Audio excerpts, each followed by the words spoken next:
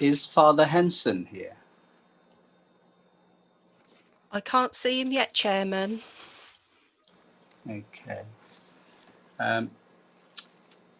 If he doesn't arrive, would anyone care to take prayers?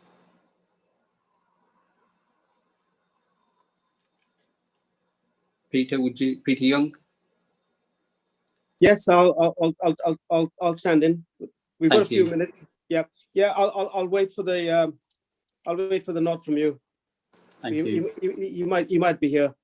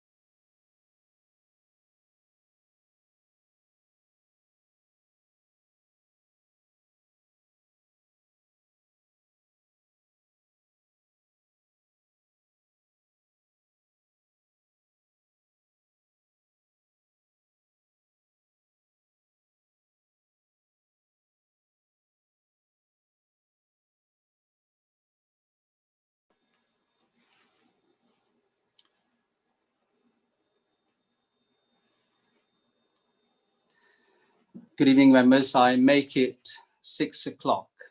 Good evening and welcome to you to this council meeting and to the members of the public who are watching on our live stream. This is a meeting of the full council, White Forest District Council, on today, 24th February 2021. Before we begin, I would like to ask members to join me in a moment's silence for Mike Salter, who was a district councillor and former chairman of this council and sadly passed away on the night of Wednesday, 20th of January. Many of you will have seen him in the chambers when we were in the chambers, a regular attendee of that of our council meetings. His wife, June, also sadly died in 2019 and was also a member of the council between 2000 and 2008. So a moment's silence to remember Mike Salter.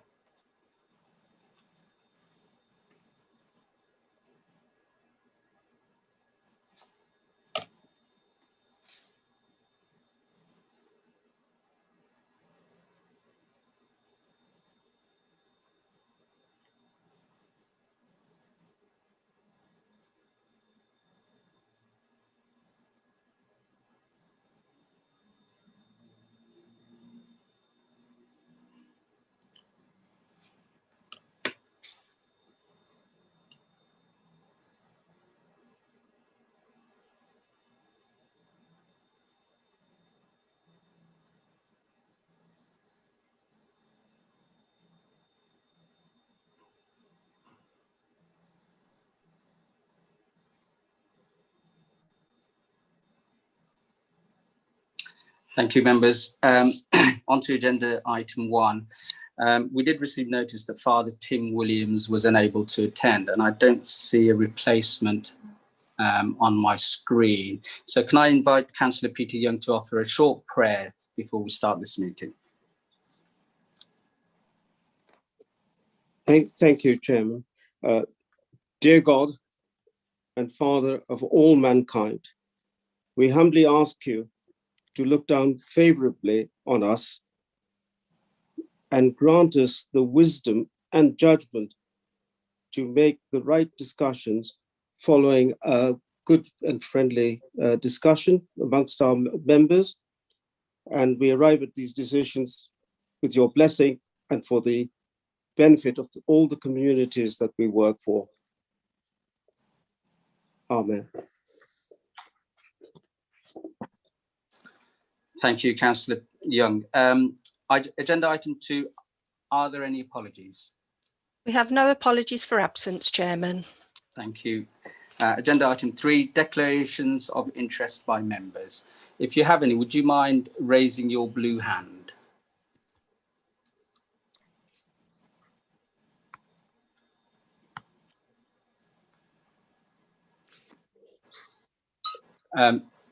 I haven't seen any. I'm just wondering if I may prompt Councillor Onslow, whether she may have. Thank you, Chair. And I guess you're talking around the budget setting and the fact that I'm the Deputy Police and Crime Commissioner. And it's normally a subject of dispute whether I have to declare an interest, but I'm very happy to declare that obviously the Police and Crime Commissioner sets his budget precept as well. So sorry if that looks like an omission, but it's always subject to dispute. Thanks, Chair. Thank you, Councillor Onslow. I was just trying to be helpful. Thank you for that. Absolutely, thank you. On to agenda item 4, the minutes of the last meeting. May I have a mover and seconder? Councillor Ballinger. Thank you, Chairman. May I move that they be accepted?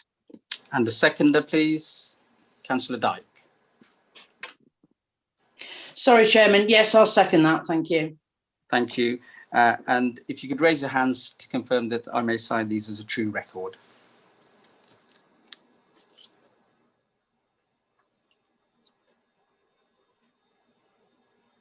That's agreed, Chairman. Thank you. Public participation. I haven't been informed of any public participation. Could you confirm that there are no members of the public participating? There's no public participation. Thank you. On to agenda item 6. This is a question and it appears on page 16, and I shall call Councillor Anna Coleman. Thank you, Chairman. My question is to the Councillor Helen Dyke. With an aim to secure the community involvement in the new Bewdley Museum Trust, would Cabinet member agree to consider a formation of an advisory group to the trustees, which will represent the established successful town community organizations? Thank you. Thank you, Councillor Anna Coleman, for your question. If I may answer, Working with localism within the localism agenda over the past 2 years, I have become more and more aware of the local organisations and groups that exist and work for our communities in our 3 towns. Their time and commitment is amazing. And I do understand their concern when it is looked at doing things differently, even though, as with the idea of the setting up of an independent trust for Bewdley Museum, it is being done as well with a view to help protect the future and sustainability of the museum with continued funding from Wild Forest District Council. I understand that concerns may have been raised further by the comments of our MP calling it a dumb idea in the press without having met with anyone from Wild Forest District Council to understand or talk about these proposals. May I assure everyone that the adverts for the roles of trustees will be advertised widely with a view of attracting the variety of skills needed for the continued success of the museum. I do not feel it would be appropriate for us to set up groups for the trustees to work with before they are in place and know what they are looking for. When they are in place, it should be their choice who they decide to work with and may well include the setting up of some form of liaison group with representatives from the local community. I have no problem with making the new trustees, when they are in place, aware of the variety of organisations and groups working in Bewdley that may be able to assist them in some way with the future for the museum. And as Councillor Coleman may be aware, myself and the Chief Executive will be meeting some representatives of Bewdley organisations next week, I believe it is. Thank you. Thank you, Councillor Dyke. On to agenda item 7, Chairman's communications. These appear at page 17 of the agenda, and they are what they are. On to agenda item 8, Leader of the Council announcements, Councillor Ballinger. Thank you, Chairman. And first of all, apologies to you and to other members of the council that this isn't a written submission tonight. I wanted to just run through it with you verbally, but there will be copies of that which I'm saying available for onward transmission afterwards. Can I just start by saying, Chairman, that since the council's last meeting, which was a while ago now, we had some good news on Boxing Day, and it wasn't just a belated Christmas present. It was from the Future High Streets Fund, where our officers had put in a huge amount of work on that. It was an item started off by the Conservative administration, and we can see that, and we're very grateful that they have, and the community is grateful that they did start it off. We've just had all the work to get on with, but that's the way it fell after the elections in May 2019. And that was the £20.5 million grant that we got. Single largest competitive grant awarded by Wyre Forest in the history of the council since 1974. Council tonight has been asked to agree a consequential amendment to the capital programme, and that will come later, and Councillor Mrs. Dyke will speak on that. The hard work on implementing all of these exciting projects, which form part of our bid, is already underway. I mean, we've got till 2024 to complete it, which isn't long, and staff are working hard already to get that underway. The council will want to join me really in paying tribute to a couple of people in particular, and I hate doing this because I know a lot of people were involved in this very complex bid. But we must mention Ostap Papariga and John Elmer, both from North Worcestershire Economic Development and Regeneration, and our own director, Mike Parker, obviously, who is the corporate director with responsibility for planning. And it's good, really, as well as that, on the planning note, it's good to see other items that are going ahead with local enterprise initiatives. And one of those is the one that we're all familiar with in the district, and that's the Churchfields Highway scheme near the St Mary's Church and going on to the Horse Fair area. It's been completed by the County Council, by Worcestershire County Council, just last month, and it was funded with a Homes England grant of £3 million secured by the District Council, together with contributors from our two local enterprise partnerships. That's the Worcestershire LEP and the Greater Birmingham and Solihull LEP. Major investments are going on the Silverwood site. That's the bit of road leading up to the Wyre Forest House and past the leisure centre. And that's by the Community Housing Group. And there are a further 65 independent living apartments in phase 2 of Barrington Court. Barrington Court already a very successful enterprise. And there's also a huge development, a huge building going up on that site by Burton Furtop manufacturing facility, and they're moving to Wyre Forest from a neighbouring authority. And it's good that we captured, our staff have captured that enterprise coming into our area. It'll produce quite a lot of jobs. So that's the County Council's improvements also, and Councillor Desmond will claim, I'm sure, responsibility for this, but it's the improvements at the Hoobrook roundabout to reduce congestion. We've been waiting for that, or residents in the area of Spennels have been waiting for that for a long time, but it is happening now. There's a lot of pipe work there. There's a lot of digging and going on. So we look forward to that being completed. And we know where that will appear in terms of giving us notice of it being completed. The floods came back again last month. In January, Storm Christoph, and it affected Bewdley yet again, Stourport to a less extent, but this time primarily Bewdley. And, our thoughts go out to all those residents that were affected and had to move out of their houses, had water lapping at their door.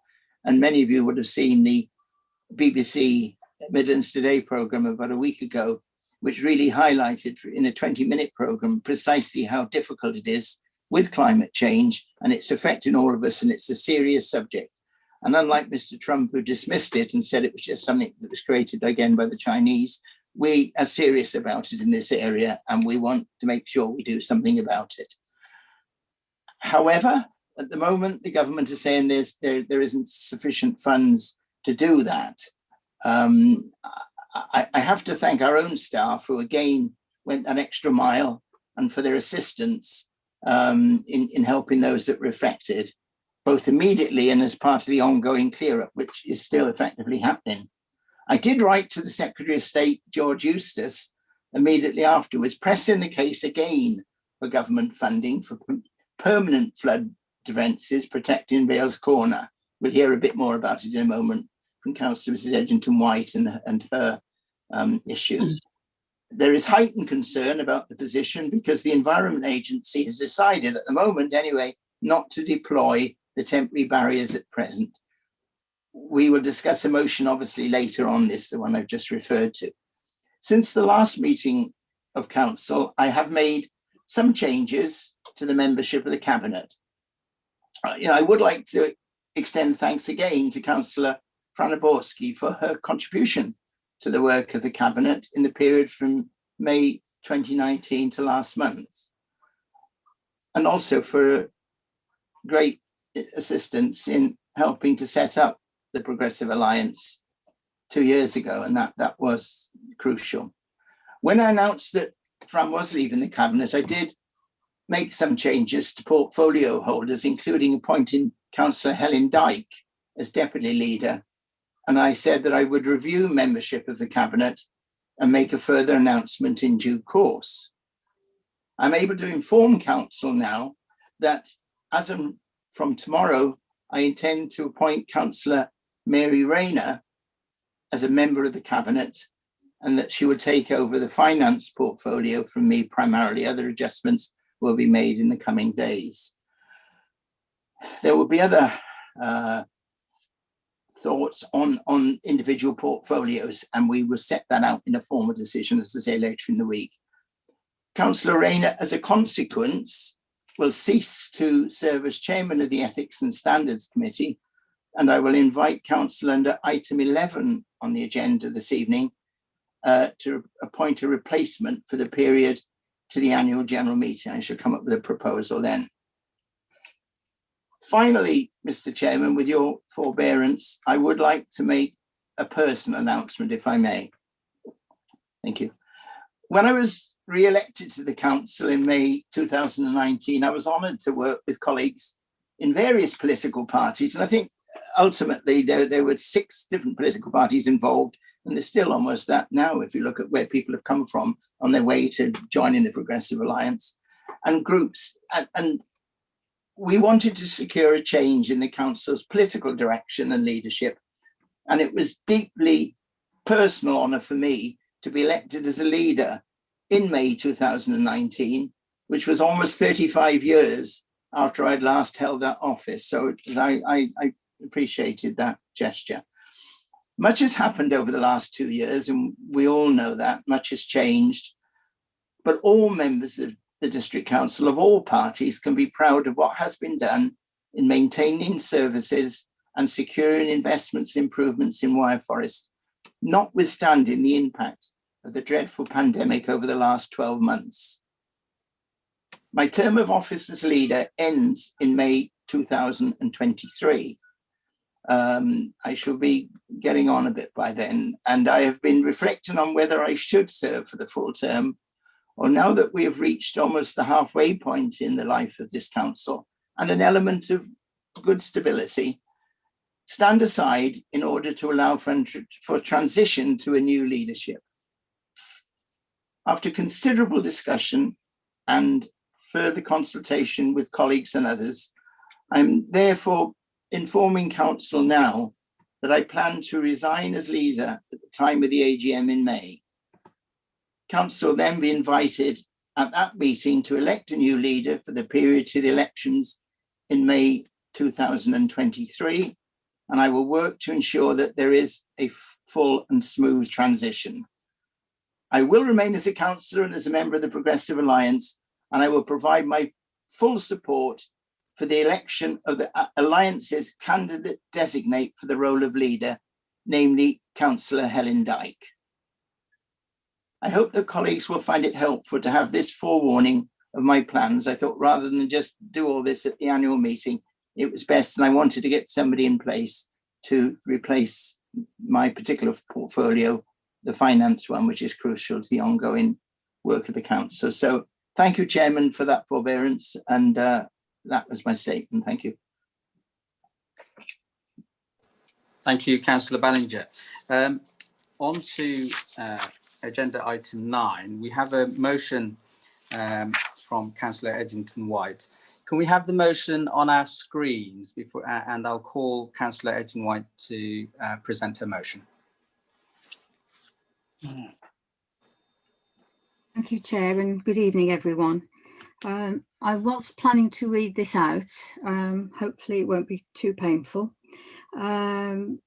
Notice of motion. Further to the thorough review of the 2020 floods by the Overview and Scrutiny Committee and the Council's resolution in September 2020, Council A notes with dismay that properties at Bell's Corner and elsewhere in the district were flooded again following Storm Christoph. B, the Council pays tribute to the responses of the Environment Agency, the Blue Light Services and other organisations to the flooding. C, Council expresses concern that the temporary barrier at Bell's Corner is not being deployed by the agency at the moment, giving a greater probability of disruption to the local community from road flooding and increasing the vulnerability of some properties.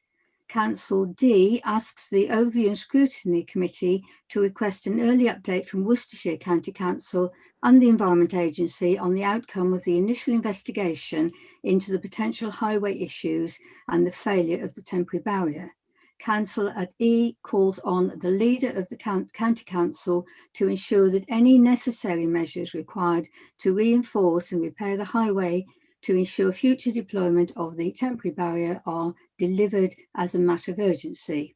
F strongly endorses the letter that the leader has sent to the Secretary of State for Environment, Food and Rural Affairs to call for urgent confirmation of government funding for permanent barriers at Bell's Corner, and G decides that this resolution should be communicated to the Secretary of State, Chair of the Environment Agency, Leader of the County Council and the MP Mark Garnier. I bring this motion here tonight to ask the whole council to support the actions proposed from B to G. In presenting this motion, I acknowledge the work that has already taken place to gather evidence from residents and the agencies with regard to the serious flooding events of February 2020, and the recognition by all agencies that permanent flood defences are a priority for Bells Corner and the town end of Stourport Road in Bewdley. The residents and community have now been faced with a second flood in January 2021, which has resulted in the stricken properties being flooded again within 12 months. Whilst this devastating flood serves to highlight many of the predictions of the increasing frequency of potential flooding on the River Severn and the impact of climate change to weather patterns, which were clearly acknowledged last July when Overview and Scrutiny met with the Environment Agency, it has also provided significant issues to manage during the period up to the completion of a permanent scheme.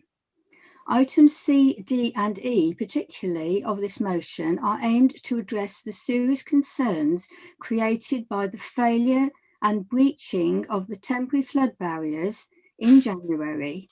These barriers, which are crucial to the protection of properties in the period up to the achievement of a permanent scheme. From site visits, initial investigations and interim reports that have already been provided by the Environment Agency, it appears that there are major concerns about the surface and the substructure of the highway adjacent to the riverbank in Stourport Road up to the Bells Corner junction. Until the safety issues with the road are resolved, the temporary barriers cannot be redeployed. This motion aims to invite not just the Environment Agency, but also Worcestershire County Council to collaborate in an effective resolution to these issues so that the temporary barriers can be reinstated while not compromising the funding of the permanent scheme moving forward. That is why this council is being asked to call on the County Council to ensure that the necessary work is undertaken to reinforce the highway and work closely with the Environment Agency to achieve a solution. To this end, it would be helpful if Worcestershire County Council Highways can update this council as to the measures that are to be taken as soon as possible. I would just like to end by saying I would like to flag up a recent DEFRA call for evidence to inform future funding and approaches towards flood resilience measures. This paper, which evidence has to be submitted by the end of March. This paper aims to examine specific local circumstances, such as frequent flooding and more economically vulnerable smaller communities, and partnership funding policy.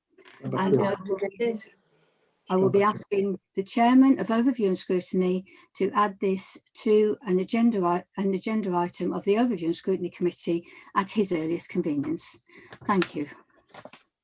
Thank you, Councillor Edgington-White. I should have mentioned, members, at the start, please, could you keep your devices on mute, otherwise we get some background noise. And also the officer who's going to be helping me with calling speakers' names will be Mike. Before we go to speakers, I do need a seconder, Councillor Edgington-White. I know I've got Councillor Oborski's hand first. Councillor Oborski, will you be seconding this motion? My seconder was to be Councillor Anna Coleman. Okay. To keep transparency, can I first of all take a seconder and then we'll go to speakers after that? So Councillor Anna Coleman. Thank you very much, Chairman. I would like to second my colleagues Khan Edgington-White's brilliant motion.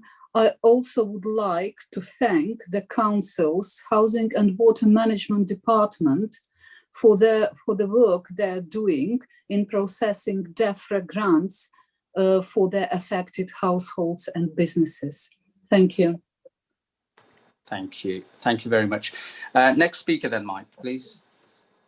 He's going back unmuted. Councillor Borski. Councillor Borski. Thank you. Good evening, Chairman. Good evening, Council, and good evening to those members of the public who, having nothing better to do, are watching us on YouTube. I did actually have a conversation with Carl about whether or not to move an amendment to this motion, which would have been constructive, but we decided it probably wasn't appropriate. I am really, really worried about the decision and the announcements on television that the temporary barriers are not going to be apparently deployed anymore, and coupled with the announcement that the Ribbonhall side of the river in Bewdley is not going to get permanent barriers until November 2024. Now, if these once in 20-year floods that are now turning up at least once a year, it would appear, if it carries on in the next couple of years the way it has done, then residents could quite well have 3 more serious flooding incidents before they actually get their permanent barriers. And to me, that's absolutely terrifying as a thought. We've all seen the awful circumstances that people have suffered, and it really does worry me that this current decision about not redeploying temporary barriers has been made. And I do hope that the Environment Agency will come to a different conclusion should we have a further flood incident. I do think that there's possibly some room for asking for some sort of funding to be made available fairly urgently for individual householders to actually improve their individual property defence. I know that there are mechanisms that have perhaps been used. There was a lot of stuff on television the other night about Shrewsbury, I think it was, where they have devised some additional individual householder defences. And I think if there is anything like that that can be done, we have to do it. It really is an appalling situation. And I think, as well as everything that is in the motion, we have to put pressure on central government, the Environment Agency, the County Council and everybody else to make sure that when we get the permanent flood barriers that side of the river, we get the top-notch scheme. We don't get something that is less than the best we can have. There has to be proper pumping put in. It has to be all done so that we move into the future with a situation, once those barriers are created, where that side of the river is as safe as the other side of the river in Bewdley is when we have flooding incidents. We want Bewdley on both sides of the river to be as safe as Upton-on-Severn now is. And I hope that all parties and everybody involved, the MP, the County Council, the Environment Agency, this council, everybody will work together to get the best possible answer to that part, to the flooding in that part of Bewdley, where some very, very valuable historic buildings are constantly under threat every time we have a flood. Thank you, Councillor Oborski. Next speaker, please. Councillor Hardiman. Councillor Hardiman. Yes, thank you, Chairman. Thank you. Yes, this is what I would call a reasonable motion, which summarises the District Council's proactiveness regarding the flooding events in the last 12 months, and quite rightly calls to elevate the need for a permanent barrier for Beals Corner in Ribbonhall. And in the meantime, calls for the availability of a temporary barrier system to be available for safe and reliable usage at this location. I would just add, for the benefit of council members, and indeed members of the public viewing this meeting, that the County Council are equally mindful of the need to resolve the Beals Corner flooding problem, and have demonstrated this by already committing £500,000 to the Environment Agency's Future Flood Resilience Project, and have in fact provided me, as the County Councillor for Ribbonhall, with a further £38,000 for supporting the project and assistance with remedial work and local resilience schemes. I would also add that our MP, who I know very well, Mark Carnier, is very much on the case and will, I'm sure, continue to lobby the government to get Beals Barrier done. Chairman, I shall be supporting this motion. Thank you. Thank you, Councillor Hardiman. Next speaker, please. Councillor Hart. Councillor Hart. I went to mute myself, Chairman, and I suddenly moved from far top left to far top right. So apologies, not in the political sense of course, although some might think I'm on extreme right, I'm not. Can I thank Councillor Khan Edgington White for bringing yet another flooding notice of motion? And I think it's probably fair to say that this might be the only matter that receives some sense of unanimity in respect of tonight's meeting. And who can argue with the very sensible and measured way in which the motion is both written and put? First of all, an apology, because I know wearing, and this is in my hat as cabinet member, chairman of over wishful thinking, you never know, overview and scrutiny committee chairman, regarding the flooding matter in the EA, which was coming to our last meeting, but because of the flood events, they couldn't come, and they were coming to our next meeting, and now they've had to pull out as well. And what I was going to do, notwithstanding that the agenda has gone out, and I haven't had a chance to catch up with Louisa, is to speak about having an item, and I say this because Councillor Edgington White said that she was going to ask me as chairman to add it to a future agenda. I would rather do that sooner than later, to keep this in the forefront of everybody's minds, because I also want the Overview and Scrutiny Committee to consider who else they would like to hear further and better information from, as opposed to just the EA, because of course it's been a whole statutory agency response. The flooding that happened last February, and indeed more recently, is devastating to the residents who have encountered and endured that mucky flood water in their properties. But with COVID-19, it adds another dimension, and particularly not only for the misery of those residents directly affected, all of the residents and businesses who are indirected affected because of the fact that the bridge has to close, and it affects businesses and it affects the whole of Bewdley. And so absolutely we should impress on the Environment Agency to do this work quicker. I've taken the liberty of already speaking to Mark Garnier earlier this afternoon. He's meeting with the Floods Minister next week. He's very much on the side of Bewdley and Wyre Forest residents to drive this forward. I've also spoken to the leader of the County Council in respect of Little E, and the county will do all that they can, and of course are putting their money where their mouth is, and putting £500,000 to this scheme. So we as a district council, and indeed in another place, those on the county council, are doing all that they can on behalf of the residents of Beals Corner and the wider Bewdley. So absolutely, as chairman of Overview and Scrutiny Committee, I fully support this, and speaking also as the leader of the Conservative group, there will be no difficulties from us in order to try and push this forward. Thank you, Mr. Chairman. Thank you, Councillor Hart. Next speaker, please, Mike. Councillor Bing. Councillor Bing. Thank you, Mr. Chairman. Good evening, everyone. Obviously, I fully support this motion. We must make sure that Beals Corner is made safe. To this end, there is a very active flood group in Bewdley under the chairmanship of Councillor Edgington White, of which I'm a member, and we are working with the Environment Agency. They are putting in an awful lot of input, and it's on behalf of residents, and residents also are members of this group. And we're working with one aim in mind, and that is to make Beals Corner safe as soon as possible. And I know 2024 is a long way off, but let's hope in the meantime somebody will come up with something to do with temporary barriers. They're working at the moment, I know, on strengthening the properties. That's not enough. We all know that. We need barriers there, and we'll keep talking to the Environment Agency, and hopefully things will progress. Thank you, Mr. Chairman. Thank you, Councillor Bing. Next speaker, please. Councillor Harrison.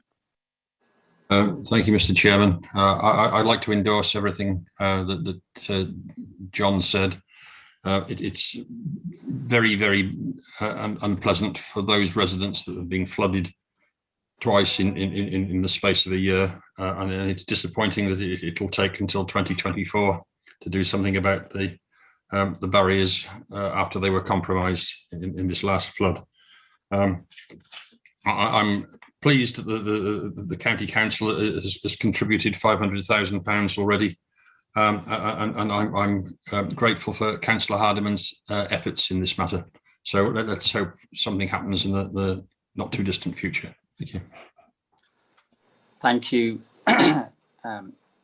Councillor Harrison.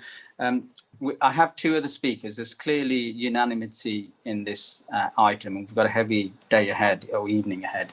So if there are no other speakers, I'll take the next two speakers and then ask for a vote on it, if that's okay. If you wish to speak, this is the time. So I will call Councillor Ballinger. Thank you, Chairman. Appreciate that. It was interesting to hear that. It was interesting to hear the contribution that the County Council are making, £500,000. Sounds a lot of money. And the 38,000 that Councillor Hardiman has managed to secure. A quick calculation, you can see why I'm giving up the finance portfolio. I make that 538,000 in total. The figures I hear of what is needed at Beales Corner, you're talking about many, many millions, and this is a fraction of the amount of money that's needed. And it's not going to come from the district council. It's not going to come from the county council. It's got to come from central government. And that's where the pressure needs to be. And it's pleased that Mr. Garnier is committed to doing something about that. And let's hope that he does succeed, because there will be all party support for this. I just don't want it to wait until just before the next general election. I think it's important that this money is secured sooner rather than later. It's needed to protect those residents year on year. Climate change is making it far worse. And let's commend all members of central government to the BBC Midlands Today programme last week, 20 minutes explaining exactly what is going on with climate change affecting a town like Bewdley. Thank you, Chairman. Thank you, Councillor Ballinger. Next speaker, please. Councillor Young. Many thanks, Chairman. Very good to hear the unanimity amongst the members, and also some of the good points that have been made. I was particularly interested in the point made by Councillor Borski about what's been done in Shrewsbury about strengthening and improving the safety of individual homes, which is like a second line of defence. 2024, as Councillor Harrison said, is a long way away, and the Environment Agency is working to strengthen and improve the existing temporary barriers. So that's good. But we don't know if they will work, and they might be breached again. Only time will tell, and the severity of the next bout of flooding. But I think that 500,000, which is, as Councillor Ballinger mentioned, very welcome. I think that should be put initially to strengthening. I think it's something like 12 homes in the firing line initially. They should be given priority in getting their individual defences strengthened, so that should the barriers be breached next time, they will not be suffering as much as they've done on previous occasions. It's happened twice in the last 2 years. And that's really unacceptable. And I think 2024 being such a long way away, something needs to be done immediately, so that if we get some floodings later this year, December or whenever, something is done to protect these people now, and they're given some comfort that they will be safer next time there's any flooding. Thank you. Thank you, Councillor Young. There are no other speakers. I'll go back to Councillor Edgington-White to summarise, and then we'll go to a vote. Thank you. Councillor Edgington-White. Thank you, Chairman. I'm delighted with the unanimity that is clearly coming from the whole of all of our members on Whiteforest District Council. There were many sensible suggestions. Some of them would need qualifying with what schemes have already been used on the properties themselves. But tonight, I think the main point is moving this forward with these points, A to G, was it? A to G. sorry about that, yeah, A to G. But I just wanted to comment on Councillor Hart. I am sort of disappointed, but quite understand why potentially the Environment Agency can't come to our next meeting. I was very hopeful that that would be a point at which we could get a little bit more detail on the future of the temporary barriers. However, I also appreciate that we are still going to have an opportunity at that meeting to look in a bit more detail at what opportunities there are for us to respond to DEFRA, etc. So with that, in brief, I'd like to say thank you to all the colleagues that have spoken and let you take it to the vote, Chair. Thank you, Councillor Edgington-White. The motion has been proposed by Councillor Edgington-White and seconded by Anna Coleman. If you could raise your hands, all those in favour.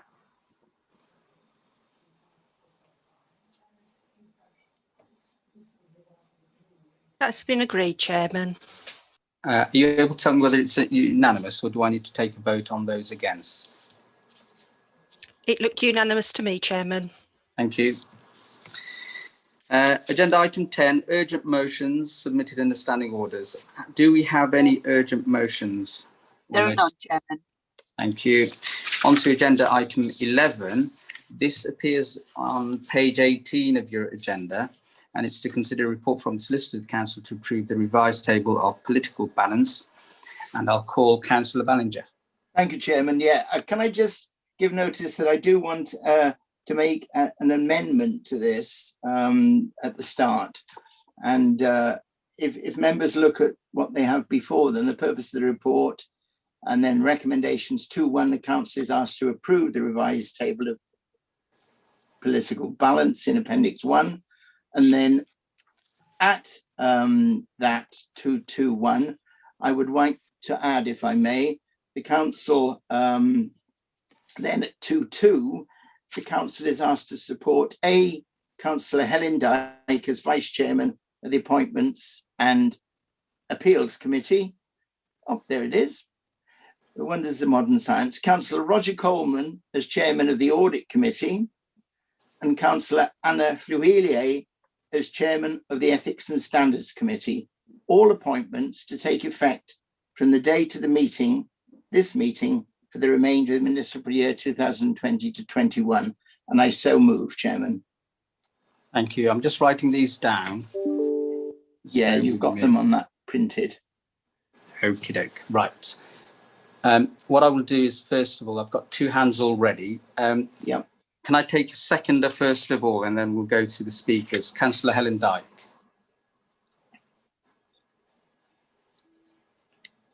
Yes.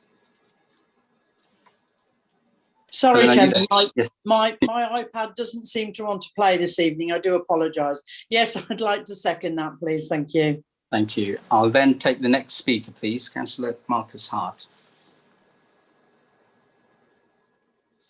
Thank you. This is a question to the solicitor stroke point of order for legal advice, if I may, Mr. Chairman, in respect of 2B and C.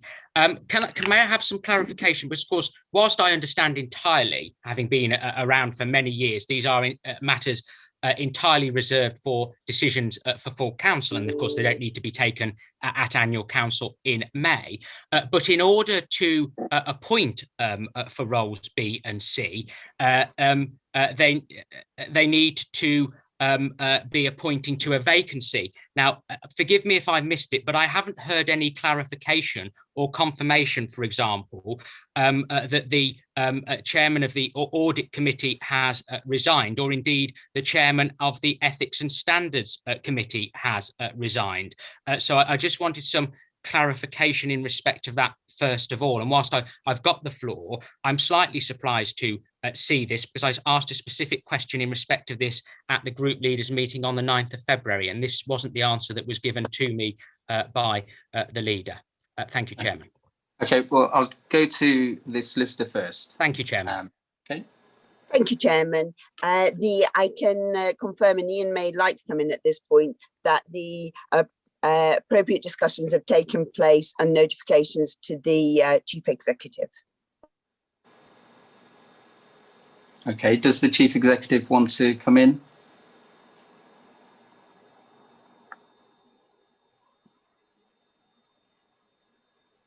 Thank you, Chairman. Yes, the appropriate notification was given. Perhaps Councillor Hart missed what the leader said earlier about the appointment of Councillor Mary Rayner to the Cabinet, which takes effect tomorrow. And he did indicate that there was a consequential amendment to the chairmanship of the Ethics and Standards Committee that he would refer to under this item. No, I didn't, Chairman, missed that at all. Thank you, Councillor Hart. I think you've got your answers there anyway. Did you want to speak further, or can I go to the next speaker? I will speak it in the debate and raise my hand as those some matters for clarification. Thank you, Chairman. Thank you. Okay, Councillor, I think we've got Councillor Borski next. Thank you, Chair. Well, Councillor Alan Totty has not resigned as Chairman of the Audit Committee. He is apparently being sacked by the leader of a minority council. The Progressive Alliance no longer has a majority on this council. It has 16 members, and non-members of the Progressive Alliance now are 17 members.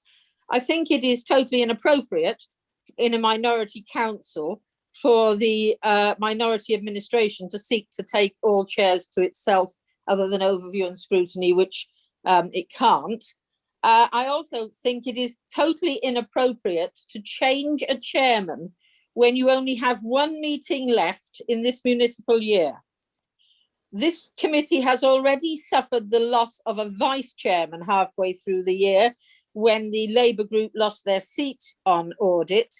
I think it's totally inappropriate for them to lose the chairman now in advance of annual council.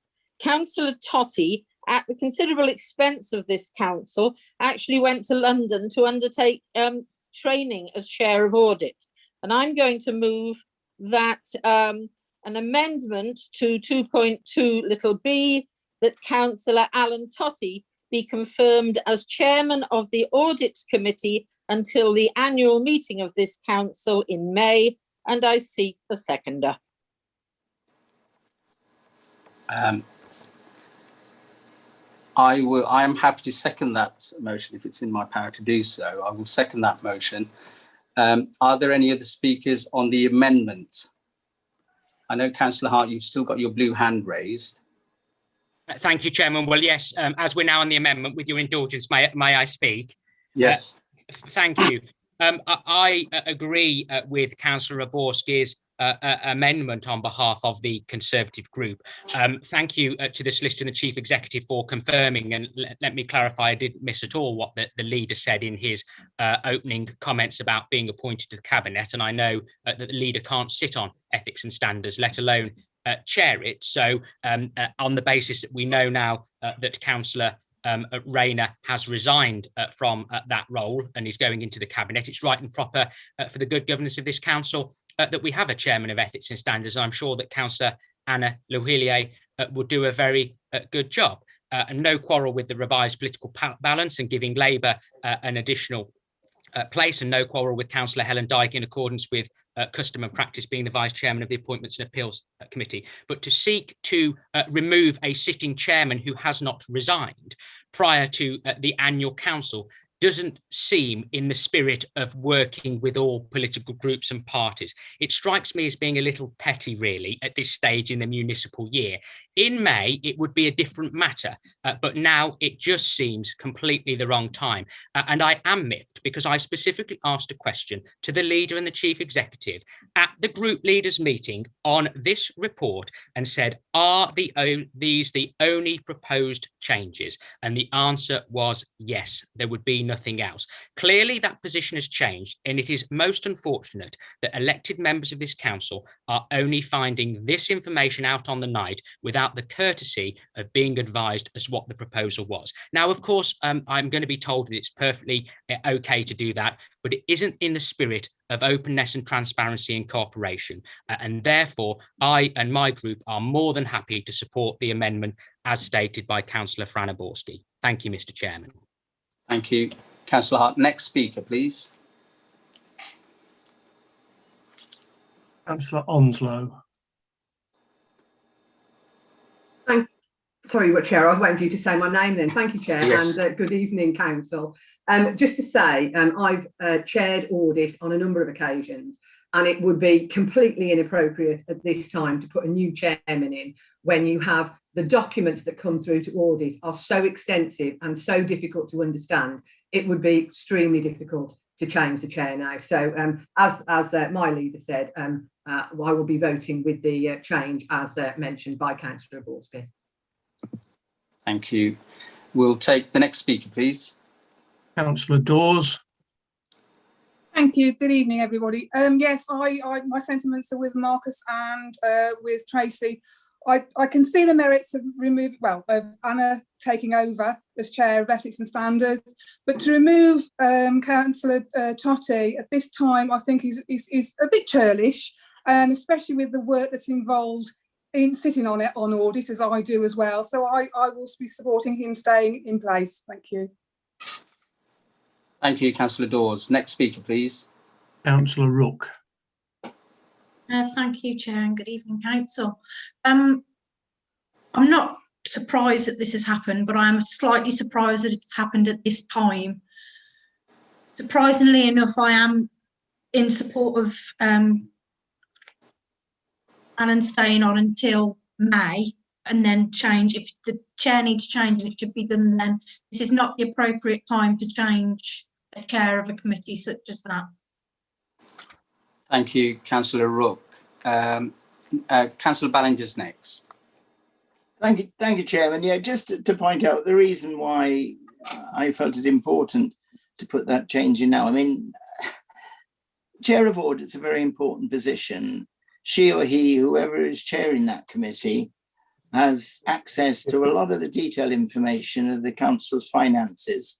And in my view, that person needs to be a member of the administration.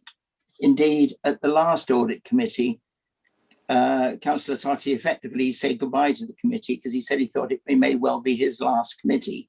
So he was envisaging something of this ilk happening. It is important that that individual, and we need somebody with the appropriate financial skills like Councillor Roger Coleman, who can take this very important job on and literally hit the ground running on it. It cannot be something that can be just left in abeyance for the next couple of months before that post is taken by a member of the administration. I did offer to, as you know, Chairman, the Liberal Democrats to join with us if they wanted, and you opted not to. Councillor Totti had that offer, as did you. So, you know, at the end of the day, that was the choice a month ago. Thank you. Thank you, Councillor Ballinger. Now, there are no other speakers, so I'll go back to Councillor Borski to summarise, and then we'll go to the vote on the amendment. This really is a petty, spiteful move.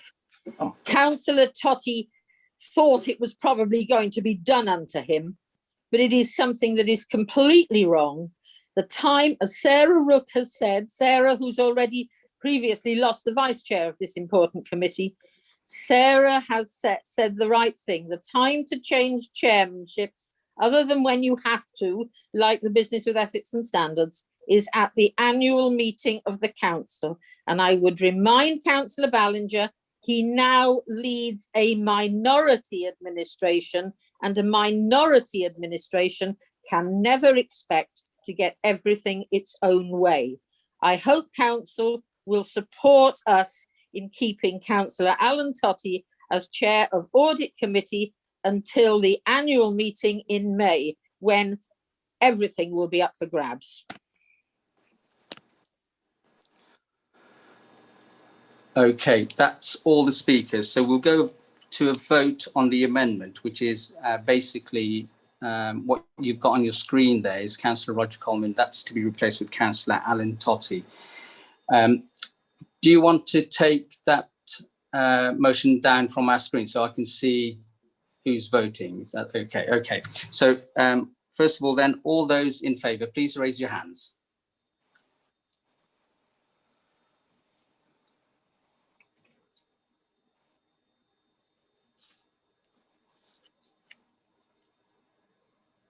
It'll be a split vote.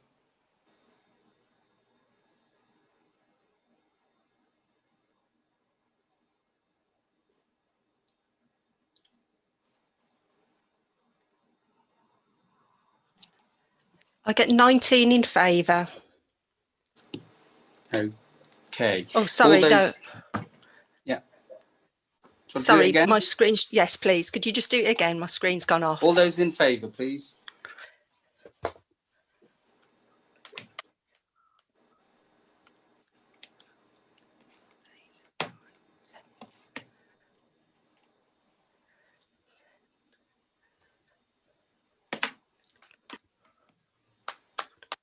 Really.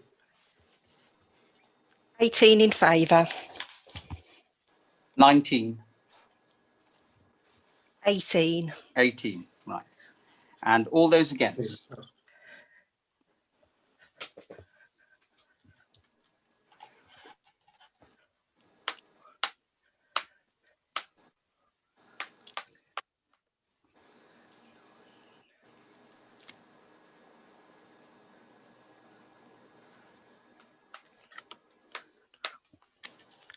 Thirteen against. Any abstentions? I haven't done the maths, I'm afraid.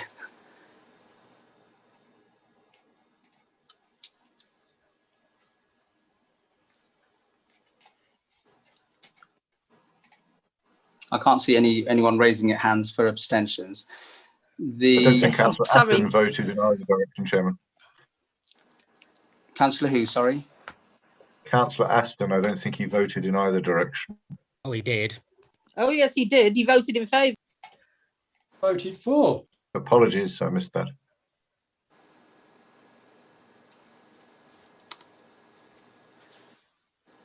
Okay. That's well, it's carried, Chairman. Yes, it's quite clearly carried, 18 to 13.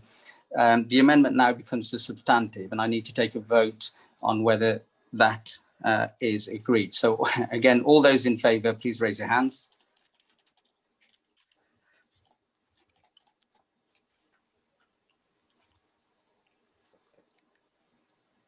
Chairman, could I just ask somebody just to count, please, because the pictures have gone off my screen.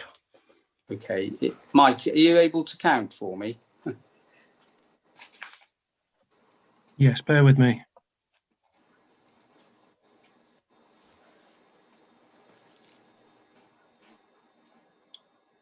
Nikki, your hand doesn't show. Nikki Gale.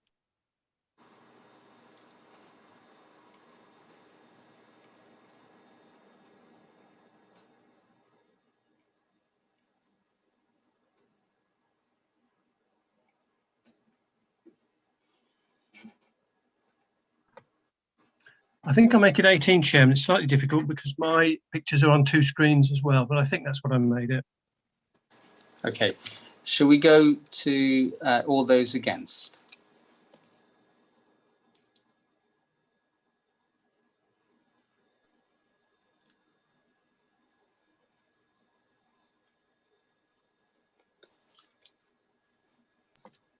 I think I've got 5, Chairman.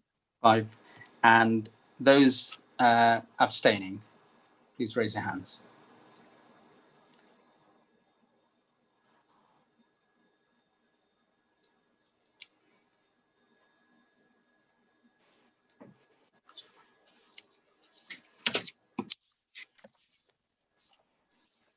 Five more or possibly 6, Chairman. It's the balance. Okay. Well, it's quite clearly been carried. So that item has been carried. On to agenda item 12, polling place review. This appears at page 22 in your agenda, and I'll call Councillor Nikki Martin to present the report. Thank you. Thank you, Chair. Good evening, Council. Good evening, members of the public. The purpose of this report is for... Sorry, can you hear me? Chairman, could we just clarify? Councillor Aston, please could you keep your computer on mute? Thank you very much. Thanks. Thank you. The purpose of this report is for the Council to take decisions following the review of polling districts and places in the wards of Blakebrook, Haberley South and Franch and Haberley North. which was commissioned just under 12 months ago by 2 days. A bit of background with regards to polling districts and places, and it was agreed the review was delayed due to COVID, and then unfortunately, as you all know, our initial review, there were complications. The purpose is to seek to ensure all electors in a consistency in a local authority area have such reasonable facilities and are practicably in circumstances. Also to seek to ensure that so far as is reasonable and practicable, every polling place which the local authority is responsible for is accessible to electors who are disabled. Point 5 is about the review, so that the second consultation period ran from the 11th of December 2020 to the 29th of January 2021, with the options of completing, sorry, my mouth's so dry, completing an online survey or responding in writing or email. It began with the publication of the notice of the review, which is set out in Appendix A. The notice of the review proposed changes to the polling places for the wards of Blakebrook and Haberley South, Franch and Haberley North, as previously explained. The consultation sought views on some proposed changes. That was in Blakebrook and Haberley South, the relocation of polling place currently at the Gainsborough House Hotel to Haberley Social Club and on Haberley Estate, and that the electors in polling district BHS 4 would vote at Kidderminster Carolians Rugby Football Club, and electors in BHS 5 would vote at Haberley Social Club. The proposed changes in Franch and Haberley North were that the electors in polling districts FHN3 would vote at Kidderminster Carolians Rugby Football Club, and electors in FHN4 would vote at Haberley South Social Club. The acting returning officer provided his responses on the 26th of January 2021. No objections. So we go to the online survey, and we had 71 responses for yes, 68 for no, and then 2 skipped that. We also had responses via email and written responses. So 5 responses were received by email or by letter, and there were other correspondence. 4 of the 5 respondents in the email letter were against the proposed. So I move the recommendation. It at point 2 is to note the responses to the consultation and confirm that no change is made to the polling places in wards Blakebrook and Haberley South, Franch and Haberley North. Thank you, Chair. Thank you, Councillor Martin.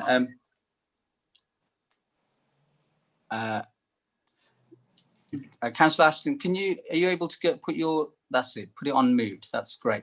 I need to take a second that we do have speakers who've got the blue hands raised. Councillor Uli is first. Are you going to second this, or is it okay if I ask someone to second this first? No, I'm not seconding. No, I wish to speak. Okay. Councillor Ballinger.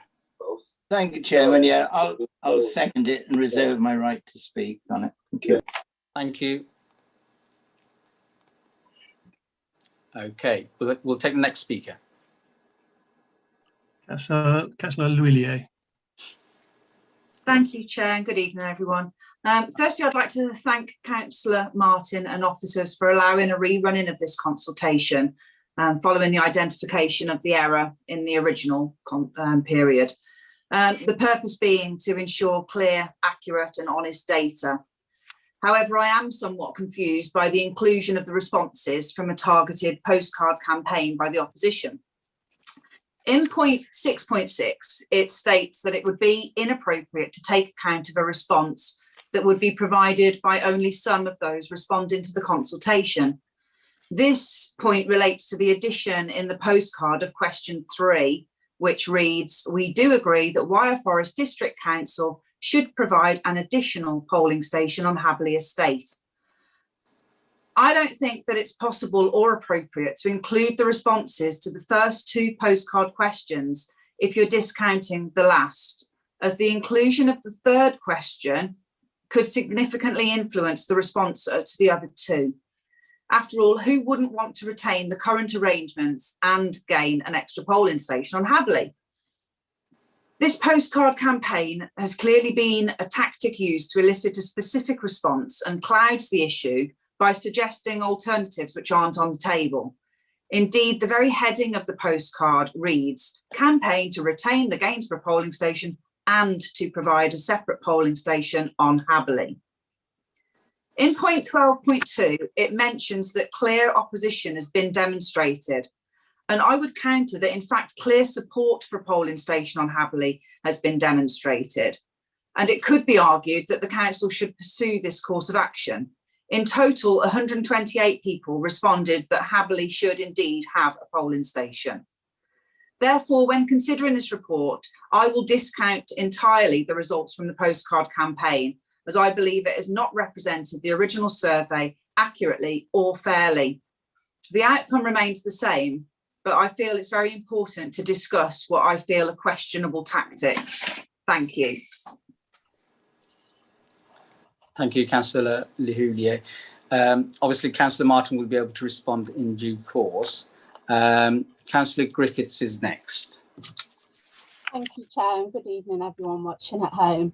I wanted to thank Councillor Martin and the officers for conducting a second survey following an error in the first, which Councillor Lihoulier flagged up. As a ward councillor, whilst we accept the outcome, I am gutted for our residents, as I feel the postcard survey was an underhand move that doesn't fully represent our community's views. I want to thank you, Councillor Lihoulier, for the work that you have put into this to try and get our residents' voices heard. You printed 600 plus leaflets at your own expense from home, in between working and homeschooling. At the same time as you beginning your delivering, there was an ongoing online social media spat between the Conservatives and the Liberals regarding the appropriateness of delivering during a pandemic. As a result, you decided it was the right and proper thing to do to discontinue the leaflet drop.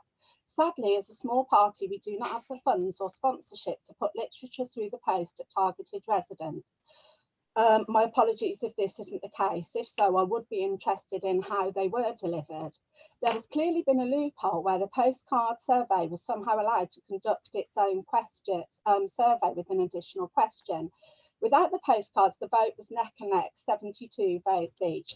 Admittedly, it's a disappointing online response, but sadly, many of our Habley residents are elderly and may not be able to access an online survey, which was why we were keen on both sides of Habley, including our friends on Habley South,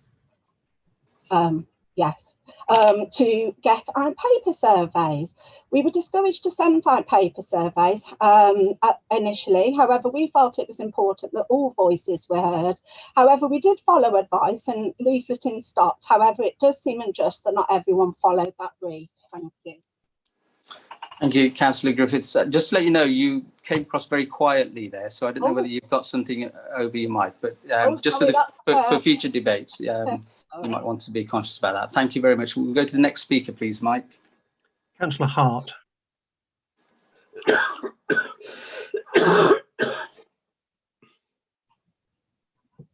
Somebody is playing tricks on me, Chairman, because I moved 3 positions in the split second that I had to unmute myself. So anyway, listen, we will, as a group, of course, be supporting the recommendation as printed. And I thank the Cabinet member, Councillor Mickey Martin, and rest assured, Councillor Martin, if some of your own members are not happy with the recommendation that you're putting forward, then rest assured that we are. It is and was indeed regrettable that there had to be a rerun of the consultation. But mistakes do happen, and I don't place any individual criticism on any individual officer. It was spotted, and we've had to rerun it. I'm not going to be churlish and say I told you so, but I suspected the status quo was always a strong probability. The consultation response is clear. And I am going to have due regard and be cognizant of the postcards that were sent in. But even if you weren't, and you discounted those, as indeed Councillor O'Hillier made this point, you get 72 in favour of staying the same and 72 in favour of change. That's no mandate for doing anything at all. And it is a little bit of sour grapes when one elected representative chooses to tell their residents what is happening and posts out to them in a fair, proper way what they can do if they don't like it. I would argue that the members who've spoken so far are just a little regretful that they didn't think to persuade their residents to have their strong voice in respect of this consultation. So this is absolutely proper in members and indeed members of the public in articulating their views in a consultation, whether it be online, in a letter, an email, or by a postcard, or on the back of a postage stamp for that matter.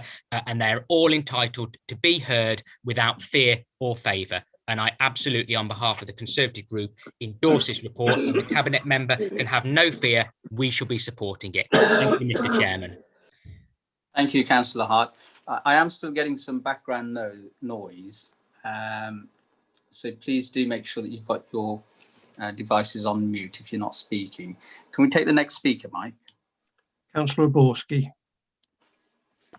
Thank you, Chair. Well, I wasn't going to speak until Councillor Susie Griffiths made a totally inaccurate comment about a spat between Conservatives and Liberals, and we're Liberal Democrats, over political leaflets. Because, of course, anybody who actually read the Cabinet Office guidance, which I think she may be referring to, will have realised that it said you couldn't, it advised against delivering political leaflets, but the advice specifically allowed councillors to communicate matters of necessary information to their electorate during that time. And my understanding, and apart from anything else, the consultation period started in December, when there was no sort of lockdown at all. My understanding is that Councillor Onslow did the thing that was absolutely allowed. She was a councillor communicating information to her electorate, something that we're specifically allowed to do. And indeed, yes, I know some parties have far more money than others, but we all get councillors' allowances, and most of us use them for things like necessary communication with our electorate.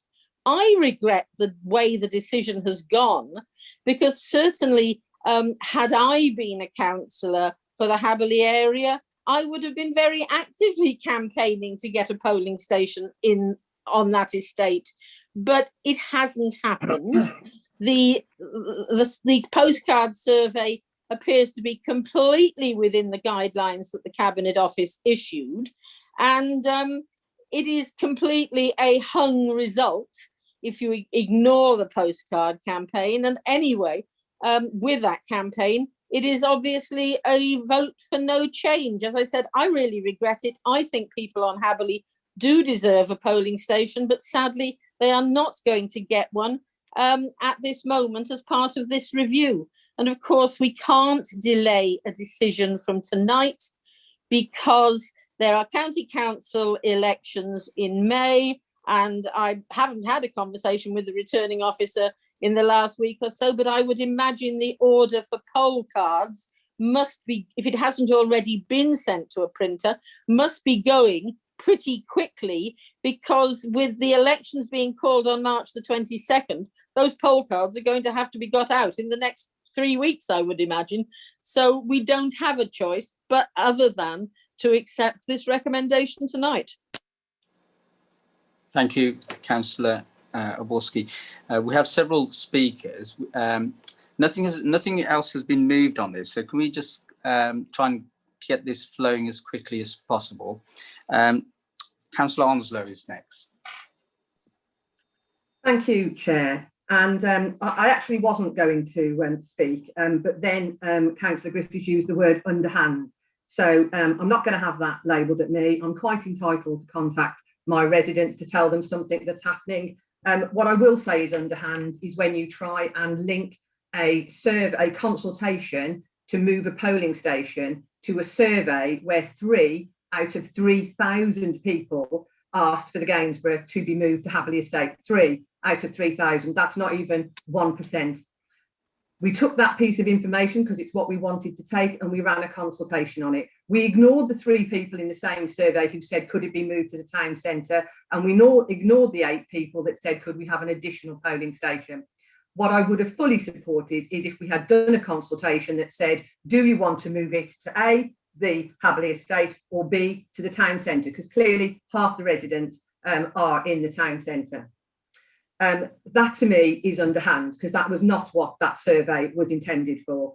The people didn't vote for it. They didn't vote for it because it's an illogical idea. Why on earth would they want the most well-known polling station in Kidderminster, easily accessible? Why would they want it moved up to a section of Haverley Estate that is so congested that the local residents have asked for it to be made one way? They wouldn't. And when we're talking about why there was no public support, I'll just point out that out of the 72 people that did say they wanted it moved, if you take out the 24 people, including a load of councillors who neither vote at the Gainsborough nor live on Haverley Estate, you're left with 48 people. There are 1,140 people live on Haverley Estate. That means the only people that were ever going to vote for this were people who live on Haverley Estate, and 97% of them didn't. So it's nothing really to do with my postcard campaign. I was just alerting people. This didn't get through because it's not what the public wants. And I think that's probably a lesson for us in the future. When we do surveys, we need to take an accurate account of what those surveys say, not just cherry pick the bits that suit our argument. Very happy to support this, obviously, and thank you very much. Thank you. Next speaker, please. Councillor Young. Actually, I was wondering, would it be possible for me to hear what Councillor Whitehouse and Councillor Caulfield have to say before I come in? Can I forego the order in favour of Councillor Whitehouse and Councillor Caulfield, because they are people who are... All right, Peter, we'll go to the other speakers and I'll come back to you after them. Councillor, we've got Councillor Caulfield. Sorry, Mike, I've taken over. Councillor Caulfield. Thanks, Chair. Good evening, everyone. Yeah, obviously, as it's my ward, I just felt I should speak. This is a really disappointing result, really unfortunate that we had to run this consultation twice, the second time during a national lockdown. You know, it's been a difficult time to get out and engage with our residents. We had every intention of getting out there, as Councillor Lahoulier and Griffiths have said. We weren't sure of the risks, you know, it's unprecedented times, as everyone says, and we felt like we were doing what was safe. And the guidance on, you know, if it's your residents, you can inform them, that became apparent, like with most things later on. I just wanted to say I'm disappointed. I think if it was another time, we could have done more. And I'd like to urge everyone to apply for a postal vote as well. Thank you. Thank you, Councillor Caulfield. And then we've got Councillor Chambers, Sally Chambers. Thank you, Chair. I wasn't going to speak on this either until it became apparent that a colleague was being criticised for knowing her electorate and for actually keeping them informed. If the state of play is that the majority or a large element of the electorate in that area don't have access to social media, and as we all know, the shuttle etc. is waning. and we're in COVID time, so people aren't knocking doors, to arrange a postcard campaign seems the best way to actually get in contact with residents that wouldn't be accessing social media. Whether that was not thought of by everybody and just picked out by one party shouldn't be, in my mind, spoken about in the way it's been spoken about tonight. It's a case of knowing your electorate, and as the councillor for many years in a row, I think that shows that she just knows her electorate. Sorry. Thank you, Councillor Chambers. Councillor Whitehouse. Thank you, Mr. Chairman. Good evening, Council, and to members of the public watching at home. I'd just like to start following Councillor Chambers' comments that in such a short space of time, being almost coming up to 2 years, I can assure you I know my electorate as well. Of course, I'm very disappointed with this result. I've had many conversations with many residents, particularly in the Habley area, who inform me, and it was particularly the elderly that spoke to me on this. They like to go to a polling station and they like to vote in person. And the younger generation seem to actually prefer postal votes, is my finding. But anyway, the situation is that the first consultation came back as inconclusive. The second consultation came back again inconclusive, and it would be unreasonable for me to argue anything different to that, and I have to respect that. So, of course, we need to accept it, but I do think that we shouldn't just acknowledge this and put it under the rug. It should very much be brought back in the future and reviewed once more outside of a pandemic. It would be the simple solution to this would actually be to have an additional polling station for Habley and keep Gainsborough. I think that would probably keep everybody happy, but that needs to be decided by everybody else. And so in summary, yes, of course, I'm disappointed. And from the many conversations I've had and from the thousands of doors I've knocked pre-pandemic, it's something that Habley residents do generally want. That was what I found. But I think we need to review this in the future. But on this occasion, accept the results of the consultation. Thank you, Mr. Chairman.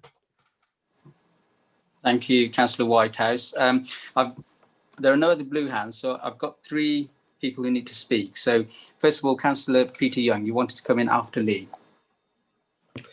Yes, thank you, Chairman. This is clearly a quite a controversial issue, and I was just a bit unclear as far as the postcards were concerned, and which were overwhelmingly for no. There was that additional question. There was that question. Was that an additional question to what was on the original survey? This one, I read, says keep the Gainsborough and have an additional one at Habley. Now, was that also an option on the original surveys, or the 2 surveys that went out? Was it the online? I can ask Councillor Martin now, or you can wait until she speaks. Yeah. Okay. Yeah. I just wanted clarification on that, because if this was indeed an additional question, additional to the other surveys, then I think that certainly for me would muddy the waters, and it still leaves it inconclusive, because even these 79 were discounted, it's 72 for, 72 against, and that is I suppose a vote for the status quo, I suppose. But nevertheless, I think it's an important point to be clear as to whether this was an additional question asked on the postcards, and that's something which perhaps Councillor Martin will be able to clear up. Thank you, Chairman. Thank you, Councillor Young. Councillor Ballinger, did you want to speak? You reserved your right. It was a long time ago.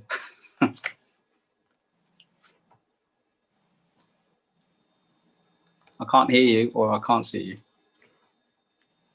Sorry, wrong one. Can I thank Chairman, through you, Councillor Huillier, because it's actually her that identified this first error 2 weeks into the event. We were asking the wrong question completely on the survey, and that's going back a long time now. So she rightly raised it then, and again this time, I was going to say, been a bit like a dog with a bone on it. She's been meticulous in trying to get it right. You know, she and the other board members did their utmost up there from the Alliance to get people out to vote, and they, you know, to vote online. It's not a popular way of doing things. It's going to be used increasingly, I guess, by the Conservative government in terms of elections coming up shortly, county council and others, because they will be leafleting or postcarding people out using postage, which other minor parties haven't got. That's not sour grapes. But the other point, just to clarify, and I say thanking Councillor Huillier for that, because there's a lot of validity. The two surveys now, the initial response to what was the prescribed method of voting, which was online, there was just a marginal victory on both occasions for, in fact, getting a polling station over on Habley, which is desperately needed. We all know that. Small number of people, but we do it elsewhere. Some villages have just a couple of dozen people voting in polling stations, but we always seem to find problems with doing that. And just to clarify, there was one other point that was raised when somebody said, yeah, they are important elections coming up, you know, the county council and the town council ones. We forgot to mention the importance of the crime commissioner elections on that day. And when we look at the budget later on and we see how much the crime commissioner's pot is going to increase, then, you know, very important that people should go out and place their vote on that day in the appropriate fashion. Thank you, Chairman. Thank you, Councillor Ballinger. Councillor Martin, for you to summarise and also respond to any particular questions or queries people have raised. I'm afraid I haven't written them down, but you may recall them. Thank you, Chair. In answer to Councillor Young, he'll notice at 6.6, there was a question. We do agree that the Wyre Forest District Council should provide an additional polling station on Habley Estate. That was not in the online, so therefore it was removed. Does that clarify for you, Mr. Young? Thank you. Well, thank you. Well, that for me, that calls into question the validity of the results from the online on the postcard survey then, because it wasn't in the online survey. So I think we're not having a level playing field here, because of course people will vote for. Kathleen, can I? Sorry, Sorry, I sum Nikki, up now? I was just gonna say that the debates happened, and Councillor Martin is now summarising. So I don't want another debate on what's gone on. No. Councillor Martin has clarified the position. Over to you, Councillor Martin. Thank you. Thank you. I was never in any doubt that this was going to be emotive. It's been a very emotive day, and I was in no doubt that the subject was going to be emotive this evening. I make no apologies for people's passions within this arena, and I fully understand all of it. From a cabinet point of view, and it, you know, as you can imagine, for those who have been cabinets, and you know, this was very easy for me, and it may help you, Councillor Young. If you take the postcards away, it is a level pegging. What that says is there's no impetus for change, and you know, it is what it is. We do these consultations, rightly or wrongly, so therefore there will be no change, whether you leave the postcards in or even take them out. There will be no change, and I thank you all for your healthy debate. Thank you, Councillor Martin. We'll go to a vote then. The recommendation is actually just to note the responses to the consultation, and they appear at page 22 of the agenda. All those in favour, please raise your hands.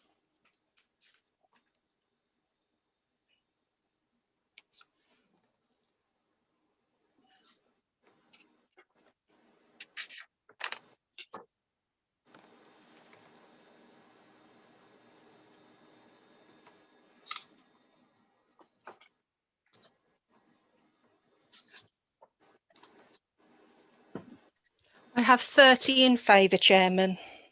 30. That's correct. Any against?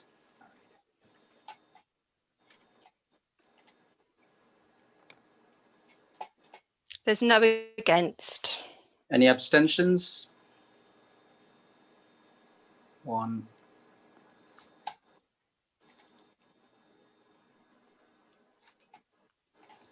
Peter, are you abstaining? I can just see one abstention, Chairman. Thank you. Okay, so that recommendation has been carried. On to agenda item 13. This is the policy and budget framework. There are 3 parts to this. First part is recommendations from Overview and Scrutiny Committee. These appear at page 27, and it's over to you, Councillor Hart. Thank you very much indeed, Mr. Chairman. I'll simply move the recommendations as printed at 13A, page 27 of the agenda. Customer practice in my role as Chairman of the Overview and Scrutiny Committee that I move the Treasury Management Strategy Statement and Annual Investment Strategy. It came to the Scrutiny Committee at the last meeting and was considered, and I know that the Treasury Management Committee look at this intently. So that's all I wish to say, Mr. Chairman, given the other items on the agenda this evening. Thank you very much, Councillor Hart. I'll second those as Chairman of Treasury Management. Do we have any speakers? No, I can't see any blue hands going up. Councillor Hart, there aren't going to be any speakers. Usually I'd come back to you to summarise, but there's no need, is there? Nothing to add, thanks, Chairman. All those in favour, please raise your hands.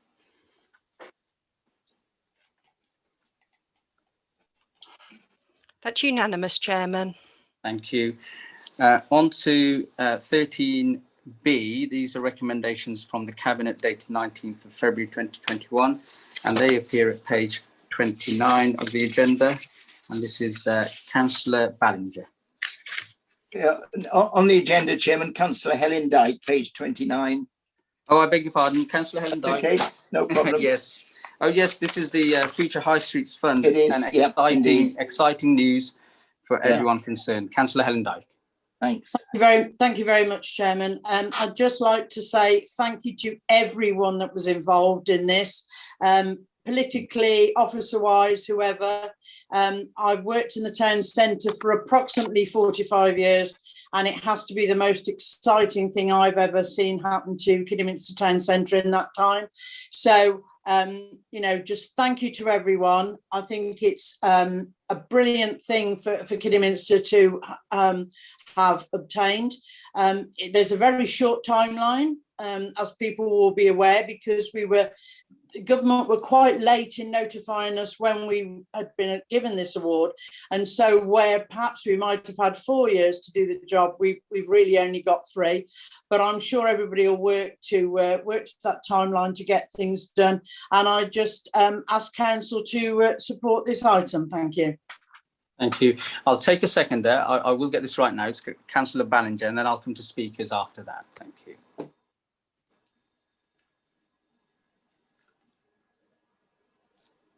Will you second for me, Councillor Ballinger? Yes, that's fine. Speakers. Next speaker, please, Mike. Councillor Hart. Thank you, Mike. Thank you, Chairman. I was wrong, wasn't I, when I said that there would be unanimity on at least one matter tonight, because I suspect there will be unanimity here as well. And this is fantastic news for the people and the businesses of Kidderminster and the wider Wyre Forest. I'm grateful for the Leader of the Council for his very fair comments in what he said, started by the previous administration. And I recall signing the submission together with Mike Parker in the spring of 2019, in fact, before the May elections, because, of course, this national pot by the then Chancellor, Philip Hammond, was announced in December 2018. This area of the town needs major regeneration. It needed it pre-COVID, and by goodness, does it need it now. And £20.5 million for one district council is fantastic. Now, I know that the work that OSTAP and John will have done together with Mike and the whole team in this submission.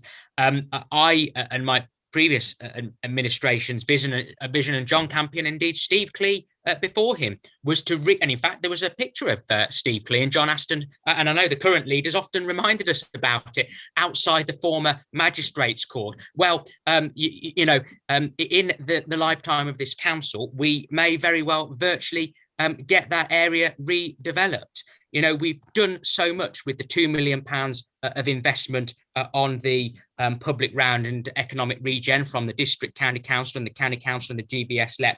But this money will transform our high street for our children and our grandchildren. And it is absolutely essential, and I can't wait to see the day when the former Woolworths building, for example, may very well be demolished and we open up all of that step entry up to Bromsgrove Street, and fingers crossed that we are able to deliver the regeneration on the former Glade site.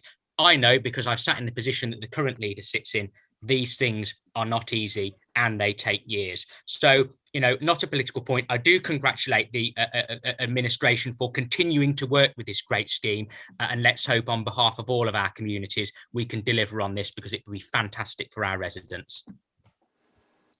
Thank you, Councillor Hart. Next speaker, please. Councillor Rogers. Thank you, Chairman, and good evening, Council. Like the Progressive Alliance, we are delighted that the government has awarded us nearly £21 million from the Future High Street Fund to develop Kidderminster Town Centre. It's also nice that Graham's acknowledged that it was his predecessors that were responsible. 3 years ago, back in 2018, the then Conservative government announced a pool of £830 million was to become available. As the cabinet member responsible, I attended meetings in Birmingham to obtain more information regarding the eligibility of schemes to meet the criteria for funding. As we already had what we thought was a viable shovel-ready plan for Kidderminster, work began on preparing and submitting the bid. Yes, Mr. Chairman, it was a bid submitted by the Conservative administration to a Conservative government, and funding provided by a Conservative government in spite of all the financial pressures of COVID. A major achievement, I think, not to mention the Conservatives. Thank you. Yes, thank you, Councillor Rogers. Next speaker, please. Councillor Desmond. Thank you, Mr. Chairman, and good evening, members. Obviously, to receive the news on Boxing Day was obviously the best Christmas present all of us could have wished for, and certainly for Kidderminster. The third largest award across the country, and one of only 15 successful bids, is testament to the excellent work and vision that Mike Parker and his team have done over the years. The importance of economic regeneration right across the district for a number of years was obviously elevated under a number of previous Conservative administrations. And all that hard work, that dedication, that strategic vision, Mr. Chairman, has certainly paid off and paid us well. So I certainly congratulate Mike, OSTAP and the team, not just for an excellent bid, but for their dedication over a number of years. Obviously, the wider point is that many town centres up and down the country are going through huge change, transformation change, and fighting for their futures, certainly post-COVID. And I have no doubt, Mr. Chairman, that this £20.5 million is fantastic. It is immensely welcome, and improving the connectivity from the former Crown House up to Lions Field and across to the former Magistrates Court, areas that are desperate for regeneration, will hugely benefit Kidderminster and obviously transform the town centre for many, many years to come. So I certainly wish Mike and obviously the leader all the best in this very exciting project, and I certainly look forward to it becoming a reality in the near future. All right, thank you. Thank you, Councillor Desmond. Next speaker, please. Councillor Borski. Thank you, Chair. Yeah, I mean, this really was the best ever Christmas present imaginable, albeit that it came on Boxing Day, not Christmas Day. Absolutely fantastic. And I think that it's really exciting. I mean, Marcus mentioned this area. No, it's technically these areas, isn't it?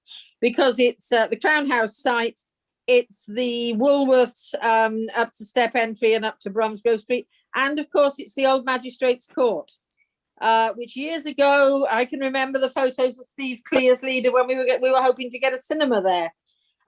Now, hopefully, we're going to get something that, in fact, although it isn't a cinema, does actually have performance space, creativity, studios there as well. This is absolutely fantastic.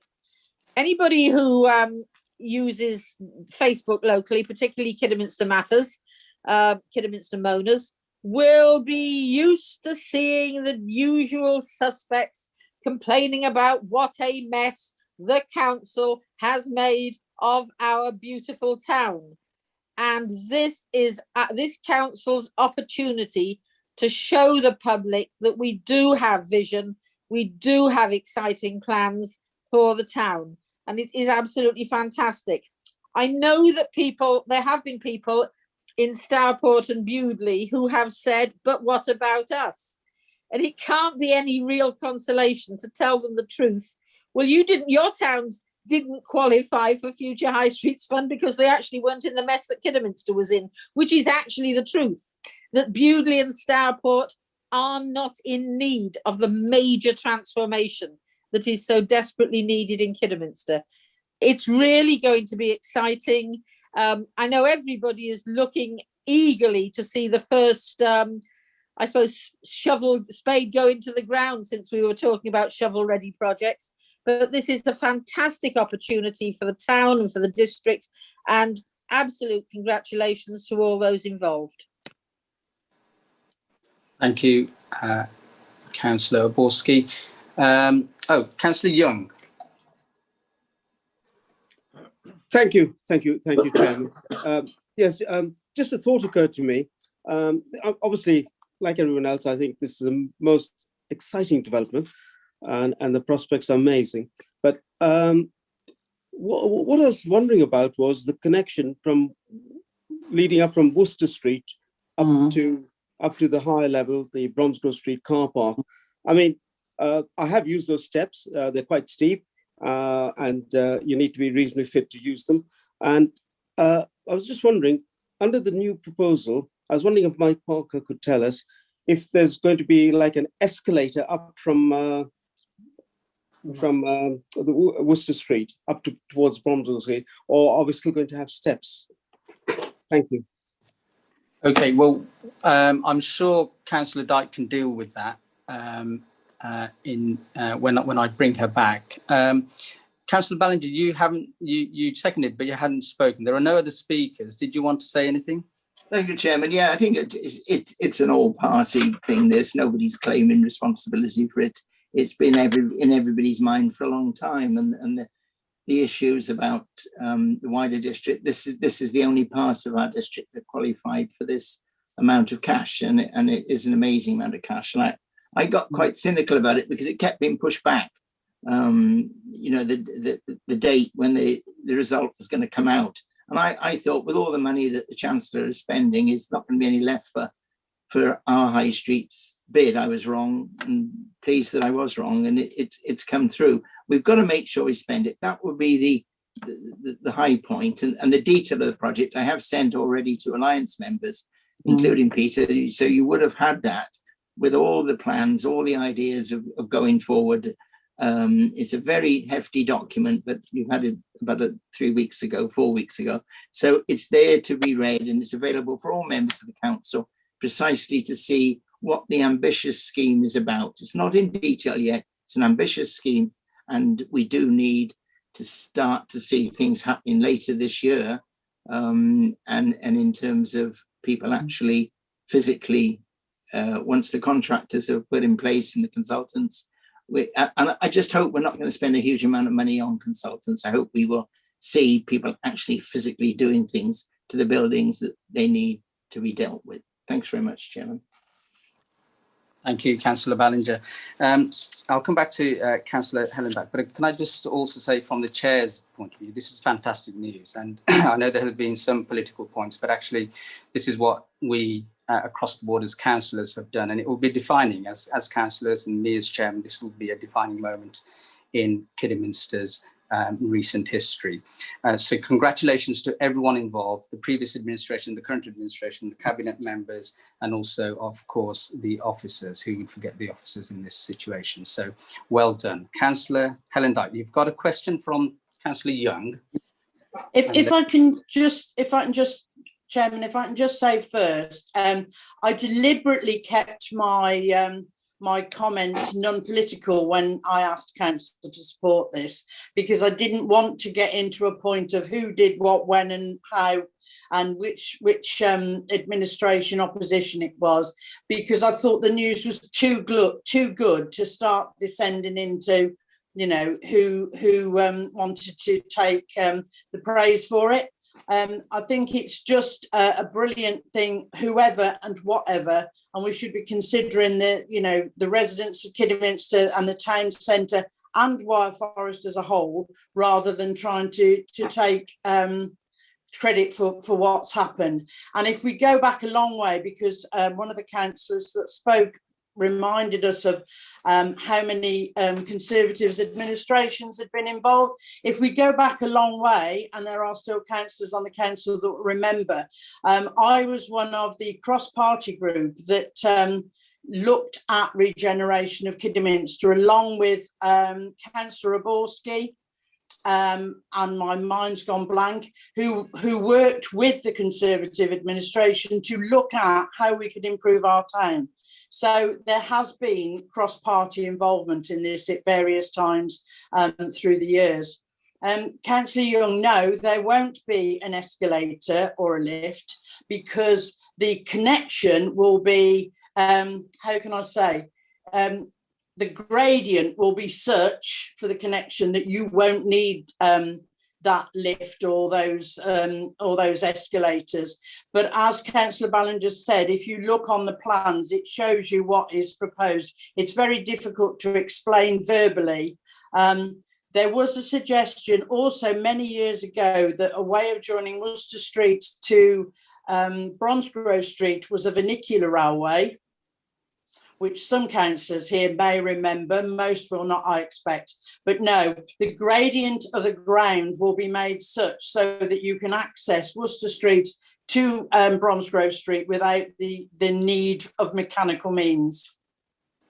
Thank you. Thank you very much. Thank you, Councillor Dyke. So the recommendations are at page 29. All those in favour, please raise your hands. I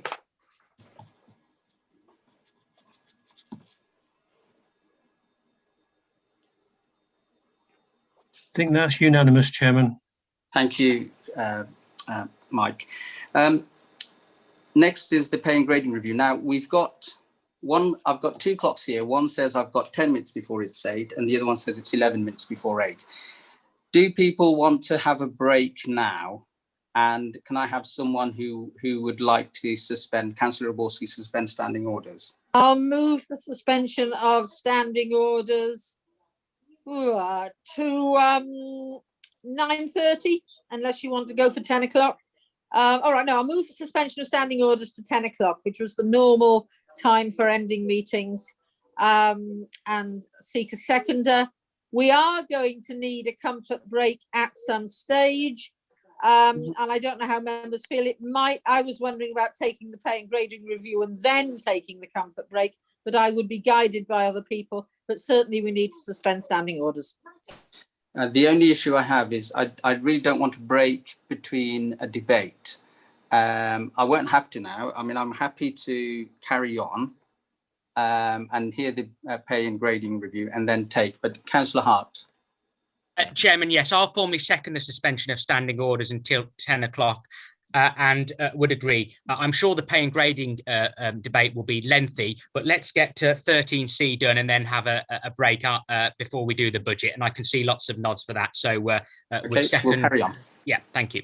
Okay, so 13C, which appears at page 30. This is Councillor Martin. Over to you. Thank you, Chair. I'm delighted to move formally the Cabinet's recommendations to Council with regard to the pay and grading review. The administration believes staff should be appropriately paid for the work that they do. That's why we are going back to applying a national pay increase from April, as Council decided back in 2019. The Council's approach to local pay prior to 2019 gave certainty in financial planning and saved the Council money, but this was at the price of how much our staff take home each month. It hit them in their pockets. The NJC pay award for April 2020 was 2.75 compared to our local agree increase of 1.25. Council also agreed in 2019 that there should be a pay and grading review so that we modernise our pay structure and ensure that staff on the lowest paid jobs are lifted above the national living wage. Delighted that the outcome has been backed by overwhelming results in union ballots and that we can conclude a collective agreement. The pay and grading review is not about a general catch-up after 7 years of local pay arrangements. Pay of Wyre Forest District Council staff under the proposals tonight would still be about 4% on average behind the national pay rates. However, the pay and grading review will have a significant benefit for our lowest paid staff. Staff on Band D, such as waste collectors, earn a maximum of 18,223. On July the 1st, their pay will go up to a minimum of 19,377, an increase of over £1,000 straight away. It will reach 20,811 by 2023 at the latest.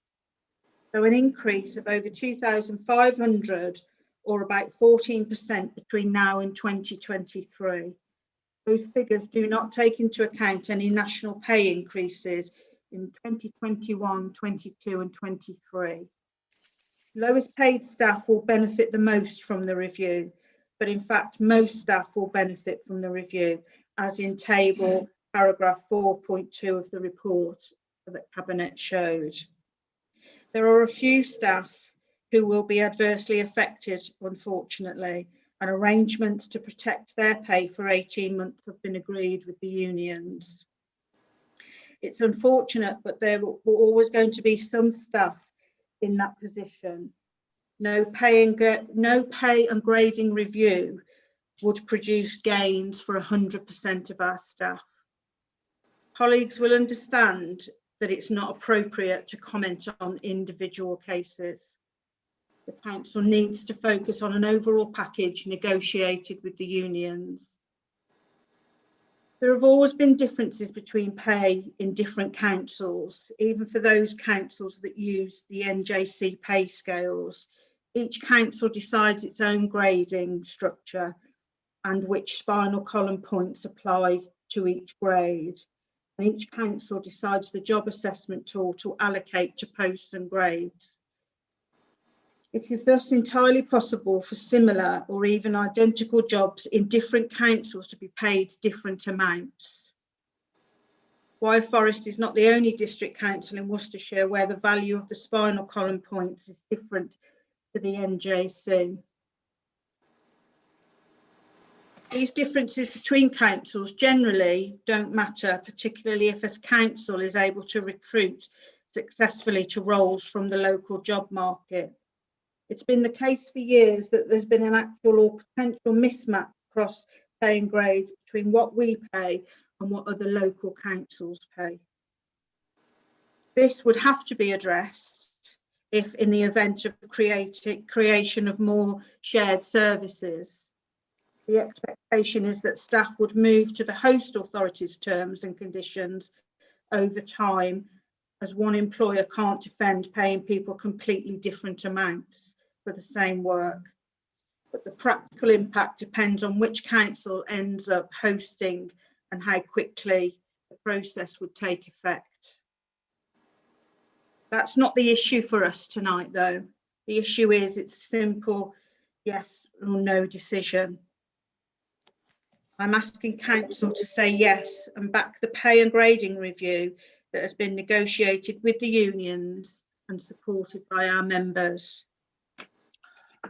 We can't pick and choose elements of the pay grade or try to change some elements at this very late stage.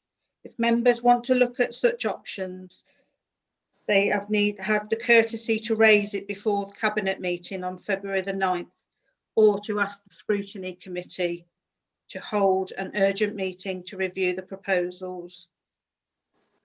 This is the package that has been negotiated with the unions, and they're now looking to council to formally agree what should be implemented for our staff. We need council approval as the cost falls outside the remit set by council in September 2019, and the medium-term strategy on the agenda later takes into account the impact. I've already explained to the administration we want to see staff fairly rewarded, and that's why we're supporting this pay and grading review and making an allowance for the national pay increase. In addition, our staff, and I'm sure you're all aware of this, have gone the extra mile and done everything that local residents, businesses or councillors have asked of them during the last unprecedented year. It's appropriate that the council should recognise their contribution. We need to go beyond the many thank yous, the warm messages that councillors and council have given, and that's why the Cabinet have recommended a modest one-off payment funded from the overspends on the salary budget this year, and I look forward to the full support from this council. And finally, we need to amend the pay policy statement to reflect the return to using the national pay increase and the changes arising from the pay and grading review. In line with previous statements, the statement has been drafted to avoid the need to update every year. Thank you, Chair.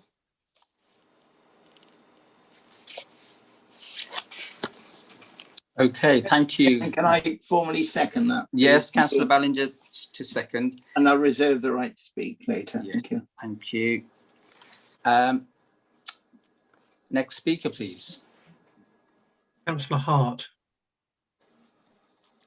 Thank you, Chairman. I've listened very carefully to what the Cabinet member has said in respect of this matter, and let me start by saying on behalf of the Conservative group, as you will recall, if you cast your mind back to way back in September 2019, where Cabinet and then full council kick-started the formal process, and indeed, as the Cabinet member has said, the parameters were for a 2% overall increase in envelope, and it's coming back to full council because that is 4%. The Conservative group fully supported the need for a pay and grading review, and indeed we do, because it is right and proper that we do pay the national living wage, and the national living wage coming in on the 1st of April this year is £8.91 an hour, and as of 1st of April last year, our rate was £8.82. However, what I am at a loss to understand, and indeed so are my group, is why the minimum hourly rate now will be £10 and 4 pence an hour, some £1.13 above the national living wage. And one can see the arguments why we would want it above the national living wage, but why a substantial amount. And as Councillor Martin has fairly alluded to, effectively our dustbin men over the course of the next year or two are going to be receiving a salary increase of £2,000 to £2,500, and on my calculations, even more than that, some of them. Now, we, of course, embrace and say thank you to each and every one of our frontline staff who carried on working throughout the pandemic. They did a fantastic job, our bin men and all of the other frontline staff, those that empty the toilets, the parks and garden staff, and indeed all of our professional staff and our admin staff. The length and breadth of this council have done a fantastic job. But this pay and grading review has gone completely out of control. It adds over £1 million to the pay budget. And then when you add in pay inflation, another £1 million on top of that.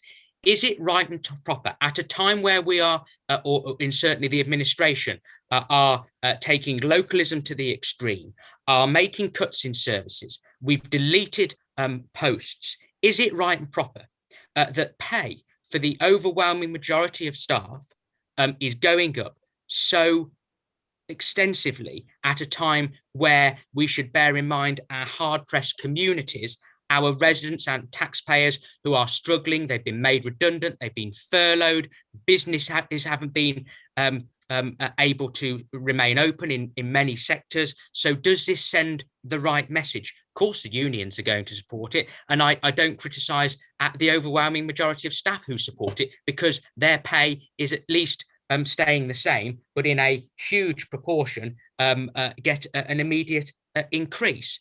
And finally, from me, Mr. Chairman, the removal of the home working allowance. And I understand it's not going to be called a home working allowance, but everyone is going to get an additional £100, whether they work from home or don't work from home, which seems a very, very bizarre way of doing things to me. And regrettably, we don't support at this time giving our staff an additional £125. We think the Cabinet are wrong. There are other ways they could have said thank you. The county are giving everyone an additional day's leave for their birthday, for example. So there are other ways to say thank you. We just question what message it sends out to our residents and hard-working taxpayers who are struggling to make ends meet at this time. So regrettably, we cannot support the pay and grading review as it currently stands. Thank you, Mr. Chairman. Thank you, Councillor Hart. Next speaker, please. Councillor Desmond.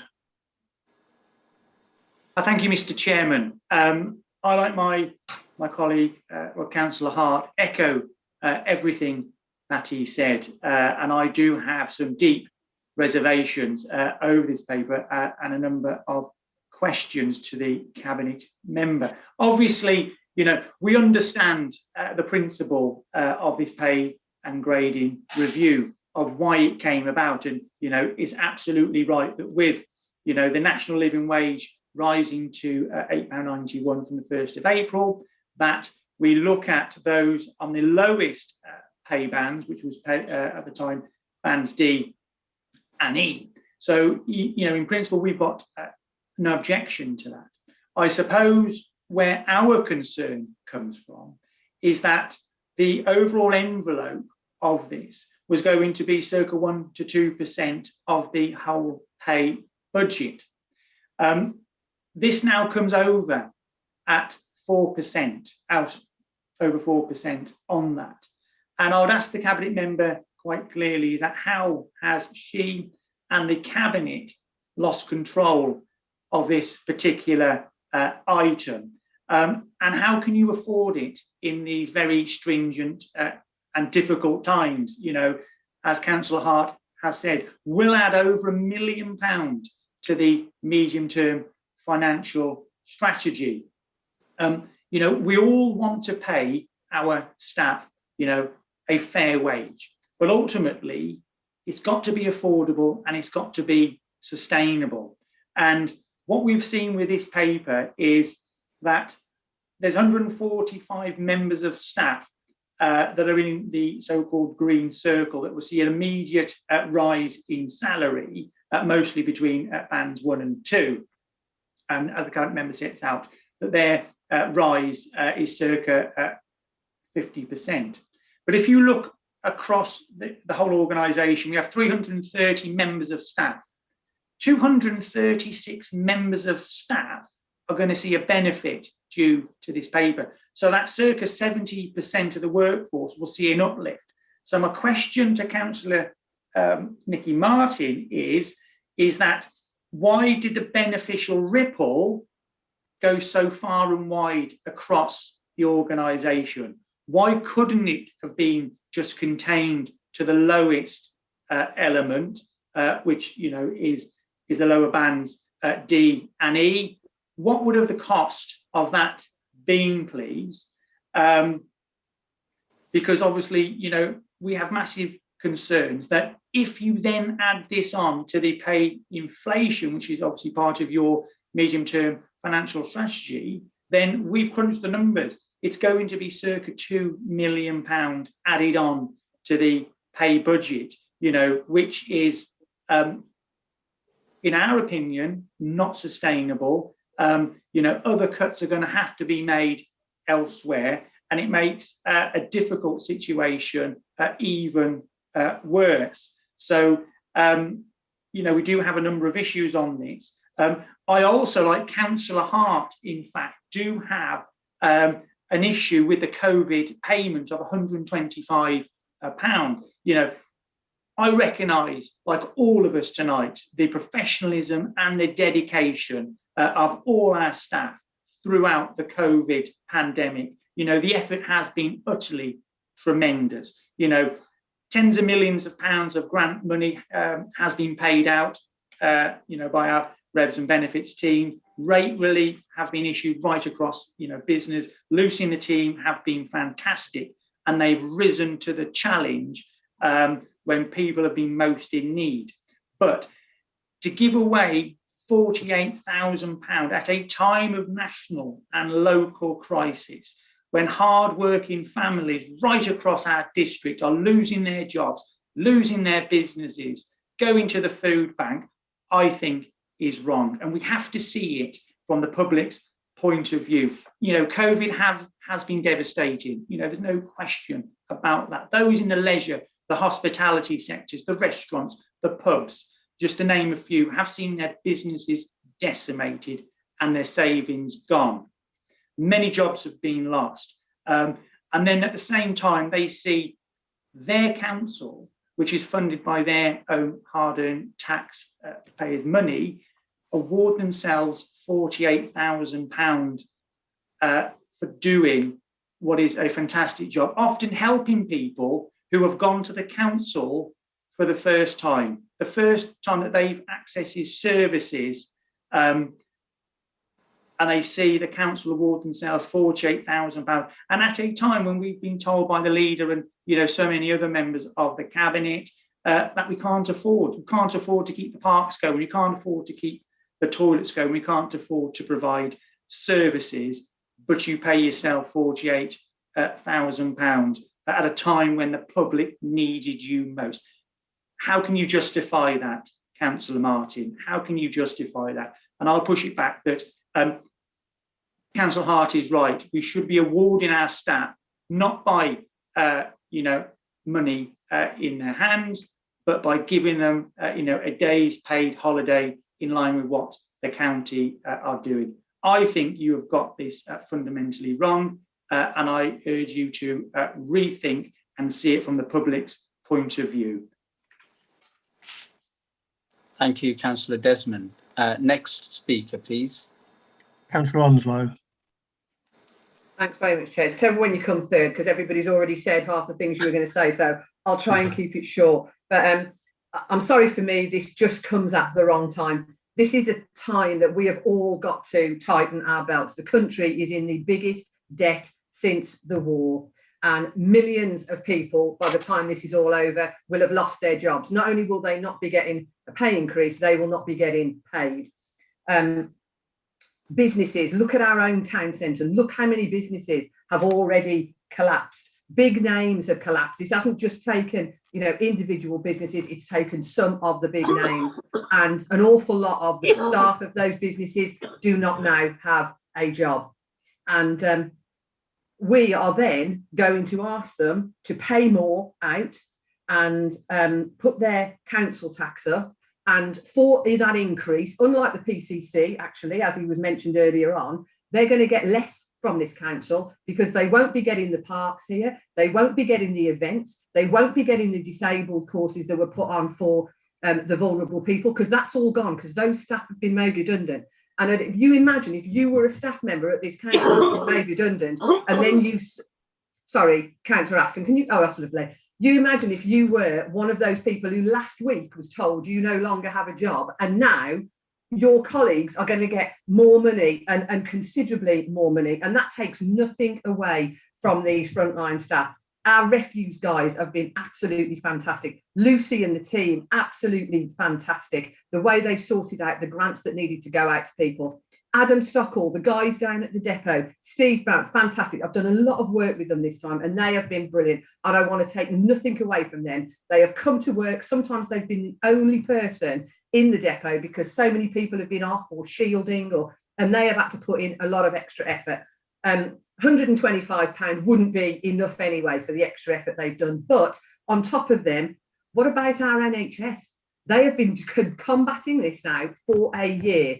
They aren't going to get this extra. What about the police? They have been absolutely frontline. The regulations that they've got to enforce change weekly. They aren't going to get any extra money. Our GPs now. What a brilliant vaccination programme that is finally going to get us out of this hole for good. They aren't going to get any more. Postmen, delivery drivers, to pick out a few people who have done something in this pandemic, when there are so many people who have worked consistently, given up holidays, given up their days off. I'm really sorry. I want to support our staff, and I want them to, you know, be thanked very much for what they've done, as a lot of us have done extra things. But this is not the time to be putting this sort of financial burden onto the council. So I'm very sorry. As my two previous colleagues, I wouldn't be able to support this at this time. Thank you, Councillor Onslow. We'll take the next speaker, please, Mike. Councillor Rook. Thank you, Chairman. Good evening again, Council. I'm quite shocked by some of the things I've heard, actually. Yes, local people are going to have to pay a little bit more for our frontline workers who absolutely deserve a pay rise. I just think, of course they deserve to be paid more. How can you think that they won't? Because people are losing their jobs. I understand that. I understand people are going to food banks. It's a bit like clapping for carers in the NHS, but your government will not give them a pay rise that they deserve. You can't. What do you want? These people who work for our council, and we should be setting an example, not asking people, you know, everyone's in this together. It only seems to work when it's the people who are entitled to that pay increment, that's when people go, oh, no, we shouldn't be doing that. These are the people that need pay rises. These are the people that have kept our country running. I would just quote how much MPs were entitled to. £10,000 and then £26,000 for having an office at home. That's not fair either. So having a slight pay rise for our hard-working council workers, I don't see the problem in that. No. Yes, the NHS workers, you're absolutely right. The police, my daughter works in the police. I understand that they should be paid better. However, there's only one person that can change that, and that's the government, and that is your government. So if you've got an issue with those things, maybe you should be challenging your own MP. Okay, thank you, Councillor Rook. Next speaker, please. Councillor Oborski. Thank you, Chair. Yeah, I mean, it does seem to have got slightly out of control compared with what we were told was going to happen when the pay and grading review was first promulgated. But given that our amendment as a group would actually move our staff gradually back onto the national pay scales, it would be totally hypocritical of the Liberal Democrat group not to support this current pay and grading review. I mean, I know the county council is giving everybody their birthday off. Well, that's not much of a present for anybody whose birthday happens to fall on a bank holiday or Christmas Day or Boxing Day or something like that, because they wouldn't be expecting to work on it anyway. I mean, I personally have always thought my birthday should be a public holiday, but it isn't. I believe that the only sort of recompense or thanks that you can really give to people who've taken on such strenuous extra duties and got us through is to give them a payment. I don't think there's any other way that you can do it, sadly. I totally agree with everything that Sarah has said. I mean, what is the government's response to the wonderful work that public servants have done to get us through the pandemic? Introduce a pay freeze for the public sector. Thank heaven central government does not actually have any control over the pay of local government, because otherwise our staff would be facing that. As I said, it would be totally hypocritical for our group to vote against this. I understand the concerns, but given what the impact of shared services might also be anyway, I will be urging my colleagues to vote for the pay review. Thank you, Councillor Oborski. Next speaker, please. Councillor Chambers. Thank you. I have a massive problem as somebody who's never worked in. I've never actually worked in the public sector. I've only ever worked in the private sector, and for me, I now work for myself. I am a wage earner coming into my own household, and I've seen the effects, as everybody else has, of how your pay affects how you live. However, I have to balance my home books in the same way that the council has to balance theirs, and you can't just give people, you can't just lavish money that we don't have. In the ideal world, we would love to give everybody, a massive pay increase. If you actually stand there and watch what our refuse collections guys have to deal with on a daily basis, they deserve to be paid millions. In the same way that our teaching staff, who after homeschooling for so many months, I now realise deserve at least 52 weeks off a year, they deserve a medal, they deserve £1 million salary, etc. However, if you haven't got it, you can't give it.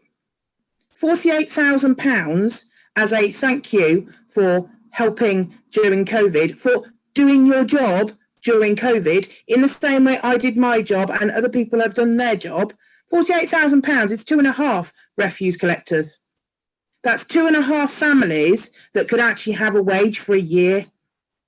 In this climate whereby we don't actually have jobs going willy-nilly, the amount of people on Facebook and social media that put on a daily basis, does anybody know of a job going? The council posts a job, literally the amount of people who share it, because everybody knows somebody who's out of work, either due to COVID, companies going under, the work actually not being there. I know somebody who's worked all his life in the food industry, and you'd think, why would somebody in the food industry be made redundant during COVID? Well, they were, because their sector had changed because there wasn't the pubs and restaurants to supply. You've got to completely look at this from the point of view of what is practical. And whilst I would love to lavish cash on all of our staff because they work really, really hard, and I acknowledge they work really, really hard, if that is at the detriment of the actual running of the council. So, for example, we pay our staff more money, but actually we can't afford to upkeep our bin trucks, or we can't afford to upkeep our grass, you know, we can't afford to pay people to cut it, or we can't afford to buy the machinery to do it, or we have to loan out services, or we have to make other stuff redundant. It doesn't make sense to me, I'm sorry. In the same way that I have utmost compassion for wanting to give everybody a massive, you know, a lovely pat on the back and a nice dole out with money, the £125 I think is just ridiculous in some ways. And the pay increase to the wage bill of going up by £2 million, when we've all been talking about the fact of there was this huge hole, a deficit in our budget, you know, in the next 4 years we're going to be millions of pounds, you know, short. We're just adding to it. Yes, I agree. Give the basic, the lowest people that need to have it to bring it up to standard. Yes, but above and beyond that, I'm sorry, but I don't. I'm sorry, I just can't. Yeah, I don't know. Thank you, Councillor Chambers. I've got 3 more hands up. We've been debating this for best part of 40 minutes now. So I'm going to take, well, I've got 4 now. So I'm going to take the 4 hands, then I'm going to go back to the movers to sum up, and then we'll go to a vote. So next speaker, please. Councillor Barnett. Thank you and good evening. When I first joined the council, one of the first things somebody said to me in my role as a councillor was my husband works for district council and he really enjoys it, but he's not paid appropriately. And I said, well, what do you mean? And she said, he does the job that other local councils also offer, but actually Wyre Forest District Council, they pay less for that same job role. And that has stayed with me because it was so sort of appalling what she was saying. They were a family, they had young children, and she said, we can't afford to live how we would want to. And if he worked in a different district, he'd be getting paid more. So actually, our pay increase are just appropriate to the national sort of what they should be being paid already. If they'd been paid appropriately for the years previously, the increase wouldn't be so large now. As somebody whose income for this month due to COVID is reduced by 73%, I don't begrudge paying people who are working and who can receive more. With my own council tax money, with my family's money, I'm happy to do this. If we can do it, we should really value and respect our staff. The people that are going to benefit from this could well be people that are using food banks already. We don't know this. We don't know how people that work in some of our sort of frontline roles, how they live their lives at home. They could be the people desperate for help, and this could be a way of helping these people. So we can't say there's people going to food banks, because actually our staff could be. So I think we just need to keep a very open mind about this and support what is in the recommendation from Councillor Martin. Thank you, Councillor Barnett. Next speaker, please. Councillor Gale.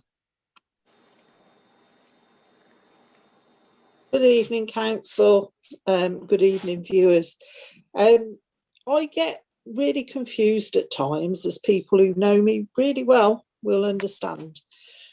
When the administration came into power, there was, oh, we've got this black hole, we can't afford to do this, we can't afford to do that, we're going to cut services, we're going to make people redundant. Now, I know that we get the blame as the past administration and the book keeps being passed backwards and forwards. But as a confused voter and also a councillor, looking at the fact that we're raising the council tax, looking that we are trying to future-proof the council and making sure that we get the best deal for our staff, whether or not that goes to different services or whatever it is that we have to do to keep things with the same level and not an increase in the level of the demands of the district purse. I get confused as to why this is right, because when we start cutting services, and we all get blamed for the cutting of services, are the people that are going to be given or be treated to this huge pay rise going to stand up and say, well, it's okay because we actually benefited from the Progressive Alliance and what I feel is a short-sighted view of where money is going to come from. I know that people are saying that all the frontline staff deserve this pay rise, and I don't deflect from the good work that everybody has done during this pandemic.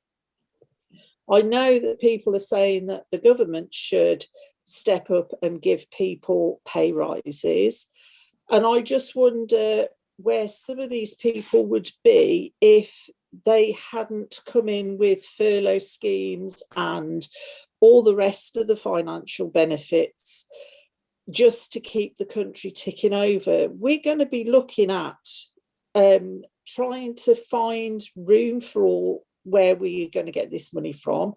And unless there are cocoa tins buried deep in underneath Wire Forest House, I don't see how we can justify something that is above the average national pay rise.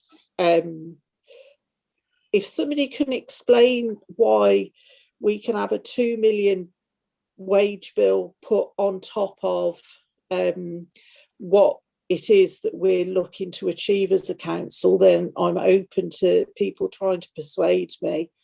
But as I said, I get confused when it comes to money, but I know that we haven't got any money trees that have been planted. I know that we're looking at localism and trying to outsource services to town councils, and we get told, oh, well, you can put your precept up. But at some point, somebody's going to have to realise that the people that will be affected are going to be those people that have to find that extra £5 a year or whatever it is that the precept goes up to. And not everybody can do that. We've already heard from councillors that have said that their wages have been reduced by 70%. She's not the only person that is suffering from this. And yes, our bin men are fantastic. But can we not just stay with the national pay rise and just find other ways of celebrating what a fantastic workforce that we've got without it having a burden where services are going to get cut?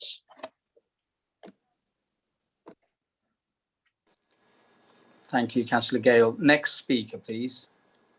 Councillor Helen Dyke.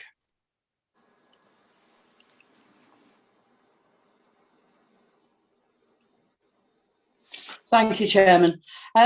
While there's been a lot of talk about people being made redundant, and an awful lot have, but I don't think many of the speakers have been through that particular time.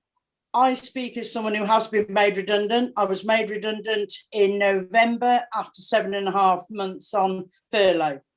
I don't begrudge anybody a decent wage because I was made redundant.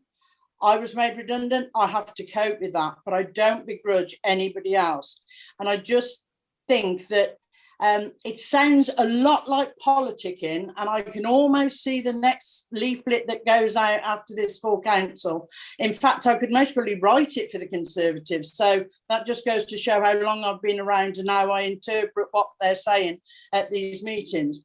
You know, being redundant is an awful thing, and I wouldn't wish it on anybody, even at my age. I've worked 48, longer than that, 50 years of my life, and all of a sudden I'm jobless, and I don't have, you know, countless funds to keep me going, but I still don't begrudge people earning a decent wage to be able to pay their bills and to be able to live their life as they should be able to. And my second comment is, perhaps, and it has been made by Councillor Barnett, and I echo what she said, if our staff hadn't fallen so far behind on what their wages were over the past years, perhaps there wouldn't need to be such a jump now. So come on, let's write that leaflet. Let's vote for our residents and our workforce when we vote this through.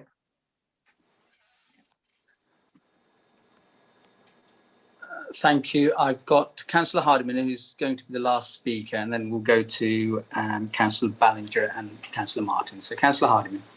Thank you, Chairman. Well, actually, I concur with Councillor Mrs. Dyke that we should make sure that the employees of this council do receive a decent wage. Now, I'm not going to make judgment on whether that applies or not at the moment, but I would have two questions to put to the Cabinet Member, Councillor Martin. And really, it's two in one. Are you happy to tell the taxpayers in Wyre Forest District that you are prepared to give to the majority of the council's employees a 15, not a 1.5, 15% increase, and that amounts to around about £2,500 increase? Are you happy with that? Thank you. Oh, okay, well, we're going to go to Councillor Martin right at the end, and she can deal with those points in her summary. Councillor Ballinger, you reserved your right to speak.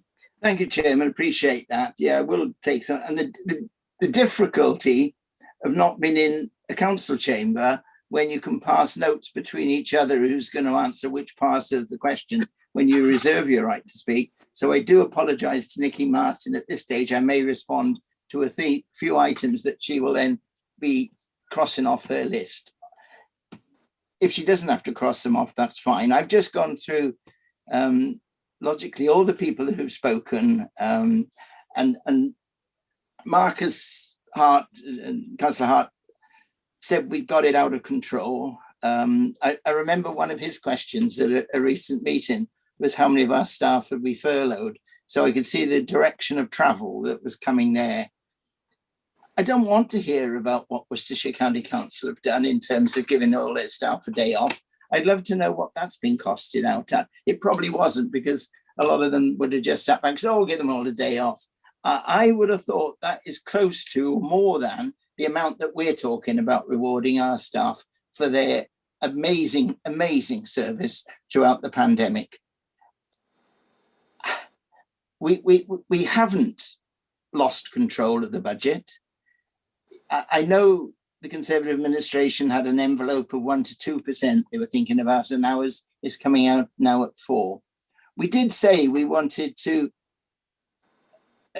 address some of these inconsistencies, and Councillor Barnett quite rightly, speaking about a neighbour, said, well, we have for a long time been below our neighbouring authorities, and we do lose staff regularly to our neighbouring authorities because they actually pay more for our, many of our important jobs, bin men and the like. And until you create a robot to collect the bins, I'm sorry, we will need these staff forever and a day in the district, and it's important that we reward them appropriately.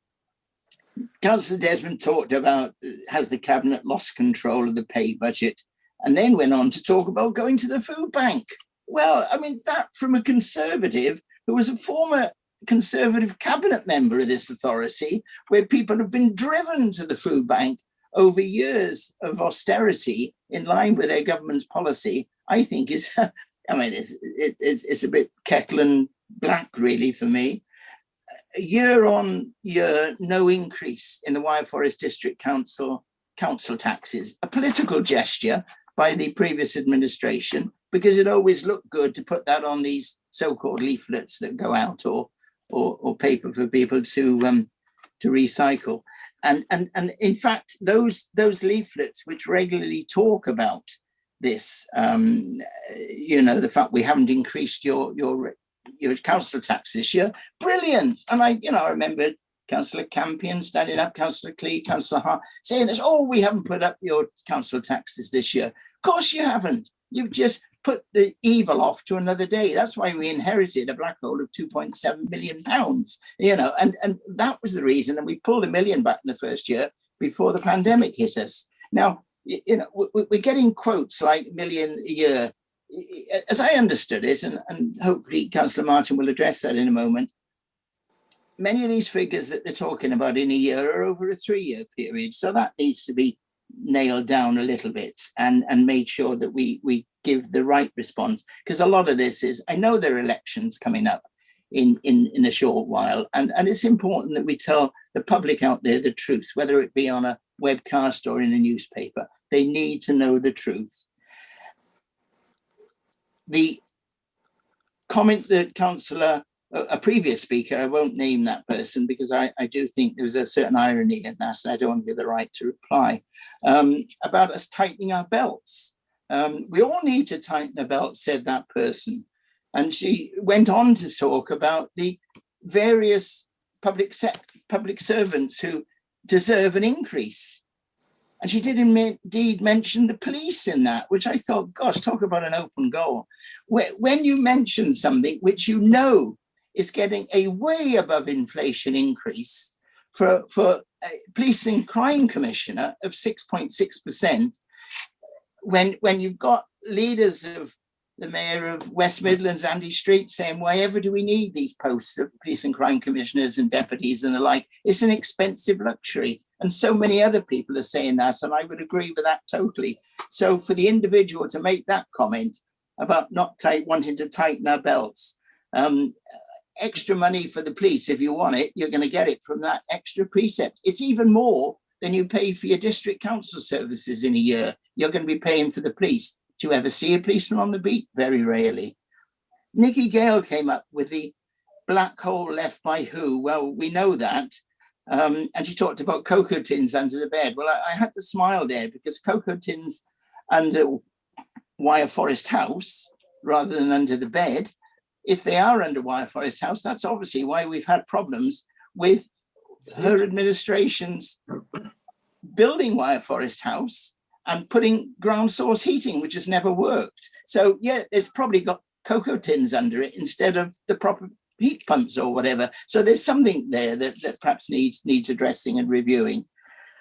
For me, the genuine comment, the comment that I noted most was from Claire, and this fact that we do know that our staff have been on a much lower salary than the comparative jobs in our competing authorities, those that we will be now working with, hopefully, and we'll talk about this later when it comes to the budget discussion, we're going to be working in partnership with in taking services forward. But we had to get on some, we promised the workforce we'd go on to national pay awards when we took office 2 years ago. We are now honouring that promise and going ahead with that promise and funding that promise. And I have every confidence in Tracy Southall, our Director of Finance, that her, with other members of CMT and our Chief Executive, will come up with a deal that the unions accept and we as members should be accepting. And I would urge all members to support this, all members of the Alliance to support this evening going forward. Thank you. Thank you, Councillor Ballinger. Councillor Martin, for you to sum up, you don't have to go into, I mean, that Graham's probably dealt with most of things, but you've... Thank you, Chair. Yeah. Yes, Mr. Ballinger has kind of stolen a lot of my thunder, but I don't have a problem with that. I just want to end on who and what this is about. This is about our staff, and to my knowledge, our staff did not bring COVID into the Wyre Forest District Council. Why should they be punished? I sympathise with all those that have been made redundant, all those that have been furloughed. I really do. I'm an NHS worker. I won't get a pay rise. No, I haven't been made redundant. And to answer Mr. Hardiman, I'm very happy to give our staff this wage rise. And for Councillor Desmond, it's not $1 million a year. It's $1 million over a 3-year period. So I urge you to back this, back our staff. It's been long coming, and reward them as they duly deserve. Thank you, Council. Thank you, Councillor Martin. We'll go to a vote on this. So the recommendations are on page 30. All those in favour of those recommendations, please raise your hand.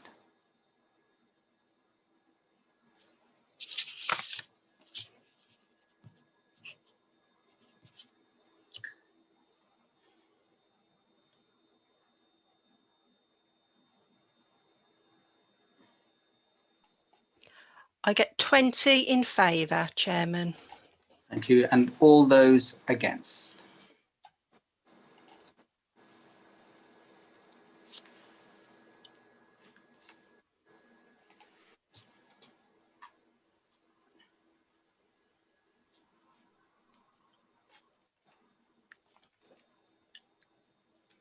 Ten against, but my screen is flickering. Okay. Can I take it that that's clearly been carried? We'll move on. But I really do think people need a break. That was a healthy debate, lasted 1 hour. I'd like everyone to go and recharge their batteries. And it's 22 now. What time? Should we say 5-minute break? Is longer? 10 minutes. 10 minutes, please, Chair. Everyone's bidding. 10 minutes. 10 minutes it is. We'll see you in a moment.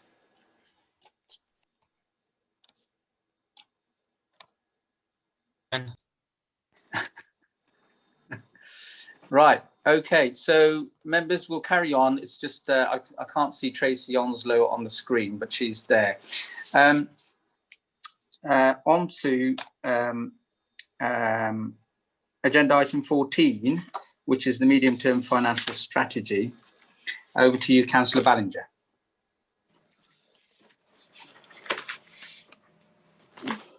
Thank you, Chairman. Appreciate that, and hope members have enjoyed their break. I turn in your bundle to page 31 and ongoing from that. The purpose of the report is laid out there, and the recommendations. I'm not going to go through all those. I'm just going to speak about it generally. So if I may make a start on that, but we will be eventually coming back to approve 2-1 onwards, you know, as part of the medium-term strategy. And can I just remind members that this the stage in proceedings at this annual meeting of, not the annual meeting of council, but this annual budget fixing meeting.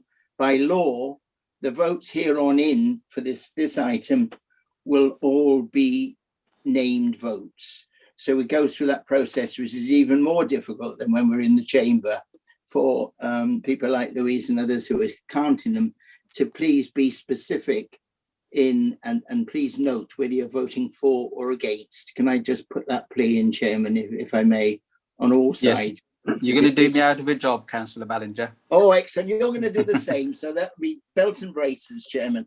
So firstly, I would like to move the recommendations as set out in section 2 of the report on proposals for the budget strategy for 2021 through to 24.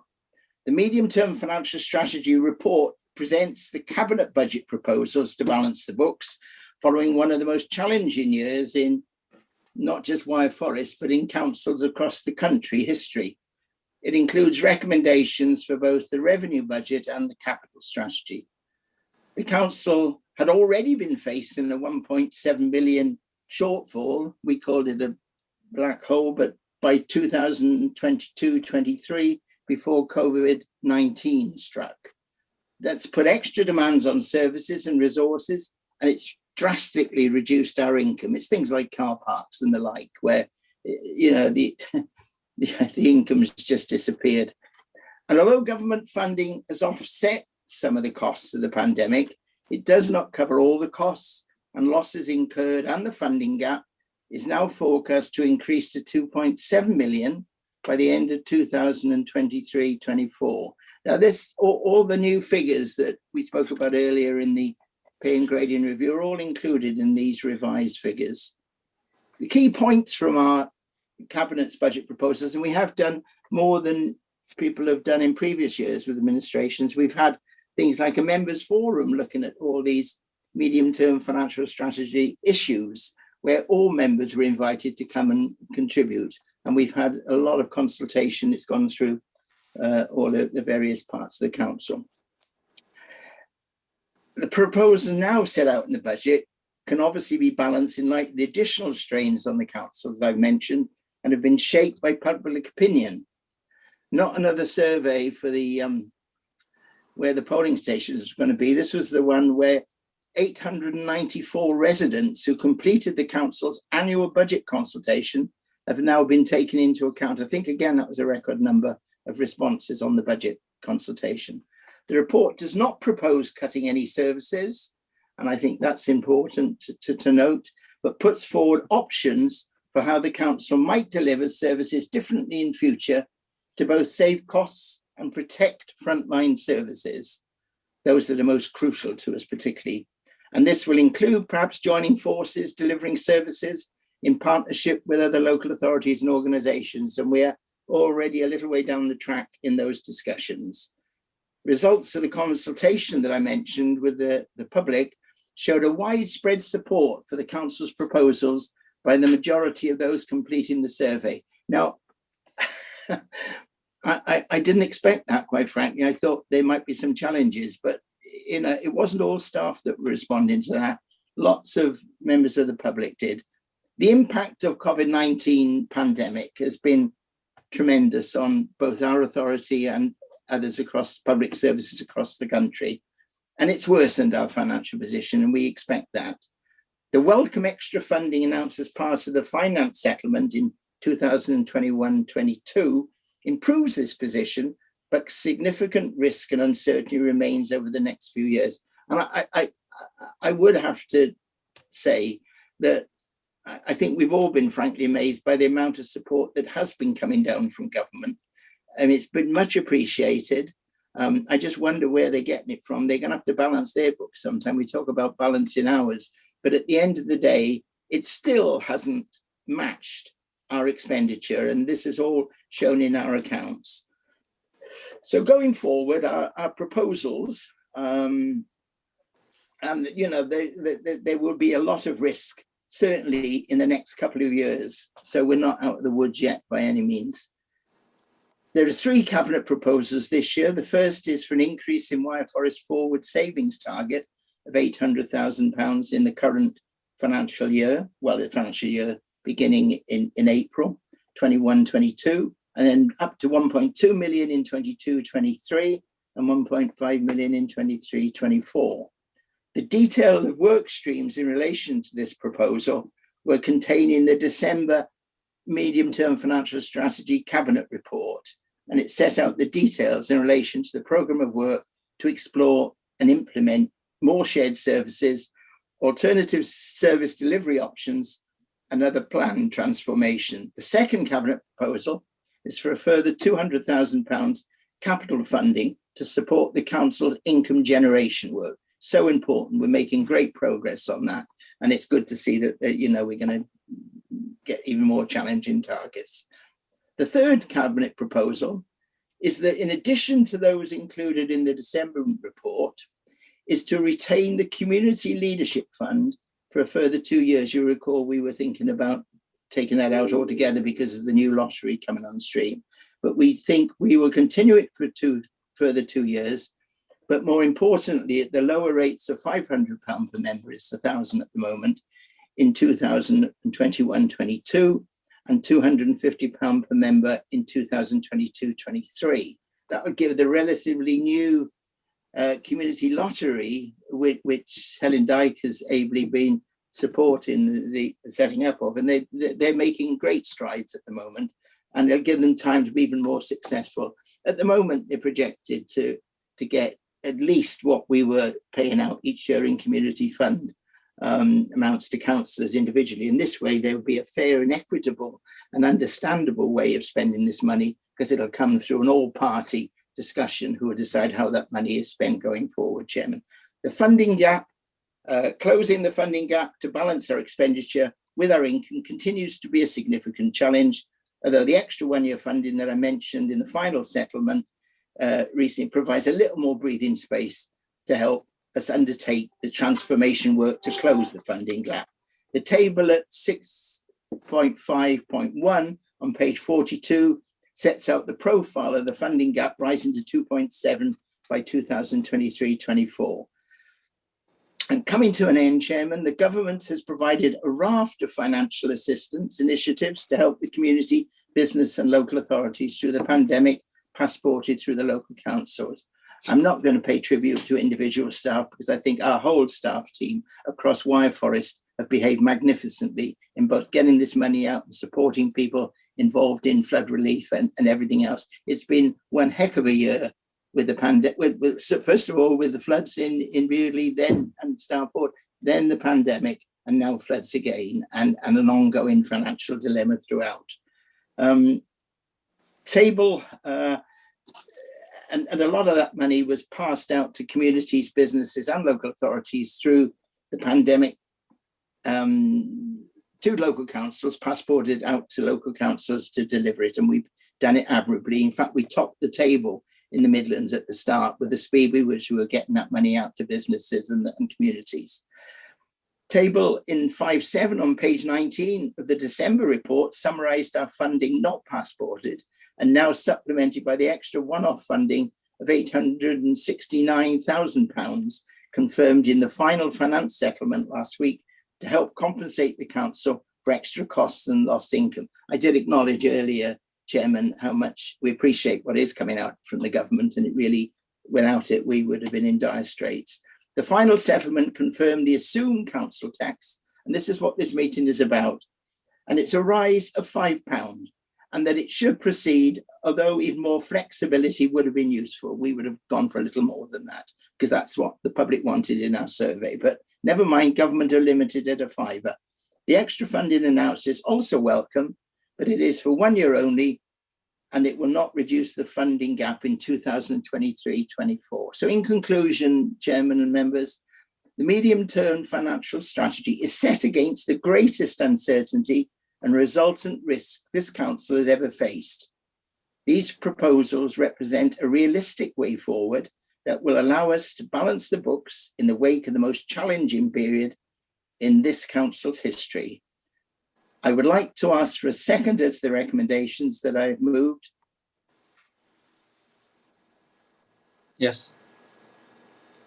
No. Do you want me to go to the seconder? Yeah, I'll go to a seconder. I've got several hands up already, but I do need a seconder. Councillor Dyke. Yes, thank you, Chairman. I think I did indicate it first, but I may be wrong. Yes, I'd like to second and reserve my right to speak. Thank you.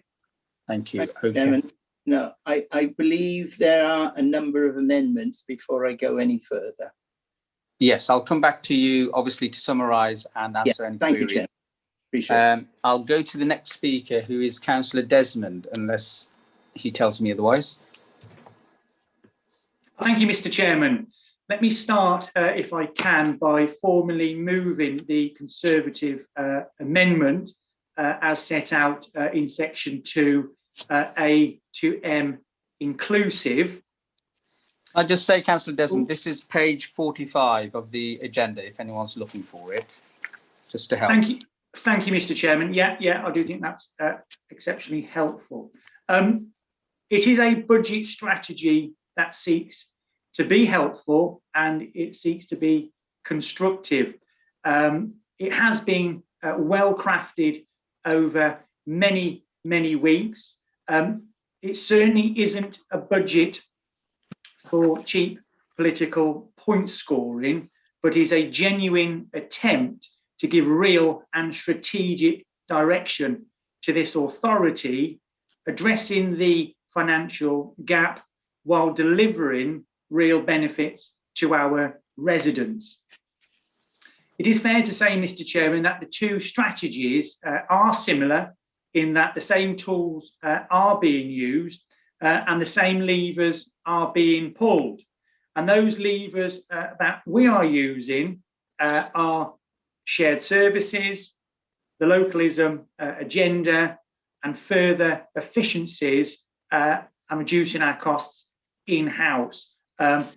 Those three items obviously are replicated within the substantive motion and their strategy, but where we differ, Mr. Chairman, is on emphasis.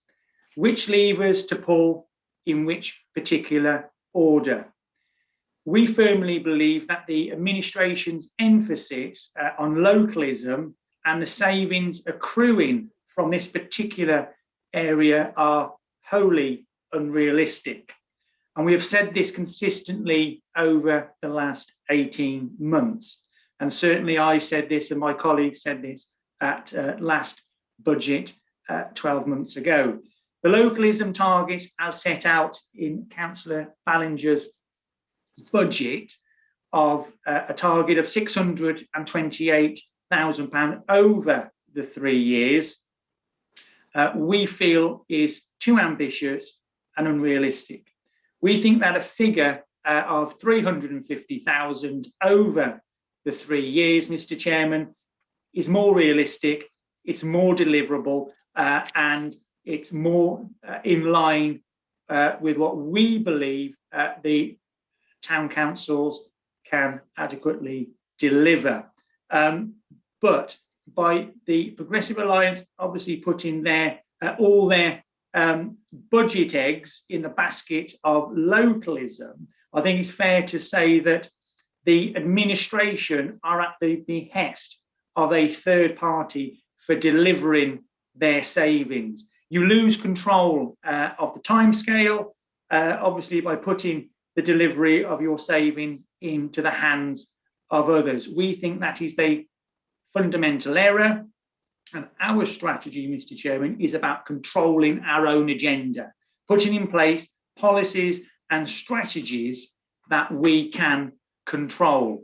That is why we would start off straight away by conducting a management review right across the board, from the chief executive down to bands 6 to 9, as they are now, which affects circa 28 people. We want this review to start immediately in April, with a report coming at the latest to September's council for implementation by Christmas. We think that is a deliverable programme and timetable, and we have obviously pragmatic and deliverable savings targets of 400,000 in the first full year, Mr. Chairman, and close on £1 million worth of savings across the 3 years of the strategy. We would like to drive forward with the shared services agenda. Obviously, we have kicked this off, when we was in the administration previously over the last, 10 years or so. So it is nothing new, right, to us, Mr. Chairman. But I think it's fair to say that our budget starts to give clarity on expected savings in this particular area. Nothing would be off the table, and we would progress business cases for all key areas across the organisation, such as Revs and Bens, HR, planning, legal, finance, etc. Obviously, local government has massively changed over the last 10 years, but that journey of change needs to continue and obviously renew. And the £400,000 worth of savings that we have identified in this particular area is again achievable and realistic. Continuing with shared services, Mr. Chairman, we believe that real savings can be generated through our depot.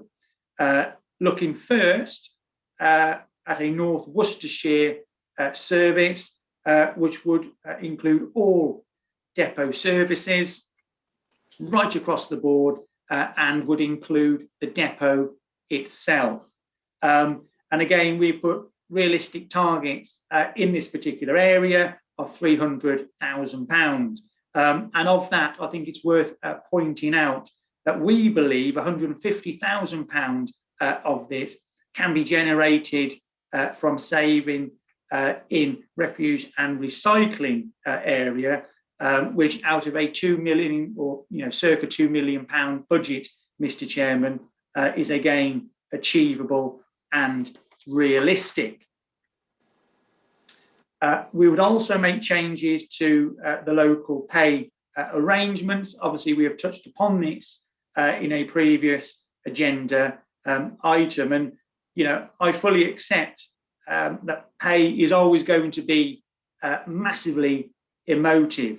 And I have no doubt whatsoever that the administration firmly believe that they are doing what's right and what's right for our staff. So it's certainly not a criticism of them. And obviously all of us, in the chamber tonight, the virtual chamber, all want to pay our staff what is equitably and fair. But a pay increase of 2% or circa 2% on top of the pay and grading review, we believe at this particular juncture is unaffordable and unsustainable at this particular time. And as I said previously, the two elements taken together will add circa £2 million to the pay budget over the medium-term financial strategy at a time when we can least afford it. Now is the time, especially that the pay review has gone through, Mr. Chairman, that we hold off on the pay increase in order to protect jobs, because all of us, have come into public service to do what's right for the council and to ultimately protect services and to protect jobs. Nobody wants to see any job losses. So by doing that, we think by calling for a pay freeze across the board is the best way to protect jobs, to prevent cuts from being deeper than they necessarily have to be. But it's not all doom and gloom, Mr. Chairman. Politics is about the possible and delivering for our residents and meeting their needs and their priorities. Desmond, can I just ask you to move it along, because you are getting close, or if not, you've gone over the time. Well, I thought I had 10 minutes as the mover, sorry, Mr. Chairman. Yeah, you carry on. I just want I haven't spoken for 10 minutes, sorry. Well, you're getting close to it.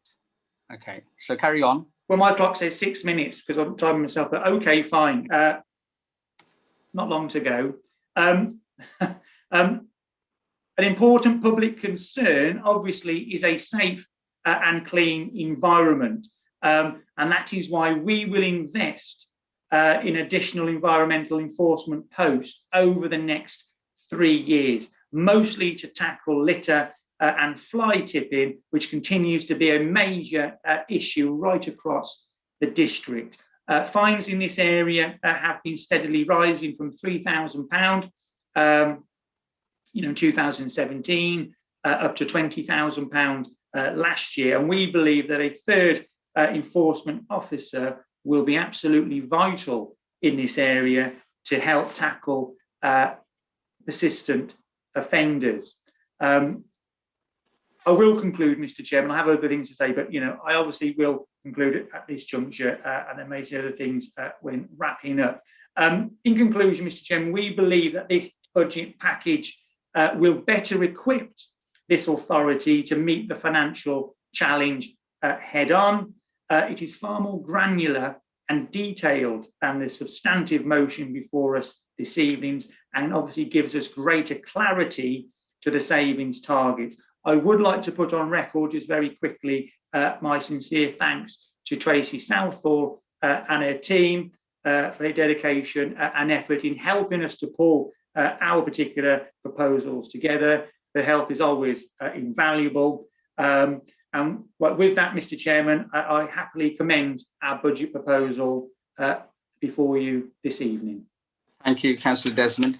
I need a seconder, so hands have gone up swiftly, but I'll go to Councillor Hart, who I'm sure is going to second this. Now, I thought Councillor Ruck was going to second it. Chairman, I'll formally for the Conservative group and reserve my right to speak and come back later in the debate. Thank you. I just want to tell you, Councillor Hart, that you're coming across very brokenly, if that's a word. So it's not very clear. So you might have some issues with your internet connection there. All right. Anyway, sorry, Chairman. Apologies for living out in the sticks. Yeah. I'm just trying to be helpful so that you know where we are. Anyway, the agenda item now moves to the amendment proposed and seconded by the Conservative group. So if you wish to speak on the amendment, then please raise your hands and we'll take the first speaker. Please, Mike. Councillor Rook. I don't wish to speak on the amendment. I wish to speak on the original. Okay, so if you take your blue hand off, and then we'll come to the initial proposals after we've taken a vote on this amendment, unless I'm sure there's another amendment actually. So anyway, next speaker, please. Councillor Borski. Thank you, Chairman. There are similarities between the Conservative amendment and the one that I shall later be moving on behalf of the Liberal Democrat group, but there also are some major differences. My group will therefore, because of the order in which the amendments are being taken, my group will abstain on the Conservative amendment, though, as I said, we do have considerable sympathy with quite a large part of it. Thank you, Councillor Borski. Next speaker, Councillor Helen Dyke. Thank you, Chairman. I'd just like to answer some of the proposals, if I can, that have been put forward by the Conservative group on their amendment. Firstly, localism. I'd like to say thank you to all the town councils that have taken part in negotiations on this role so far, for their positivity. And I feel that we have worked at a pace that to suit all. And in all honesty, you can't work any faster than the level of participation from town and parish councils and the amount of work involved. Our plans have always been to work with both town and parish councils, which we continue to do. And I think we have what has developed to be an amicable relationship in those works. And in fact, we've already been told by town councils as part of our negotiations that they would be willing to look at other items within the next financial year. So that's them leading us, not us actually pushing them. On the Community Leadership Fund, over the years, the community leadership amount of £1,000 per councillors has been a great way of being able to help local groups and organisations. I know we have all appreciated it, with the aim of being able to continue to offer support to these organisations and groups within our community. We as a council launched the Wyre Forest Community Lottery, mentioned by Councillor Ballinger earlier, from which I must emphasise Wyre Forest District Council receives no money at all. At this time, we have 56 approved local causes as part of that lottery. And at that level, it is estimated that it will raise over £40,000 in total annually. The lottery is constantly promoted by our media team and hopefully by councillors too. And it is hoped to encourage more good causes to join as we go along.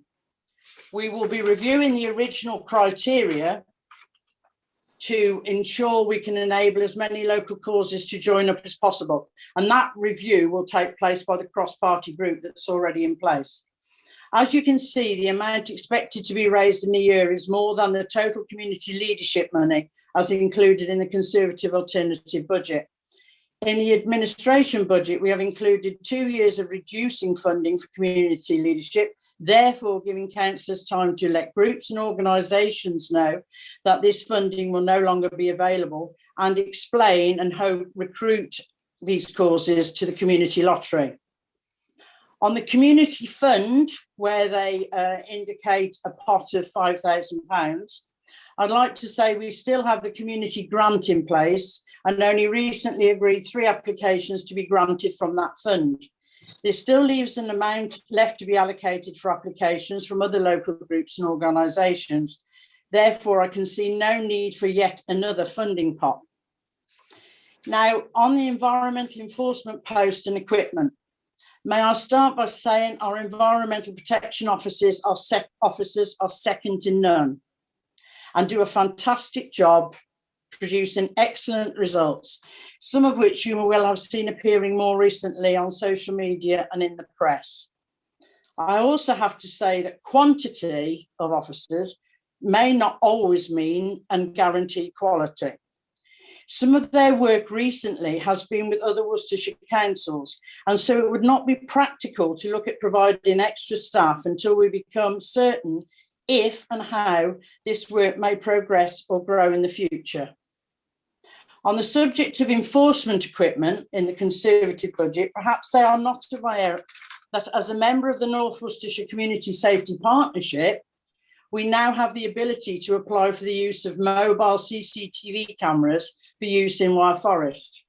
In fact, there are 3 available mobile cameras for each North Worcestershire district. And I know that one of these has already been allocated as a pilot to a particular area in the Kidderminster ward. On page 4 of the deployment procedure and guidelines for the use of these cameras, it states they can be used to assist in the detection and prosecution of environmental crime. With this provision already in place and the bonus of partnership working, I am sure this is a better way forward. I would urge members not to support this Conservative amendment this evening. Thank you, Councillor Dyke. Next speaker. Well, we don't have another speaker. So what I will do is ask Councillor Hart if he wishes to speak. He reserved his right. Thank you, Chairman. First of all, can you hear me okay now? Yeah, much better. Thank you. I've told Mrs. Hart to stop using the internet downstairs. Good. So let me commend the budget proposals by the Conservative group to this council. I'm sure that I won't be able to speak as eloquently as Councillor Nathan Desmond, but let me say this. We can, as politicians setting a budget, do anything, provided, of course, that it's legal. But of course, we can't do everything. And budget setting is about political choices. And we fundamentally believe our political choices in our proposals to the length and breadth of the communities that we serve in Wyre Forest are the right proposals. They are well thought out and well considered. They have stood out the test of scrutiny. They have gone fully to the budget review group that was cross-party that we have, and a lot of time and effort has gone into ensuring that they are fair, proportionate and affordable. They haven't been concocted on the proverbial back of a cigarette packet at all. And actually, when you look at the final position at year 3, and for example, I pick on the proposals of the reserves, at the end of the medium-term financial strategy under our proposals, our reserves will still see circa 2.5 million, just under, very, very similar to the Progressive Alliance's proposals. We're just spending over the medium term £97,530 more. So it shows you that we're being sensible and prudent and diligent. But this is not a budget set by politicians being led by officers. This is a budget that is for the public, made by politicians for the public. We absolutely must, without delay, have a senior management review. And of course, now the pay and grading review has gone through, the banding is set out in our proposals changes to band 6 to 9. They're numerical now as opposed to in letter form. It is absolutely right that we continue with localism. I and the administration that I led for the previous 4 years kick-started localism, working with our parish councils. But it's about working with them, not doing to them. It's not all stick. There has to be some carrot, working together in collaboration, not just dumping some assets that we don't want any longer as a district council. We need to think out of the box, be smarter and more innovative, and continue to be commercial and grow our income, notwithstanding COVID. And COVID, whilst it might be around for a long time, we can't use it as an excuse not to continue to create and generate better income for this council. We don't appear to have any regeneration income panel as we used to have. And going to the management review, we keep hearing that it's going to happen, but now's not the right time. Well, it should have happened in May 2019, and it is essential that it takes place. We need to work on a larger footprint for our depot. We've got a great starting point. We've invested in our depot. It's great down there now and will be a great asset in negotiating with whether it's North Worcestershire partners or the whole of the county or whatever, in getting a depot offer for all services so that we can create the economies of scale. We've lost the argument on the pay and grading. I get that if you have a North Worcestershire service, you get some equalisation, but I've been doing some research on our northern partners, and we aren't that much out of sync, frankly, with what we pay, for example, our bin men and theirs. And after this review, we certainly won't. But our budget is for the people. Yes, Councillor Ballinger, in his substantive proposal, said that you're going to phase the Community Leadership Fund out over 2 years. But what's £1,000? As we are community leaders to place shape, and £1,000, that's 5 groups that you can give £200 to. That is essential. I cannot believe that people like, for example, Councillor Dyke, who's been on this council for more years than I would even entertain this. And it is absolutely astounding. And she makes reference to, the Conservatives don't know that we can tap into the Community Safety Partnership and get mobile cameras. Actually, I was aware, but that's great.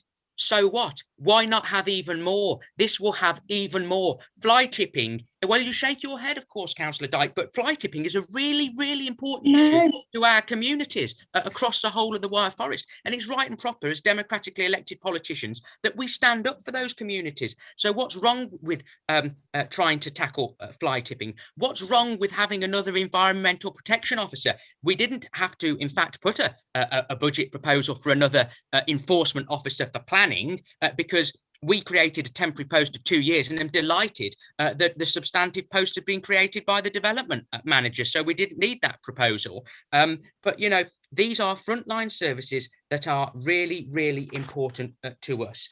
And we believe that this is a well set out, balanced alternative budget. We've listened to the Progressive Alliance. You quarrelled with us as to why we weren't saying or doing anything about the green agenda. So we've actually put it in our proposals, yet your proposals appear to be completely silent on the green agenda. The leader talks the talk about wanting to be working with all political groups, with all political parties. Not one of our proposals has been taken on board by the Progressive Alliance. Not one minuscule slither of a proposal. Not one phone call from the leader to discuss whether there was anything.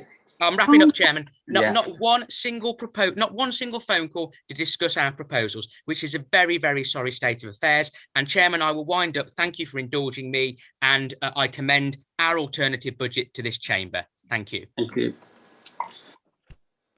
Okay, there are no other speakers. Councillor Ballinger, obviously it's your motion, and you've had an amendment. Did you want to add anything?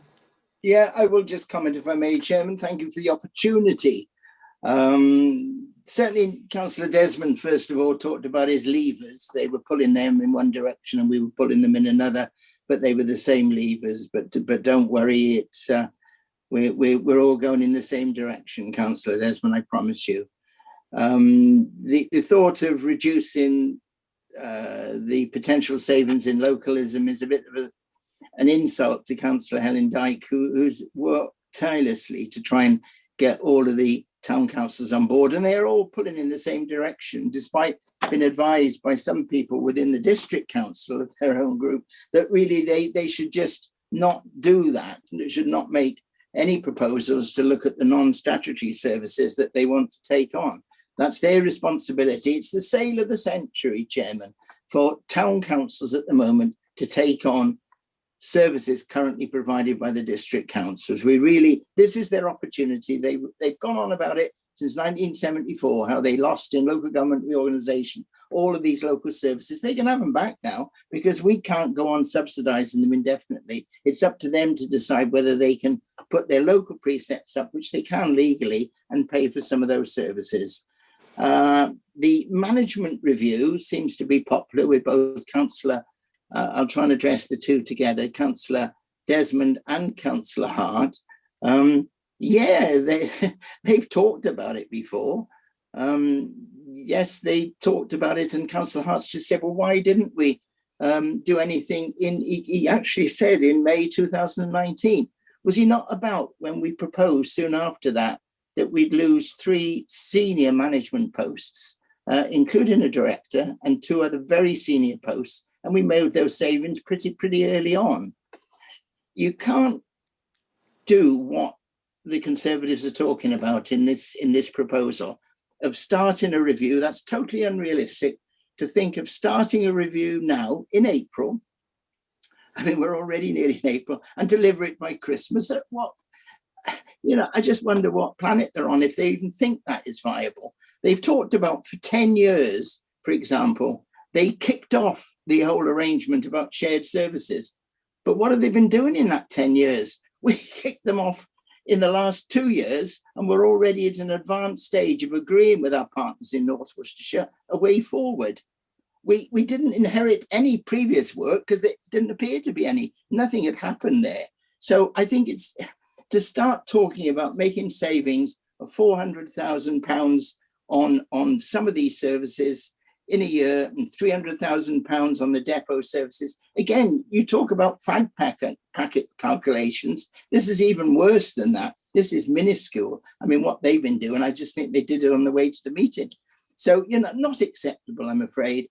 The talk of a freeze on pay for all our staff for 3 years, you know, why have they got it in for our staff so much? They didn't want the new pay grades, and now they're talking about a pay freeze for 3 years. Already local government is not particularly well paid compared to the private sector, particularly the private sector who are involved in obviously, creating wealth for their companies through COVID and supplying vaccines to the various councils.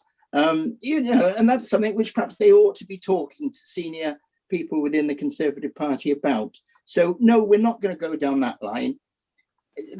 I noticed until Councillor Hart came in at the end then that Councillor Desmond had forgotten to mention the Green Agenda. Yes, we're totally committed to the Green Agenda. That's why we set up a Green panel. And under the able leadership of Vicky Caulfield, we're making good progress on that. We're currently looking at the issues of solar farm potential and also the electric points. And there's a lot more work going on, and we hope to work in the future with other local organisations appropriately. So, Councillor Desmond implied that ours wasn't granular and detailed enough. That's a very topical phrase at the moment. I see that in all the reports coming out of everywhere. I thought granular was particularly related to sugar, but we won't go down there. It's a good phrase to use, and I understand that. The outcome is similar, Councillor Hart said at the end of the day, so I don't know what we're disputing. He suggested localism, but he said he suggested localism, but what do they deliver in the 10 years, 5 years ago that he suggested it? And there didn't appear to be a lot until we came along and said to town councils, this is the key bit. You either, accept this with our support in the transitional period, or, we'll have to forget about it. So nothing from them on the other item, which was the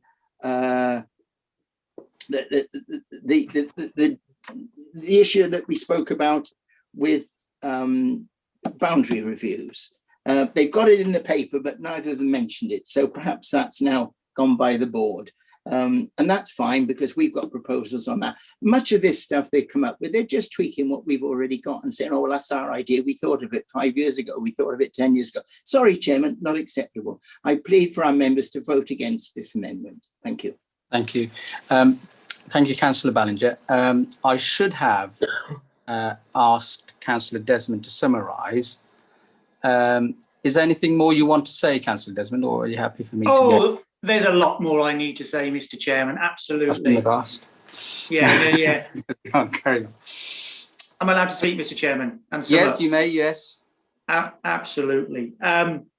nobody does patronising and condescending as well as Councillor Ballinger. And I really hope whoever the next leader I think is. it's too late in the evening to start. I think it's too late in the evening to start sort of that sort of thing. I think what I want to do is, well, I don't want it to go down this route of he said this and he said that. We've had the debate. What I need from you is a summary of your motion, and then we can go to a named vote if that's okay. Right, I'm being told what to say by the chairman. Okay, fine. That's an interesting one, but okay, fine. I'll try and be helpful. Obviously, we have political choices before us. We have a well-constructed, well-thought-out, logical budget that is granular, that is detailed, and offers a clear roadmap ahead. Or the choice is a very bland, substantive motion, lack of detail whatsoever. It's lazy budget setting by the leader. Obviously, it is somebody who can't be bothered and is obviously going in May. So the choices are clear. Vote for a strategic, comprehensive package, or vote for a very bland and insipid package. And I hope that's brief enough, Mr. Chairman. That's great. It can be done. So that's fine. Now, members, we have to have a named vote, as Councillor Ballinger alluded to earlier. That's going to be, your name will be called out. You'll need to switch your microphone on to say for, against, or abstain as the three options. So over to Louisa, I think. Sorry, Chair, can I just come in there? Can you be clear about what we're voting for, please? You're voting on the amendment. This is on page 45, the Conservative Group amendment. Thank you. Councillor Aston. Got to take mic off. Against. Councillor Ballinger. Against. Councillor Barnett. Against. Councillor Bing. For. Councillor Caulfield. Against. Councillor Chambers. For. Councillor Anna Coleman. Against. Councillor Roger Coleman. Against. Councillor Dawes. For. Councillor Desmond. For. Councillor Helen Dyke. Against. Councillor Peter Dyke. Against. Councillor Edgington White. Against. Councillor Gale. For. Councillor Griffiths. Against. Councillor Hardiman. For. Councillor Harrison. For. Councillor Hart. For. Councillor Henderson. For. Councillor Jones. For. Councillor Lewillier. Against. Councillor Martin. Against. Councillor Mia. Abstain. Councillor Oborski. Abstain. Councillor Onslow. For.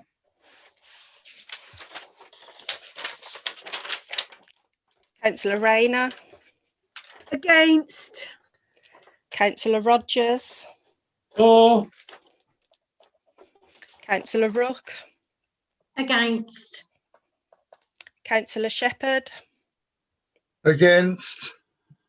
Councillor Thomas. Against. Councillor Totty. Abstain. Councillor Whitehouse. Against. Councillor Young. Against.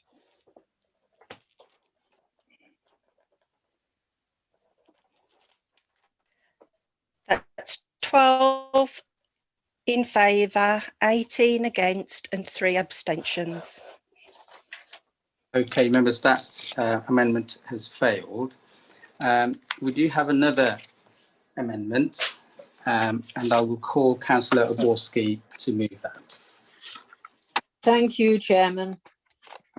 I am in a way really saddened to have to propose a budget amendment, but I have to do so because the administration are putting forward a budget that is probably the least progressive ever seen in the 48 years since the election of the shadow Wyre Forest District Council in 1973. And I'm saying that having been there for every one of those budget debates. I'm just going to explain the main parts of the Liberal Democrat amendment. We're setting out reduced localism targets because we know from the experience so far that whatever they say, the administration's targets are unattainable in that timescale. And I would like to pay tribute to Councillor Helen Dyke for her leadership on localism and to Councillor Mary Rayner for her work as one of the Kidderminster Town Council's localism negotiating team. They've done an excellent job, but even after all their hard work, in Kidderminster we still have Broadwaters Park, Baxter Gardens Park, King George V playing field, Spennels Valley playing field, the Willowfield Drive play area, the small park at the top of Bewdley Hill, and all our nature reserves in Kidderminster, not to mention Haberley Valley, which of course is not in Kidderminster to deal with. And we simply do not believe that these are all possible in the timescale of the medium-term financial strategy, so hence our reduced target. Our proposal for depot services is exactly as the proposal from the Conservative group, so I'm not going to go into detail on that. Now, we believe that we must start to move our staff back onto national pay scales. And there are two main reasons for this. Firstly, because ethically and morally, it's the right thing to do as a caring local authority and employer. And secondly, because we really are committed to shared services. And frankly, we cannot see how in a shared service with another local authority, you can have a situation where staff based at Wyre Forest District Council are paid on a lower scale than those in the other authority. Indeed, in her introduction to the pay and grading review, Councillor Nikki Martin admitted that. She actually said that people would need to be paid at the level of the authority that was hosting the service. And unless she's deciding in advance that under shared services, Wyre Forest District Council won't host anything, then we are going to have to be moving staff onto national pay grades. And as an experienced trade union officer myself in the past, I can predict the unions in the other authorities in the shared service having an absolute heyday if we don't move towards national pay scales. As I've said, we are completely committed to shared services. Community Leadership Fund. Now, I have to say that Councillor Shazumia himself was working on a proposal to go down to 50%, as in the administration's proposals, until we actually started talking to organisations and community groups who rely on councillor funding for a lot of their activities. There are local organisations doing magnificent work in our communities who, for all sorts of reasons, won't take part in lotteries. One local scout group contacted me who, because of the fact that a £3 a week sub is a day's food for some families, have stopped charging subs. And they were relying on their fundraising events and councillor donations. But of course, they've been unable to hold their annual Christmas fair, so Councillor Totty wasn't Santa Totty. And they are completely dependent on Community Leadership Fund and Worcestershire County Council divisional funds for their survival. We're supporting the community fund as proposed by the Conservatives in a year when, as we come out of COVID, we really need to celebrate the fantastic work done by people in this community who have really gone the extra mile to keep services running, to run the coronavirus support groups that have worked in Kidderminster, Stourport and Bewdley. We need the No Barriers Award, which will bring everybody together to celebrate those fantastic efforts. And it's really wrong this year to be dropping that. And the events that we can fund as a council will help us hold the area together at a time when so many services are going to localism. We understand why the administration didn't want to undertake a management review when they first came into office, but it is wrong to put it off any further. It needs to be done now. And of course, by doing it now, the savings could help put the remaining staff back onto the national pay scales. The local plan will necessitate a boundary review, but the attitude of the administration appears to be to use that much needed review as a way of saving money. To abuse democracy in that way is an absolute disgrace. Already, the ratio of councillors to electors in Wyre Forest is worse than the other districts in Worcestershire. We believe that a future boundary review should aim to ensure that residents in Wyre Forest have no worse a ratio of electors to councillors than the average for the rest of the Worcestershire districts. And I am aware that there are several members here who feel quite strongly that if at all possible, a future boundary review should also align the district wards with the county divisions. For all these reasons, I commend our amendment to you. We are still going to the £5 a year for a Band D rise, so there is no difference there, but we feel very strongly that we're proposing is actually more attainable within the timescale of the medium-term financial strategy. Thank you, Councillor Oborski. I need to take a second there. Councillor Totti, do you want to second that proposal? Yes, I'd like to second this budget proposal and reserve my right to speak. Thank you. I'll take the next speaker then, Councillor Hart. Thank you, Chairman. I'll try and be brief if I may. Councillor Oborski has set out the position on behalf of the Liberal Democrat group, and I suspect she knows I'm going to say this because, of course, imitation is always the best form of flattery.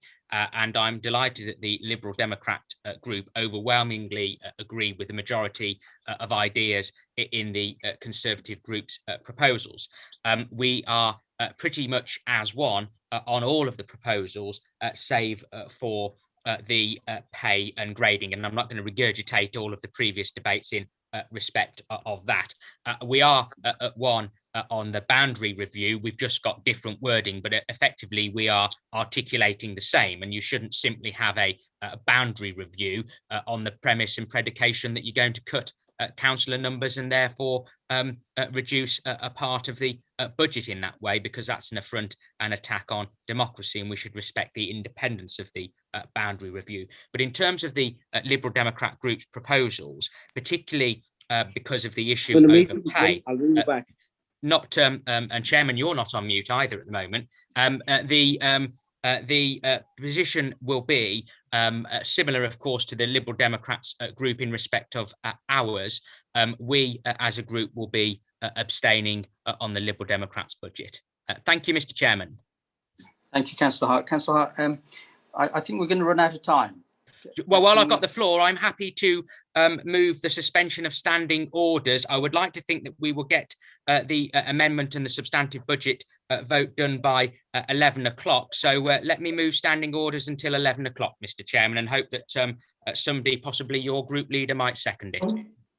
Yeah, anyone with their hand I'll up? second it. I was hoping he was going to go for 10:30, but I suppose to be realistic, we better go for 11. So I'll second. Okay, thank you also, Councillor Desmond, for that. All those in favour, please raise your hands. We're just going to extend time beyond 10 o'clock. That's agreed, Chairman. Thank you. There are no other speakers on this item, but Councillor Totti, you reserved your right. Did you want to say anything more? Thank you, Mr. Chairman. Yeah, I would like to say that the Alliance's budget is mean and petty. It gives nothing and takes all. It's trying to give services over to other councils, and it's not, giving anything back. Thank you. Thank you, Councillor Totti. Councillor Ballinger. Thank you, Chairman. Yeah, I'll be very brief. I know perhaps we'll aim for 10:15. I think, Chairman, at the end of the day, I'm not going to spend a lot of time on this, as Councillor Hart said about imitation, the best form of flattery. And we've talked about written on the back of a fag packet. Well, this one, there isn't a fag paper that you could put between the two proposals. The Liberal Democrats are clearly, bonding well with the Conservative group. And again, Councillor Hart will be pleased about that extra support. So at the end of the day, I'll go through very, very quickly the community groups and the localism targets. That's been well debated. We're well in line for making sure that there's plenty of cash available for them within our lottery. And I know there are a few groups who object to lottery on religious principles, but they can be well catered for. The county councillors who are making an issue of this are the ones with these huge divisional budgets, which they can pay to these groups as well. And we'll do what we can to support them. But there are many that are reconsidering their position about that. And what certainly is, because Councillor Mrs. Dyke said earlier, there are lots and lots of bids coming in at the moment, and it will be fair and equitable, all party consideration. Nobody will be using them for any political purposes, and that's crucial. I think, Chairman, on the county and what they might be doing, I think it would be interesting to look at that as far as the various services concerned. The wages proposal is really out of this world. I mean, it's an attempt to gain, to say, oh, let's have all the staff with us. Well, that's fine, but they haven't got paid for it. I mean, this is going to blow the budget out the water you talked about earlier, but this is a huge increase. And, that isn't the way to get people on board. The way to get people on board is to talk about a considered way forward in terms of pay and grades. Supporting the idea of a management restructure immediately, which was the same as the Conservative budget. Really, who do you think, Chairman, the Liberal Democrats, who do they think is going to lead on the review and of the whole way the service is running? It's got to be initially the managers and team leaders talking about that. We may, in the longer term, during the rest of this year, potentially bring in other people, independent people, to look at this going forward. But this year is not the time to do that. We need this year to consolidate and to look at the various structures and not do anything in a rush. We've already made, as I said, 3 senior managers post-redundant. That isn't a bad start. That's 3 more than the previous administration made in the previous 15 years. So thank you, Chairman. And I would urge members to vote against this amendment. Against. Thank you. Thank you, Councillor Ballinger. Councillor Borski, to summarise. Well, I mean, Councillor Ballinger hasn't said anything new or useful as usual. All I would say is that the time is to do a senior management review now, and you can't say in the one breath that you want shared services and then say, but you don't want to move staff onto national pay scales when your own cabinet member has admitted that shared services will probably lead to that. And of course, the savings made from the management review can help in paying staff onto the national pay scales. I totally want to reiterate the point that the idea of using an electoral review to save money is an absolute affront to democracy. Thank you very much. And there are no other speakers, so we'll go to a vote. Once again, this is going to be a named vote. So when your name is called, it's for, against, or abstain. So over to you, Louisa. Councillor Aston. Against. Councillor Ballinger. Against. Councillor Barnett. Against. Councillor Bing. Abstain. Councillor Caulfield. Against. Councillor Chambers. Abstain. Councillor Anna Coleman. Against. Councillor Roger Coleman. Against. Councillor Dawes. Abstain. Councillor Desmond. Abstain. Councillor Helen Dyke. You ain't on now. Sorry, against. Councillor Peter Dyke, Against.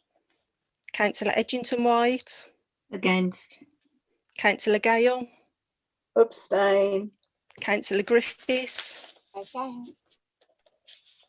Councillor Hardiman, Abstain. Councillor Harrison, Abstain. Councillor Hart, Abstain. Councillor Henderson, Abstain. Councillor Jones, Abstain. Councillor Lewillier, Against. Councillor Martin, Against. Councillor Mia, 4. Councillor Oborski, Just concentrate. Councillor Onslow, Abstain. Councillor Rayner, Against. Councillor Rogers, Abstain. Councillor Rook. Abstain. Sorry, could you repeat that? Abstain. Abstain. Abstain. Councillor Shepherd, Against. Councillor Thomas, Against. Councillor Totty, 4. Councillor Whitehouse, 4. Oh. and Councillor Young. Against. We've got 4 in favour, 16 against, and 13 abstain. Okay, that amendment has also failed. We now go back to the substantial item, and the debate opens up again. So if there are any speakers, please raise your hands. We've got Councillor Sarah Rook first. Good evening. It's like nearly midnight, isn't it? I have thought long and hard about this, and I do need a question answered honestly, and then can I come back after that question, Chair? Is that all right? Really quick. It will be a yes/no question. Is that all right? You're on mute, Chazu. I can't hear you. It'll go all right on the night. It's just, I just want clarification on one thing before I decide on Yeah, the vote. if you ask the question, we'll get the answer and then you can carry on. Okay. I do need assurances from the Progressive Alliance that there will be no job cuts this year. I've spoken to a few members, and you know, I've been told certain things. I want it on record that there will be no job cuts to frontline service people this year. Okay, well, shall we take that? Do you want to answer that question? Who's going to answer that question? Councillor Ballinger, do you want to answer that question, and then Sarah can carry on with her debate?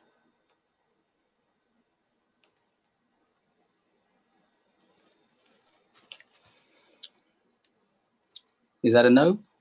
I can't. You're on mute, Graham. In that. Sorry, Chairman, I did give Councillor Lee Whitehouse the response to this as well at the members' forum last year at the end. And there's no council leader in the UK at the moment, given the financial plight of local authorities, in view of the financial restrictions, could give that assurance. I do point, Councillor, up to the various meetings that we've had on the medium-term financial strategy. What you see is what you got. You know, we're not planning on any further redundancies, but you know, nobody can be certain. We don't know what government money is going to come through or not. The whole council could go out of business in the next 6 months if they start edging us towards unitary. So let's wait and see what is happening.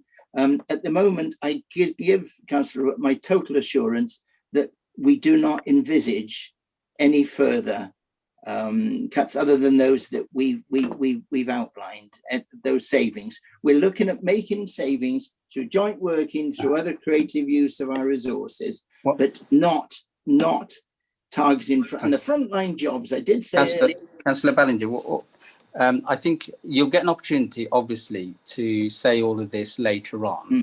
It was a question, and I think I'd like Sarah to speak on the minutes that she's got, and then you can raise all of these other issues. So I think you've given the answer. Is that okay? And I'll bring you back in, obviously, later on, and you can raise those issues again. We can hear from you rather than you having one go now and then a go later on. Okay. So I'll call Sarah Rook again. I'm in your hands, Chairman.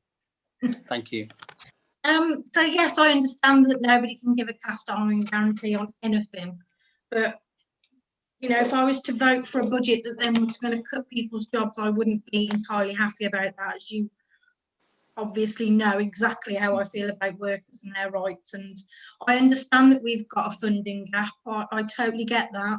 I totally get why. I was against localism totally when it first started on the town council, but this year being mayor, I've had to look at things differently. I've had so many meetings. Councillor Dyke has been so helpful to me with helping me to understand things. And you know, we talk about the district council at the moment dumping things, and I hear that quite a lot, but I can remember not too long ago when we had the town hall dumped on us, and that wasn't by this Progressive Alliance, it was by the previous administration.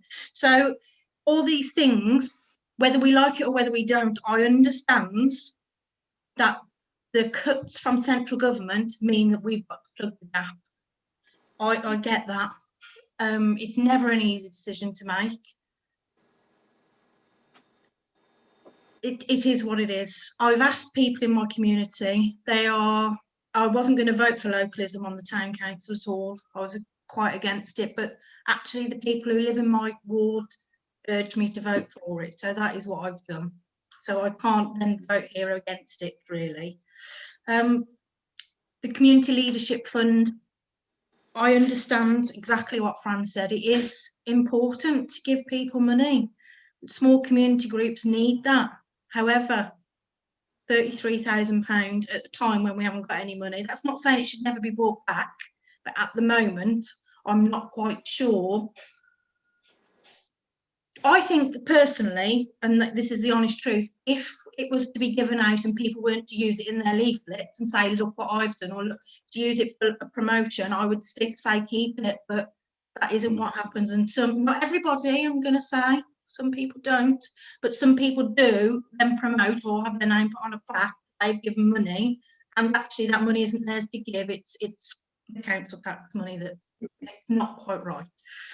So I do think that at the moment, Community Leadership Fund, as important as it is, but we have priorities to make, and we've all got our own council allowances. If we want to give money to good causes, £200 here and there, we're all entitled to do that. Thank you. I'll listen to Graham's answer after and decide how I'm going to vote.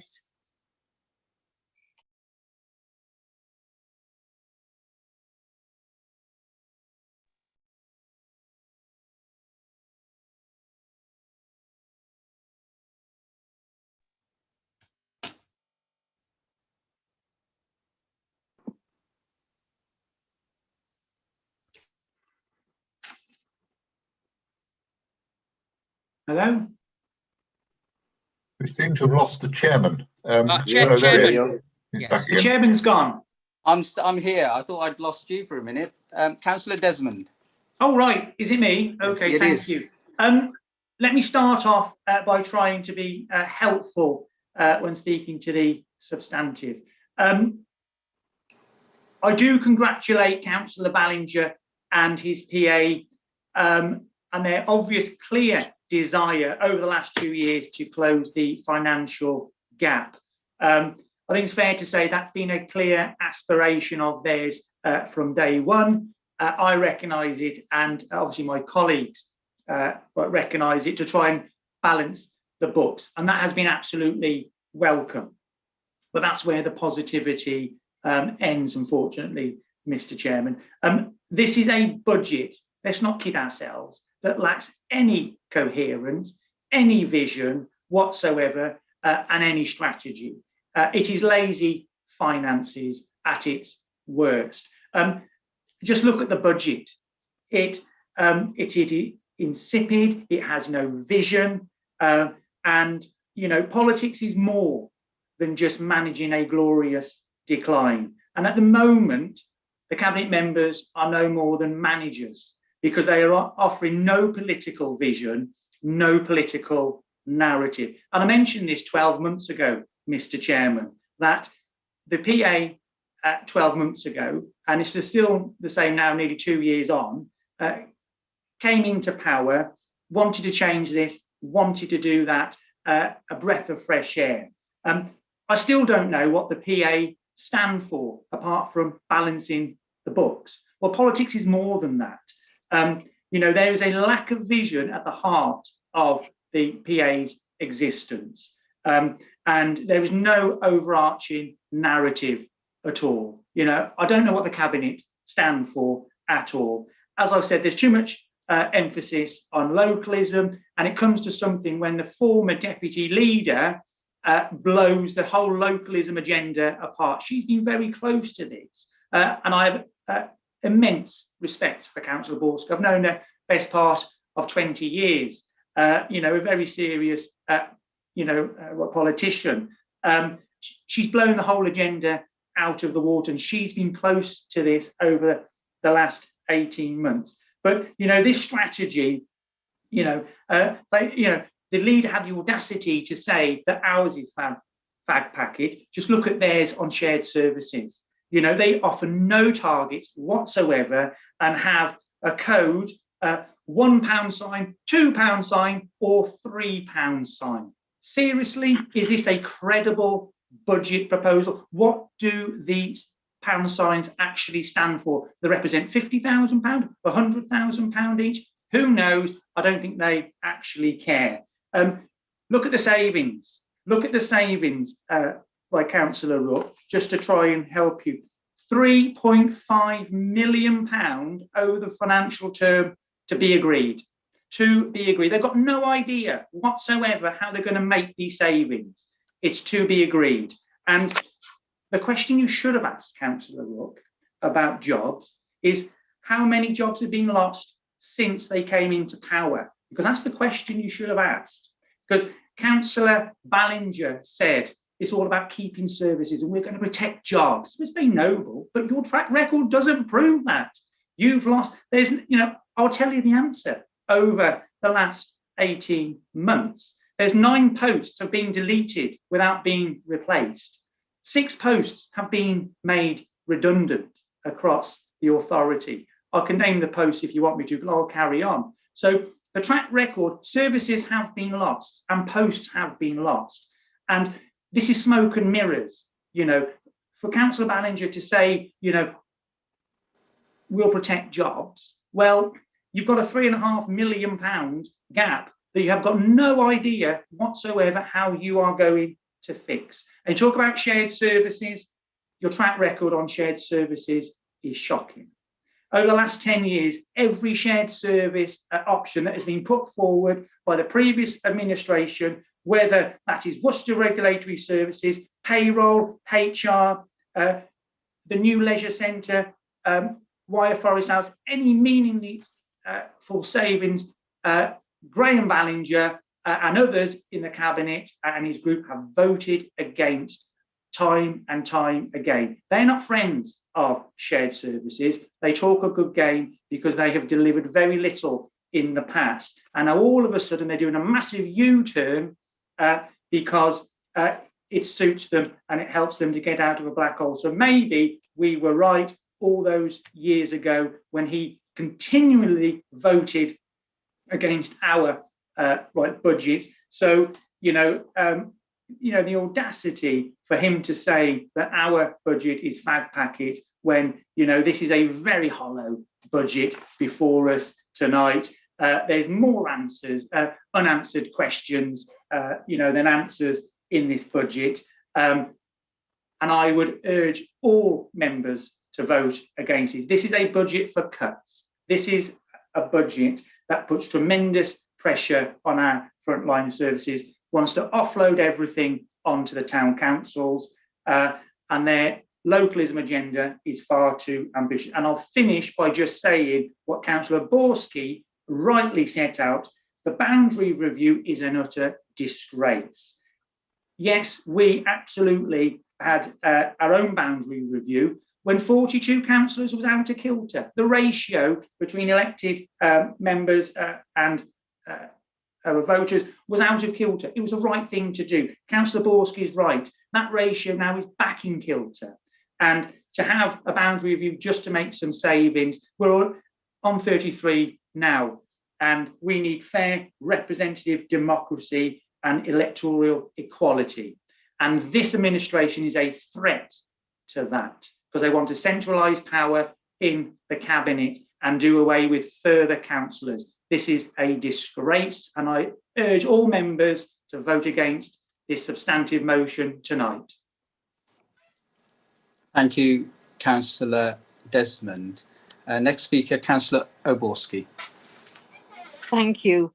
Yes, this budget, as I said before, is in no way progressive. It is a regressive managerial budget which smacks of being officer-led. It offers nothing nice to our electorate. All the district councils in the county, except perhaps Wychavon, who are in a different financial situation, have financial pressures. But look at Worcester City. They're going ahead with their elephant parade, which is the lovely model, highly decorated elephants placed around the town to attract tourists, to attract visitors, and to brighten up the lives of the residents. We're not offering anything in this budget that brightens up the lives of our residents. You're even denying them the ability to celebrate those who've worked so hard for the community during COVID by cutting out the No Barriers Award. It's spiteful and it's petty.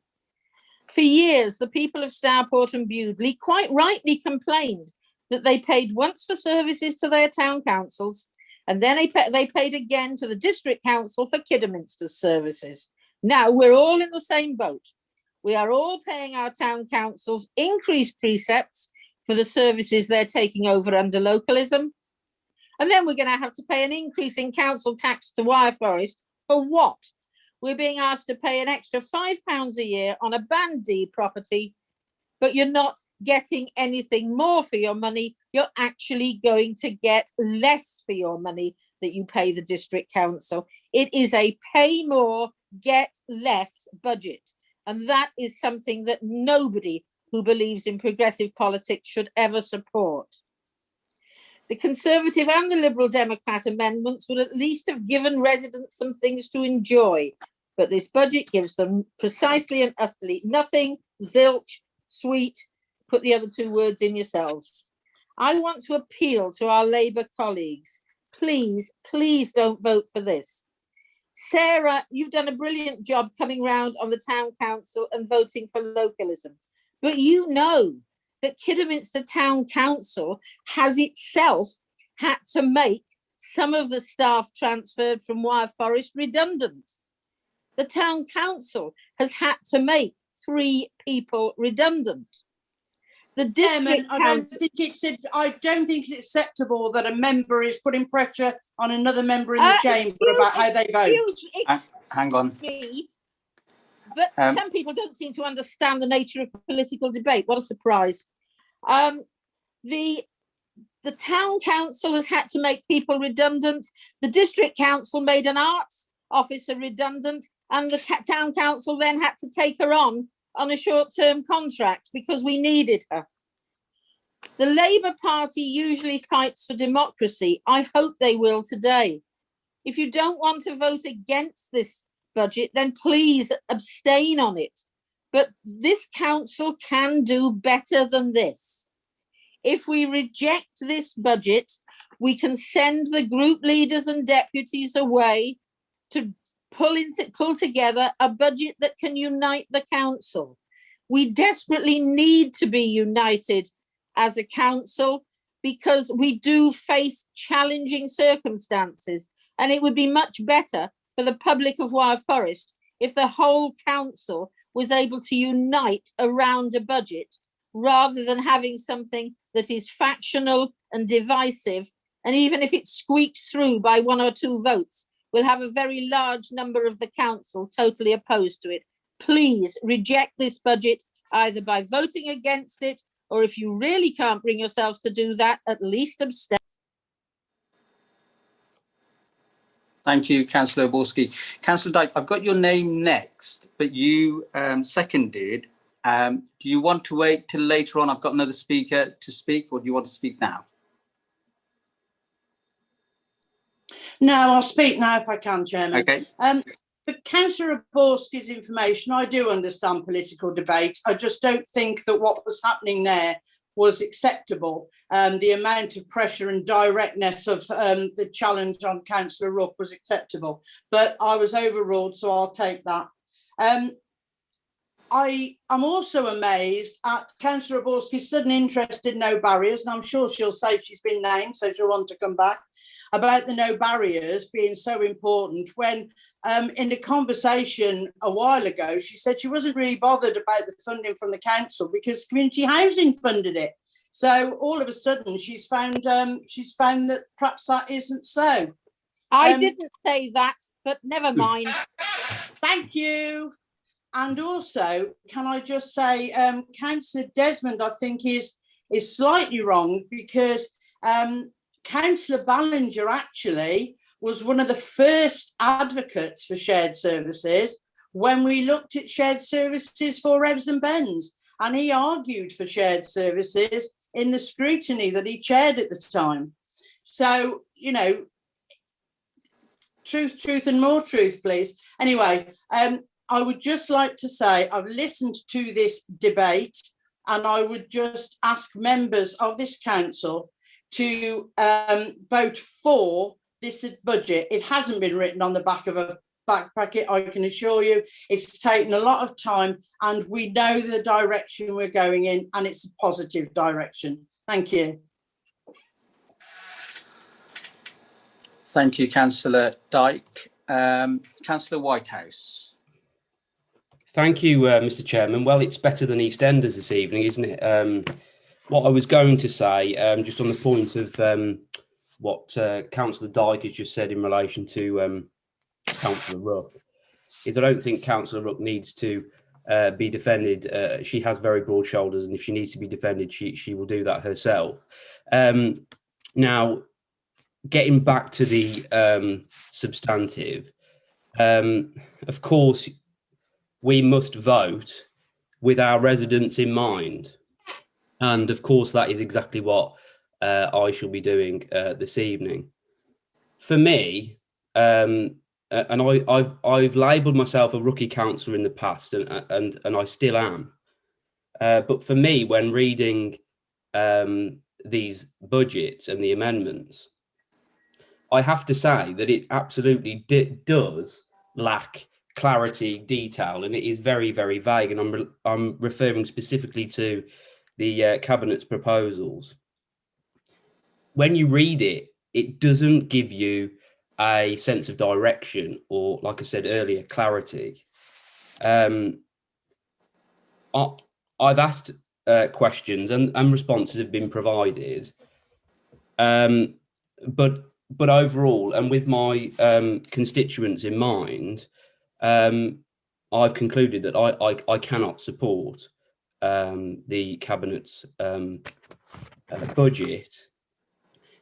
Finally, what I would say, and I don't feel that I particularly need to say this, but I will anyway, is myself and Sarah did start working on an amendment, and we were fairly late to the party, admittedly, but we were doing a lot of work on this in the background. But when I read the Liberal Democrat amendment, it wasn't too dissimilar to a budget that I would have probably written myself. I particularly like the management review position, and obviously the savings from that are being used partly towards the national pay scales, as Councillor Oborski outlined earlier. So, Mr. Chairman, although I really wanted to find a way to try and support the Progressive Alliance budget, I cannot. And I've got nothing further to say. Thank you. Thank you, Councillor Whitehouse. Next speaker, Councillor Hart. Thank you very much indeed, Chairman. Gosh, it's amazing at this late hour how it affects you, isn't it? Because I find myself agreeing with virtually everything that Councillor Whitehouse has just said. The only quarrel with him when he said he could support the Lib Dem amendment because it wasn't too dissimilar from what his and Sarah's might be was, of course, it's exceptionally similar to the Conservative proposals as well, save for I accept and acknowledge the issue on pay. So I'm delighted to hear that news. Let me try and be constructive and helpful at this late hour. I know that Councillor Sarah Ruck will make up her own mind, but let me assist with the question that she proposed to the leader of the council on the assurance and the guarantee as to whether there would be no cuts or specifically no redundancies if she supported the budget. Quote, "No council leader in the UK could give that assurance." Unquote. And I think that tells the story. To be fair to Councillor Ballinger, in order to try and secure the support, it'd be very easy to say, yes, I'll give you that assurance. But, he's been honest. He can't give you that assurance because we jolly well know, as Councillor Desmond has said, over the course of the last year, at least 15 posts have been deleted. Let me say in respect of the Progressive Alliance's budget, and I'm not going to call it the PA any longer, and I'm not going to call it the ABC, and that wouldn't be just now because others have seen the light and indeed parted company. Councillor Borski stole my thunder when she said it is the RA. This is the Regressive Alliance, and it is regressive for the communities that we all serve, whether it's Broadwaters, whether it's Blakebrook and Habley South, whether it's in Stourport, Bewdley, whether it's in the rural communities. This isn't a budget for the people. This is about number crunching and managing the money. Politicians are more than that. We are about setting priorities. We're about a political focus, standing up for our communities. Taking away the no barriers funding, and supporting small community groups. That's not supporting our local communities. We are place shapers and we are place leaders. And it's right, whether it's a district or county, we support groups and organisations, whether it's from Community Leadership Fund or divisional funding. It's really important also that we're open and transparent about that and use it to support those communities that we serve. The Conservatives over the years, and Councillor Ballinger, the leader, indicated that when they took over, they deleted 3 senior management posts. Well, yes, we know that. We supported it, but his assertion that that's more than we'd done in our previous 15 years in office is fanciful, because I could name 20, if not probably 30 management posts that we have deleted in order to protect the front line, particularly since 2010 and the budget reduction measures introduced by the then Prime Minister David Cameron nationally. So we played our part. Councillor Dyke made reference to Councillor Ballinger when he was chairman of scrutiny arguing for shared services back in 2005. He was a Liberal Democrat, of course, then, and Steve Clee was leader of the council. And in fact, we were defeated at a vote at council because whilst he might have championed it, regrettably, he didn't support those shared services for Rebs and Bens. And Councillor Desmond is right. At every juncture where we've tried to do it, we've been halted and hampered. Now is the time where we must embrace shared services, and it is an agenda that we, when we were in office, drove upon. I have never seen, as set out on page 35 of the agenda, a set of proposals just for Wyre Forest forward savings and slashing the Community Leadership Fund. This is inward looking. It doesn't face outwards. And yes, we all embrace localism, but as Councillor Desmond has said, £2.5 million of uncosted localism. There's no detail whatsoever. You might not like our proposals, everybody, and they've been defeated now, and that's democracy. But we were open and transparent and set a clear course of what we would do. And the Progressive Alliance are showing us nothing. So I urge all members of this council not to support the Progressive Alliance's budget, because it will be totally detrimental to all of the communities across the length and breadth and district that we serve. Thank you very much, Chairman. Thank you, Councillor Hart. I don't have any of the speakers, so I'll just go back to Councillor Ballinger to sum up. Yeah. Thank you, Chairman. I'll try and be brief. We won't achieve 10:15, that's for sure. I just think it's now getting really, people are repeating themselves. We've had this discussion early on. Councillor Sarah Rook, I will touch on this, even though, you know, she's never had so many friends in all her life. Now, you know, for people to be coming up with these platitudes now at this stage, I think it's too little too late. And certainly on that question of frontline services, they're the most likely staff that will be with the council forever. I said that earlier. They're the ones whose jobs are going to be protected because we need them desperately. And certainly at the moment, we're not looking at a plan of reducing our staff numbers. We're looking at ways of using them better and creating more opportunities to create extra income. And that will be the way, Chairman, that we will go forward. I was pleased to see some credit from Councillor Desmond about the fact that we prioritised tackling the black hole. He should know they created it. So, you know, let's really now look forward to how we can get on with this council. I won't be disappearing. Some sarky comment earlier about I don't care, it's the end. I shall be very active, continuing with the Progressive Alliance going forward to the next election in 2 years' time. So this is not about creating lovely sound bites for people who are standing for the county council, perhaps existing county councillors, and creating these sound bites that they can use or opportunities to put them in this stuff that's churned out and put through letterboxes, which, you know, I think at the end of the day, it's how you perform rather than what you say on a leaflet. I hope I've given Sarah Rook that opportunity to realise that we are serious about not making redundancies. Over 10 years of shared services and some of the brickbats that have been going back and forth on that.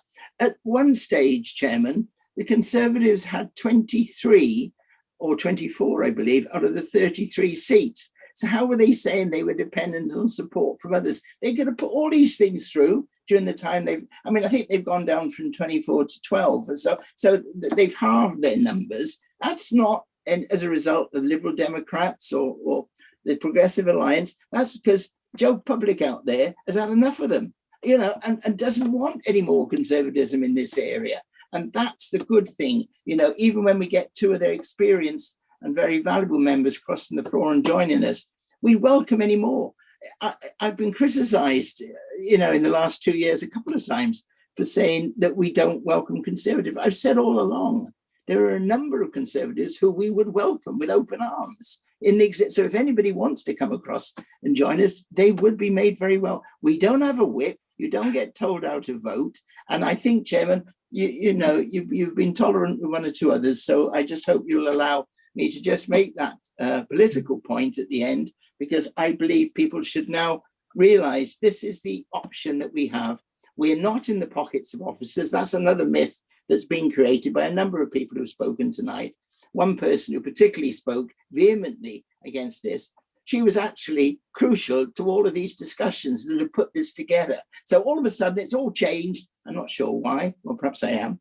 But, you know, at the end of the day, Chairman, I do think that, you know, what we've said is a deliverable and an acceptable budget. We balance the books, and that is what we have to do legally. Otherwise, we're back on Saturday morning for another debate, you know, and it's that sort of thing that I really do hope people accept that tonight for what it is. And it's a well-intentioned budget that we put. I mean, the officers will tell you, we give them a lot of stick. We don't accept their word. We take their advice because they're the professionals. We're paying them good salaries to come up with this advice.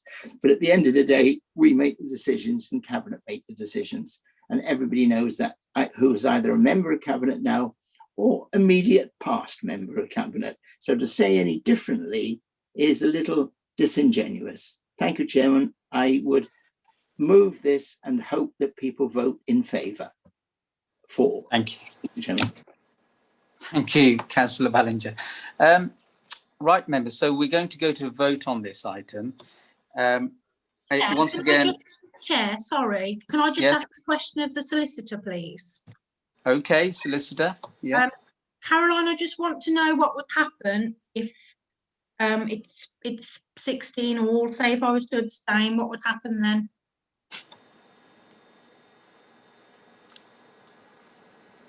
Thank you for the question.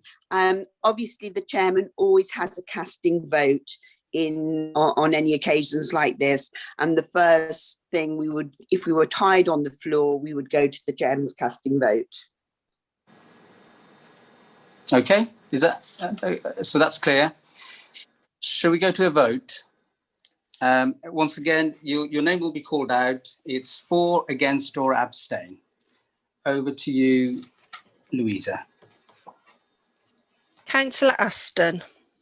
For. Councillor Ballinger.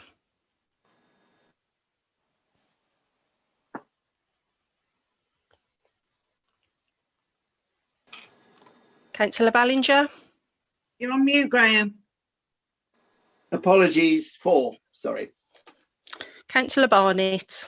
For. Councillor Bing. Against. Councillor Caulfield. For. Councillor Chambers. Against. Councillor Anna Coleman. For. Councillor Roger Coleman. For. Councillor Dawes. Against. Councillor Desmond. Against. Councillor Helen Dyke. Sorry, for. Councillor Peter Dyke. For. Councillor Edgington White. For. Councillor Gale. Against. Councillor Griffiths. For. Councillor Hardiman. Against. Councillor Harrison. Against. Councillor Hart. Against. Councillor Henderson.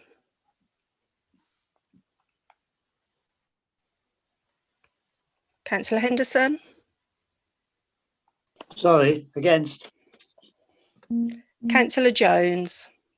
Against. Councillor Lewillier. For. Councillor Martin. For. Councillor Mia. Against.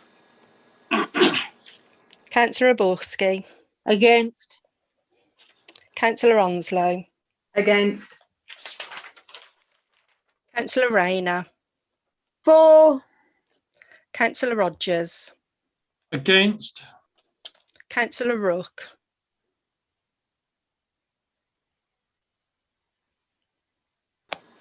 Abstain. Councillor Shepherd.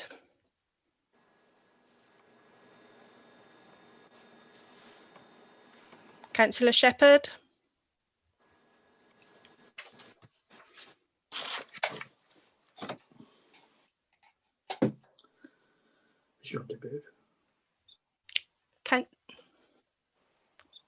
Councillor Shepherd. Hello, can you hear me? Yes. Yes. For. Councillor Thomas. For. Councillor Totty. Against. Councillor Whitehouse. Against. Councillor Young. For. That's 16 for, 16 against and 1 abstention. Okay, I'm going to be consistent with my chairman's vote and vote against. So I need some advice. Can I propose that we adjourn the council meeting to a date to be fixed early next week, and that in the meantime, the group leaders and deputies are asked to meet to devise a budget behind which the entire council can unite? We are not that far apart that that should not be impossible. Chairman, please, can I come in here? Yes, please. If we're adjourning, we need a date and time. The usual meeting time for this council is 6 o'clock, and we should go to the soonest opportunity. because the whole budget setting rests on this. The first opportunity would be in the logical sequence tomorrow night at 6 o'clock. Please, could you also bring the Chief Executive in, because he will have overview of other calendars as well. Can I just say, Chairman, that you yourself are not available tomorrow? No, that's going to be the difficulty probably for a number of members. But Chairman, if I could come in, this now has to be the priority for all members, and therefore people will have to give up commitments that they may have, whatever those commitments are, in order for this matter to be resolved at the earliest opportunity. And Caroline is quite right to say that tomorrow night is the earliest opportunity, but that would mean that the group leaders would have to meet tomorrow during the day, and they would also have to give up commitments during the day. So I don't think that tomorrow night is actually practical. I think it's far more practical to consider Monday night as the date for the adjourned council meeting at 6 o'clock. I'm also concerned whether actually any progress is going to be made in what, 8 hours of tomorrow. That's my absolutely. That's why I'm suggesting Monday night would be more suitable for council to resume, which then provides, of course, not just tomorrow and Friday, but if necessary, further time before the meeting on Monday evening in order to identify if there's an agreed way forward. Okay. I'm just looking at the council diary. There aren't any council appointments. Can I move that we adjourn till Monday night at 6 o'clock, please, Chair? Chairman, can I come in there, Councillor Edgington White? We have 5 members who are at Bewdley Town Council. The summonses are already out, and it's at 7 o'clock on Monday night, and I don't see that we would be able to finish the business here. And it is budget for the Bewdley Town Council as well. Can we move it to Tuesday night then, 6 o'clock? Members, can I just advise, if we leave it that long, we are drifting on our dates for setting a council tax. If Monday is takes out many members at 7 o'clock, we could meet at 5 o'clock. Is that going to be enough time? I mean, if 2 hours, because we also have the council tax budget. I mean, are people able to meet at 4? No? Yeah. No, people saying no. 5 o'clock Yes. could allow plenty of time, because that gives a full 2 hours before Bewdley meets at 7 o'clock. And the whole point of what colleagues are proposing is that work is done to ensure that enough people will vote for the budget for it to pass, which does not need unanimity. It just needs 17 votes. Right. Therefore, okay. I'm reasonably confident that if the group leaders put their mind to it over the next 2 or 3 days, that enough will be coming behind a particular proposal that would secure a positive vote on Monday evening. There are, of course, the council tax resolutions then to go through as well. So it's not just that there'd be one vote. It shouldn't need a very lengthy debate, and it certainly shouldn't need any amendments. In other words, the task for the group leaders is to get to a position where it is known that 17 members will back a proposal, and there would be no need for any amendments. There'd just be the one vote on the budget and then the vote on the council tax resolutions. Okay, well, I'm happy to go with 5 o'clock on that basis. I'm just conscious that, people who've got other commitments, that's all. So can I have a mover for 5 o'clock on Monday? I thought I'd moved it, but yes, I'll move it. You moved it for 6 o'clock. So yeah, seconded by Councillor Edgington White. Is that all agreed by members? 5 o'clock. Sorry, Chairman, I had got my hand up. I wanted to speak. I do apologise. I thought you were going to second or something. Go. Yes, please. Sorry, Chairman, to be difficult, and I absolutely agree with our head of paid service. I'll be brief. I agree with our Solicitor of the Council and head of paid services. One of them, we need to do this urgently. and hopefully matters can be resolved for Monday. And as one of those group leaders, I'm going to need to try and find some time, probably at the weekend, because it won't be tomorrow or Friday, otherwise my clients won't be very happy with me, to deal with this. But of course, Monday is a working day. I absolutely agree with what Councillor Khan Edgington White says about Bewdley Town Council at 7, but 5 o'clock is certainly very tight. We do usually meet at 6. Would Chairman you entertain a compromise of 5:30 to ensure that all members can take part in this debate? And I was trying to get Councillor Borski's attention. Would she move that as a compromise? Because I agree with the chief, we need to do it. But if we get 17 or more, there's no reason in an hour and a half why we can't deal with this matter. Okay, if you all promise to do that, because my concern is that we debate it for longer than 2 hours. You see. Go on, Roger wants to speak amend first. The proposition to 5:30, as long as people think we can really get it through. I'll second that, Chairman. Right. Well, Thanks, I've got Marcus. Councillor Nikki Martin and Councillor Roger Coleman. I'll bring in Mr. Councillor Coleman first, Nikki, and then I'll bring you in. Yeah.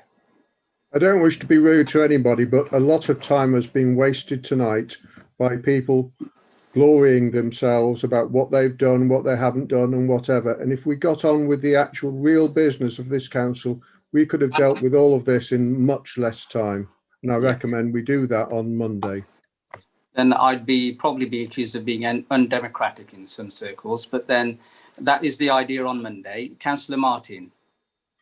Yeah, just to clarify, it's my understanding that the leaders and the deputy leaders will go away and get their heads together and come to a compromise, so that Monday night is literally just to kind of wave it through what the leaders and deputy leaders have. So you're not going to need a lot of time, I would hope, because hopefully those that get round the table will be mature about this and understand that it needs to get done and then wave through on Monday evening.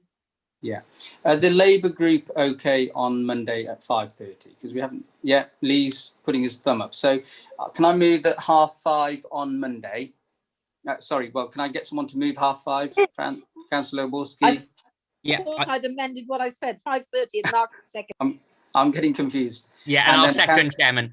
Councillor Hart second. All those in favour, please raise your hands. Okay. Group leaders are going to meet before that, though, aren't they? Group leaders will meet. I'm sure that will be arranged between the group leaders by email, I hope. Okay, we can't obviously go on to the next item. We'll adjourn that one as well until Monday. Chairman, Okay. we finished the meeting now. The meeting is finished. We've agreed to adjourn now until 5:30 on Monday. Okay. 10:44. We'll see you on Monday at 5:30. See you, everyone. Bye, everybody. Bye night. Thank you. Good night, everybody. Good night.